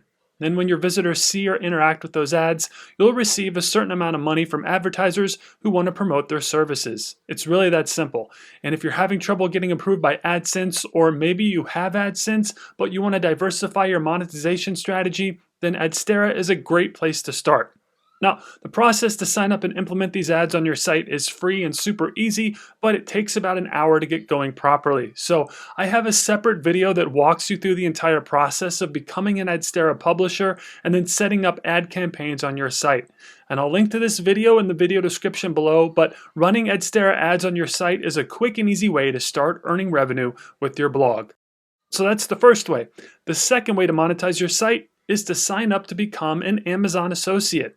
This is essentially Amazon's affiliate program, and I've linked to their homepage in the video description below, but this is a great way to get started with affiliate marketing on your WordPress blog. And it's fairly straightforward. You promote Amazon products for a cut of the profits. And as you can see, Amazon breaks down their fixed commission rates by product category. So depending on what category the product is in, your commission may vary. Some are higher than others, but this still has the potential to be a lucrative revenue stream due to the sheer size and reach of Amazon. And as you probably already know, Amazon is the most used e-commerce platform in the world, and it presents a great opportunity for you to add additional revenue streams to your blog and online business. Now, in order to become an Amazon associate, first you'll need to sign up for their standard Amazon account. This is the account you'd use if you were to purchase products on Amazon.com. Then after you've established that you have a website and an Amazon account, you can apply to be an Amazon associate. And I'll link to the Amazon Associate sign up page in the video description below, but it's free and easy to get through. And I'm not going to walk you through the process of signing up in this tutorial, but I will say that it's pretty straightforward and is fairly similar to the other affiliate networks out there. They'll ask for your personal info as well as some tax and payment info. Just be prepared to provide some information about yourself as well as what your site is about.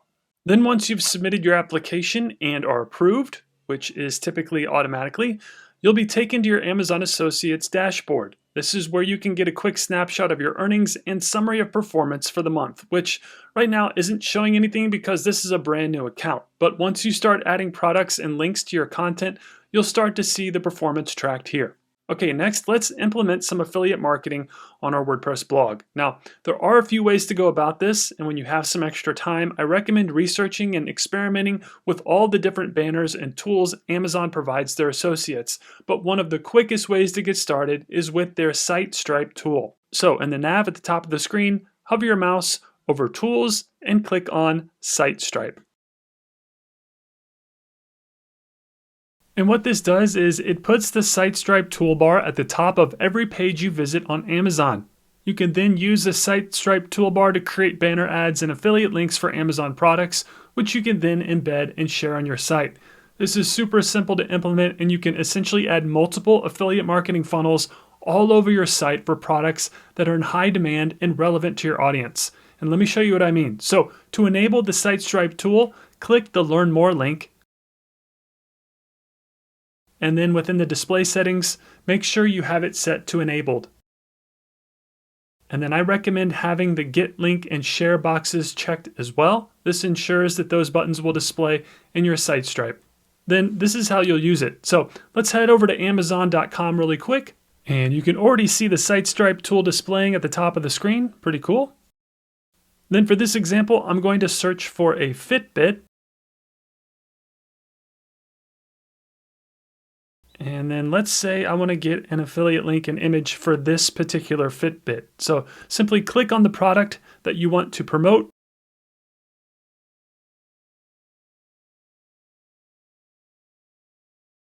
And then within the Site Stripe tool at the product page, under the Get Link section, click on where it says Text. And this will open a little pop-up window where you can access the affiliate link for this exact product listing. And this is the affiliate link that we'll use to promote the product on our blog. So all you'll do here is copy it. I'm on a Mac, so I'm pressing Command-C on my keyboard to copy that link, and then you can use it freely on your site. You can add it to a hyperlink in a blog post, or you can add it to an image. However, before we do that, I want to point out, and this is extremely important, but due to Amazon discontinuing their banner ads, you'll need to find an image of this product to use on your site. You can't just download this image from the product listing page and then use it on your site. Amazon is very strict about that, and due to their removal of all banner ads, you'll need to get creative when it comes to using product images on your site. And one way to do that is to use your own images. Now, I know this can be kind of frustrating because that means you'll need to purchase the products that you promote, but that's typically how reviews go. You'll actually use and test the product and then recommend it to your audience. That's what I do with every single product I promote, and it's a best practice in the affiliate marketing community. But again, if you're on a budget and you can't purchase the product, then you'll need to stick to just using links. However, for the sake of this tutorial, I'm going to pretend that I've gotten my own images for the products that I'm promoting. But again, please keep in mind that the images I'm using are just for informational and educational purposes only. When you're doing this, you'll want to use your own images of the product. Another option is to use Amazon's product advertising API. But you have to have made 3 sales within 180 days, and it's a bit technical for this tutorial. However, I am working on a video tutorial to show you how to set it up so that you can display product images on your site. And I'll be sure to link to it in the video description below when it's ready. But like I said, for this example, we'll just be using demo images that we're pretending are my photos. So with that being said, let's head back to WordPress. And then for this first example, I'm going to add an image of the product in my sidebar, and then link to that product with this Amazon Associate affiliate link that we just copied. So I'll need to open the customization menu, so click Customize at the top of the screen. And then open the Widgets tab. And then select Sidebar. And then we're adding a new widget, so click the Add a Widget button. And since we're adding an advertisement, find the Blossom advertisement widget and select it. Then from here, I'll title this Fitness Deals, but feel free to title your ad section anything you'd like.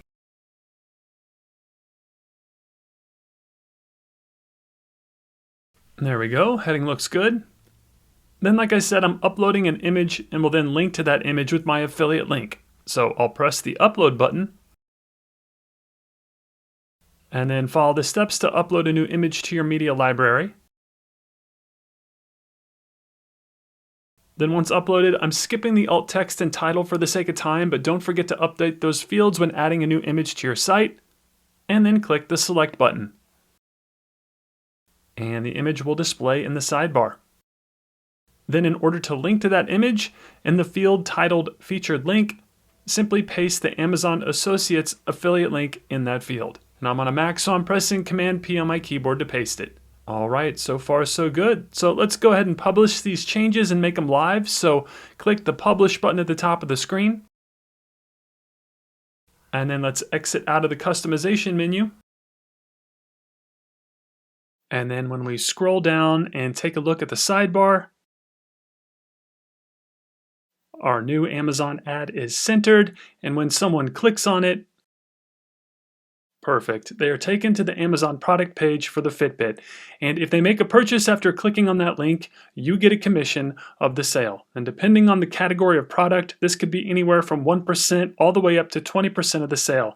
I believe this is 4%, but don't quote me on that. But still, 4% of $100 is $4. And even if you just get 50 people to purchase this from your sidebar, that's $200 of passive income. And this is just one ad. But let me show you how to cast a wider net and add multiple ads using our shop page that we created earlier in the video.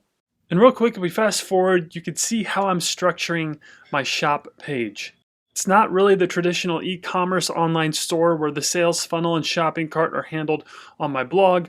What I'm doing here is using Amazon's funnel to facilitate inventory, checkout, returns, etc. All I'm doing is creating a digital storefront where I'll add products from my Amazon Associates account. Then just like the Fitbit and the sidebar, if anyone clicks on these product listings and makes a purchase, I'll earn a commission. I don't have to facilitate the product, the checkout, shipping, or returns. I'm essentially the middleman here, but will still be able to leverage the power of Amazon and their brand to earn some commission from the sales. And please keep in mind that the images I'm using for this online storefront are for educational purposes only.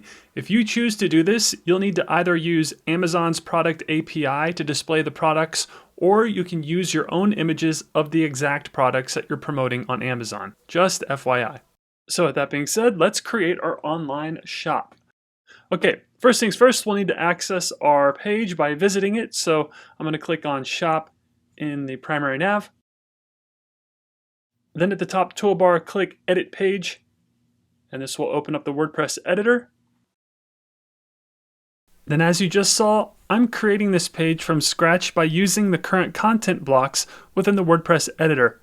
And it's basically going to be structured into product categories, and then each category will list out related products from Amazon. And all I'm doing is I'm adding a heading for each section of product. So click the plus icon to open the block menu, and then find the heading block. And then this section will be watches, so I'm going to title it Watches. Then I actually want to center these headings. So within the toolbar, if you click this alignment icon, you can change the heading alignment so that it's centered. And if you select Align Center from the dropdown, the block will be centered. Perfect. Next, I'm going to add a 3-column block where within each section, I'll add an image and button block. And let me show you what I mean. So first, let's add a new block again by clicking the plus icon. Then this time, find the columns block.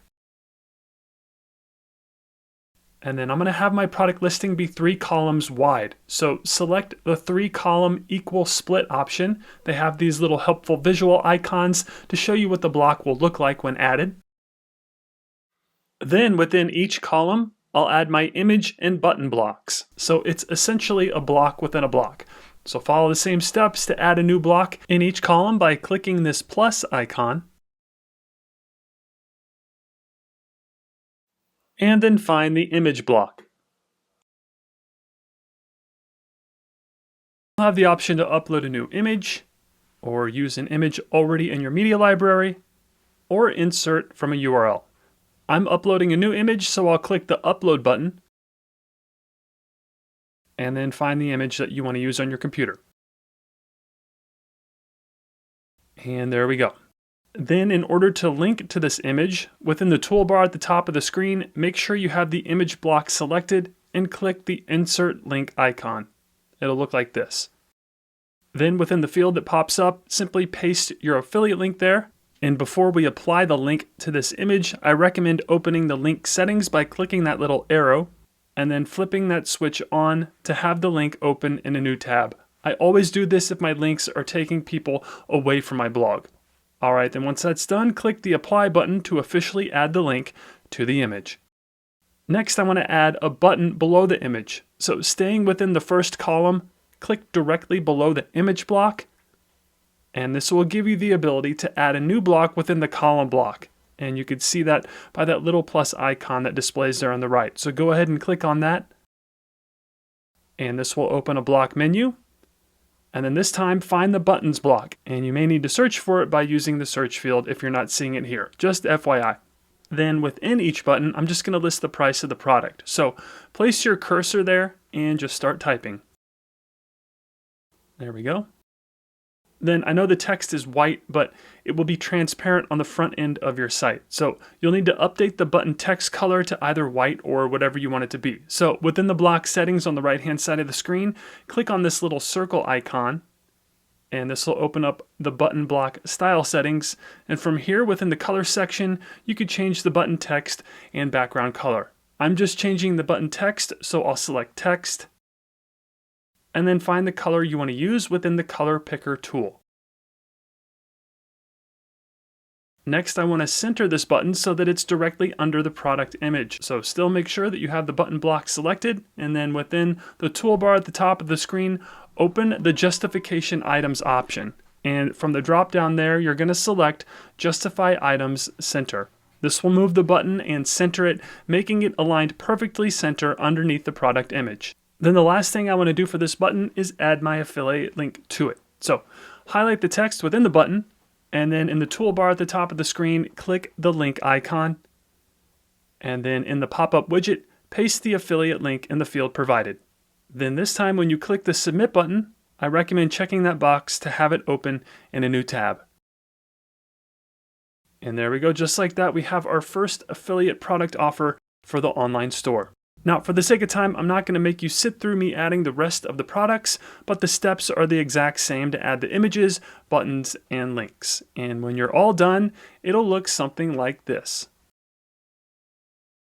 Then when we preview this page on the front end of our blog, you'll see that we have our first product listing. Doesn't look bad, but I do realize that this is a quick fix to an online store. If I had some more time, I'd add product descriptions and maybe some marketing text to tell people that this is my Amazon associate storefront. But nevertheless, this is a great way to get started with affiliate marketing and make some sales. Then one tip is to have your shop display Amazon's best-selling products that are within your niche. So if you need some inspiration on what to add to your online storefront, I recommend heading over to Amazon and then click on the Best Sellers tab. And then you can browse through their best-selling products and even filter by department. Listing Amazon's best-selling products on your online storefront or blog can be immensely beneficial. Firstly, associating with Amazon products can enhance your credibility and trust among customers. The well-established authority of Amazon, combined with the multitude of customer reviews available for these best-selling items, aids potential buyers in making informed purchase decisions. And furthermore, showcasing these top sellers provides valuable insights into market demands, ensuring that your storefront remains up to date with popular and trending products. And by featuring these sought-after items, your online platform can attract more traffic, drive customer interest, and potentially increase sales and revenue. And speaking of sales and revenue, if you're going to promote affiliate links and products on your blog, you'll need to notify your audience that you're doing so through an affiliate disclaimer. And real quick, I want to once again clarify that the following information should not be perceived as legal advice. I'm not a lawyer, and by no means should this tutorial be used as any type of legal consultation.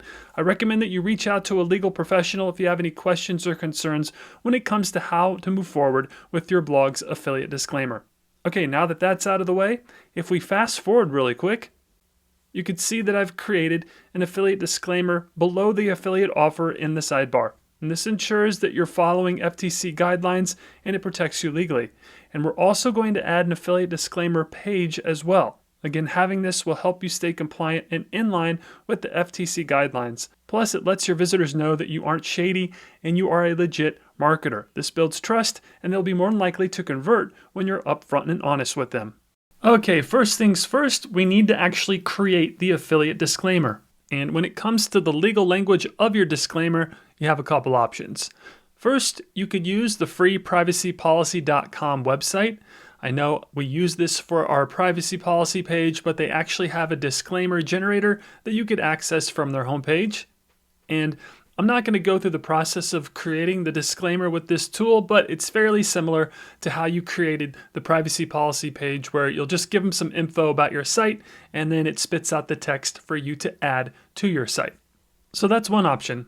The other option is you could use ChatGPT. And if you're new to ChatGPT, it's a natural language processing tool driven by AI technology that allows you to have human-like conversations and much more with the chatbot. And the language model can answer questions and assist you with tasks such as composing emails, essays, and code. And for this example, I'm going to use it to create an affiliate disclaimer. And all I did here was enter a prompt asking the AI to help me write an affiliate disclaimer for my WordPress blog.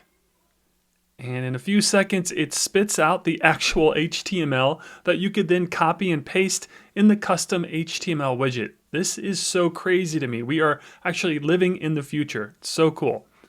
Then you can also just ask the AI to write the disclaimer in plain text. So for this prompt, I'll ask it to help me write an affiliate disclaimer in plain text this time. And there we go. And then when I send that prompt through, the AI gets to work and starts writing out an affiliate disclaimer in plain text. And again, I can take this text and add it to my WordPress site. And check that out. In a few quick seconds, we have a pretty good affiliate disclaimer. Now, I highly recommend reaching out to a legal professional if you're unsure about the AI output, but as long as you state that you're an affiliate and that you're going to earn a commission and it's placed in plain sight on your blog and it's not hard to find, then you should be okay. And speaking of that, I'm going to use this on my blog. So I'll highlight the first paragraph for my sidebar and copy it. And I'll use the full text for the affiliate disclaimer page. But this first paragraph is good enough for my sidebar disclaimer.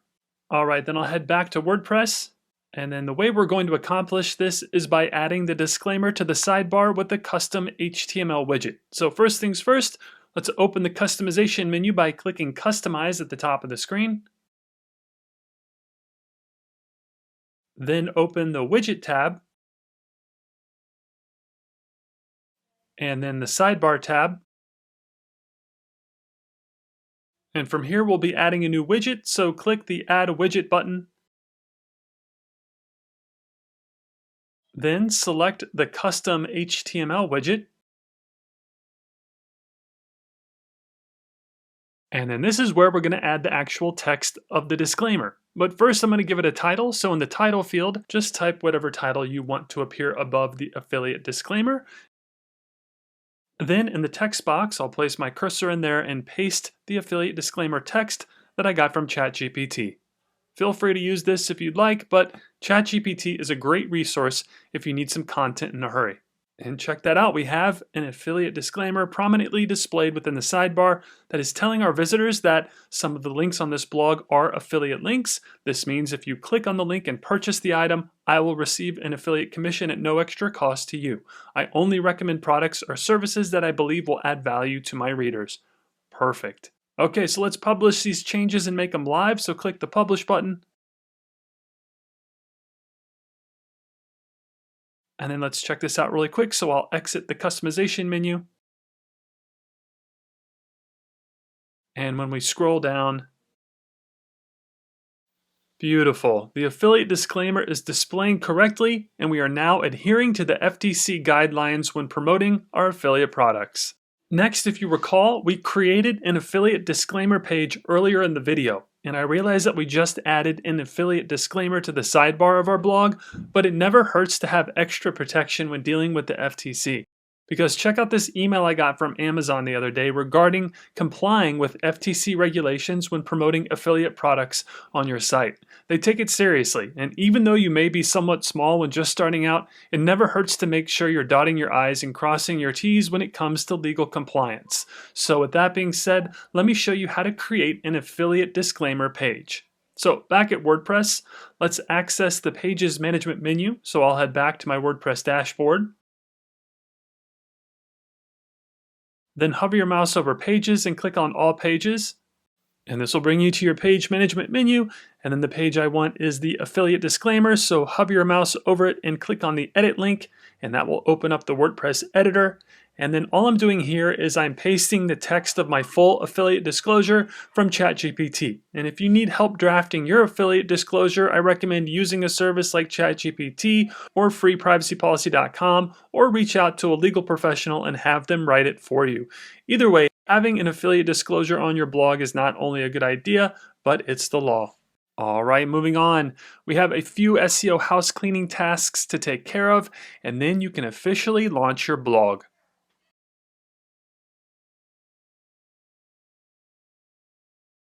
All right, we're almost there. Your blog is a few minutes away from launching. But before we finish up, there are a few tips that I want to share with you. The first has to do with SEO. Now, by default, WordPress hides your blog from the search engines. And that's because your blog isn't optimized for the search engines when you're just starting to build it. However, now that you have a search engine friendly blog that is structured correctly and has content, you're now ready for the search engine bots to crawl your site.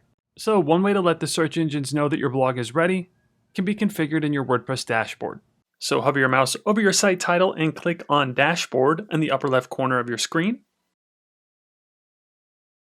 Then on the left-hand side of the screen, hover your mouse over Settings and click on Reading.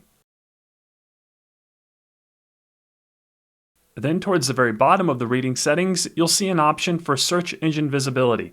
Like I said, by default, WordPress sometimes discourages search engines from indexing your blog whenever you're just starting out. So if you see this box checked, just go ahead and uncheck that box, and this will encourage the search engine bots to crawl your site.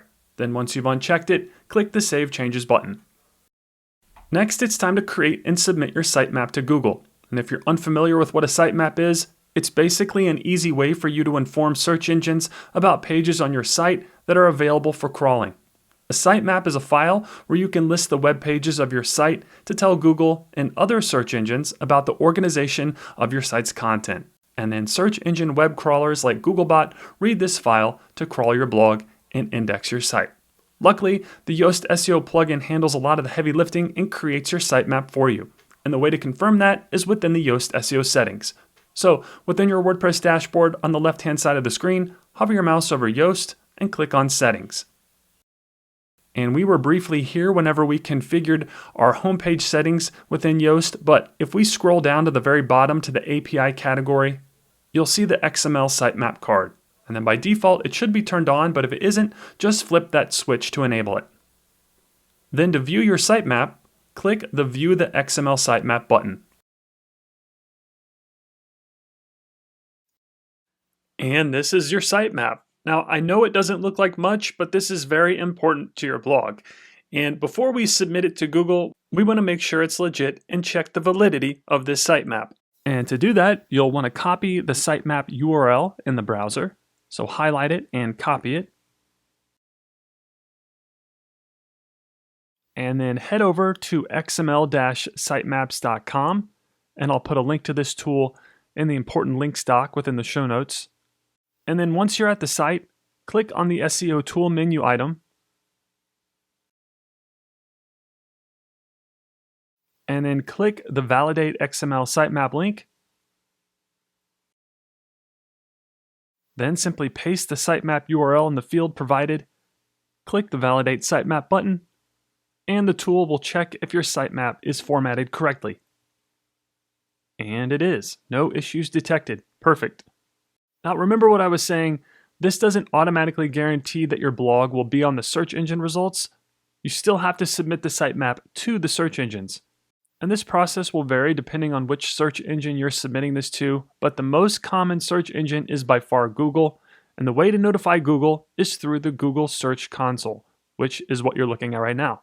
And I'm not going to walk you through the entire process in this video, but all you need to do is sign up for a free Google Search Console account, verify your site, and submit your sitemap. It's a fairly straightforward process, and I actually have a video that walks you through that process that you can access in the show notes titled Verify Your Site with Search Console, and you can also find the tutorial on my YouTube channel as well. So what you're looking at right now is the dashboard of Google Search Console, and depending on when you're viewing this video, some things may have changed, but after you've signed up for Google Search Console and you have verified your site with Google, this is how you would submit your sitemap. So within the Google Search Console dashboard, you'd click on the Sitemaps tab on the left-hand side of the screen. Then where it says Add a new sitemap, simply paste the URL that we copied from Yoast a few moments ago and click the Submit button. And this will ping Google and let their search engine bots know that your site is ready to be crawled. And I'll put a link in the important link doc within the show notes that will take you to the Google Search Console sign-up portal so that whenever you're ready to launch, you can get that process started. And speaking of launching, let's move on and talk about some next steps that'll help you launch with success. Now it's time to launch your blog. So the next step is to get eyes on it. Think of your blog as a shop in a vast digital marketplace. Promotion is how you attract visitors to your storefront. So social media marketing is an indispensable tool in this regard. Platforms like Facebook, Twitter, and Instagram can amplify your reach and allow you to engage with a broader audience. Additionally, search engine optimization, also known as SEO, ensures your blog ranks higher on the search engines, making it easier for potential readers to find you. Techniques such as keyword optimization, quality backlink building, and regular content updates with the Yoast SEO plugin play a crucial role in your SEO. Also, don't shy away from exploring other promotional avenues like email newsletters, guest blogging, or even podcasting. The digital landscape offers numerous paths to visibility, and the key lies in finding what works best for your niche and audience. Finally, engage with your readers. Publishing content is just one half of the blogging equation. The other half involves building a community around your blog.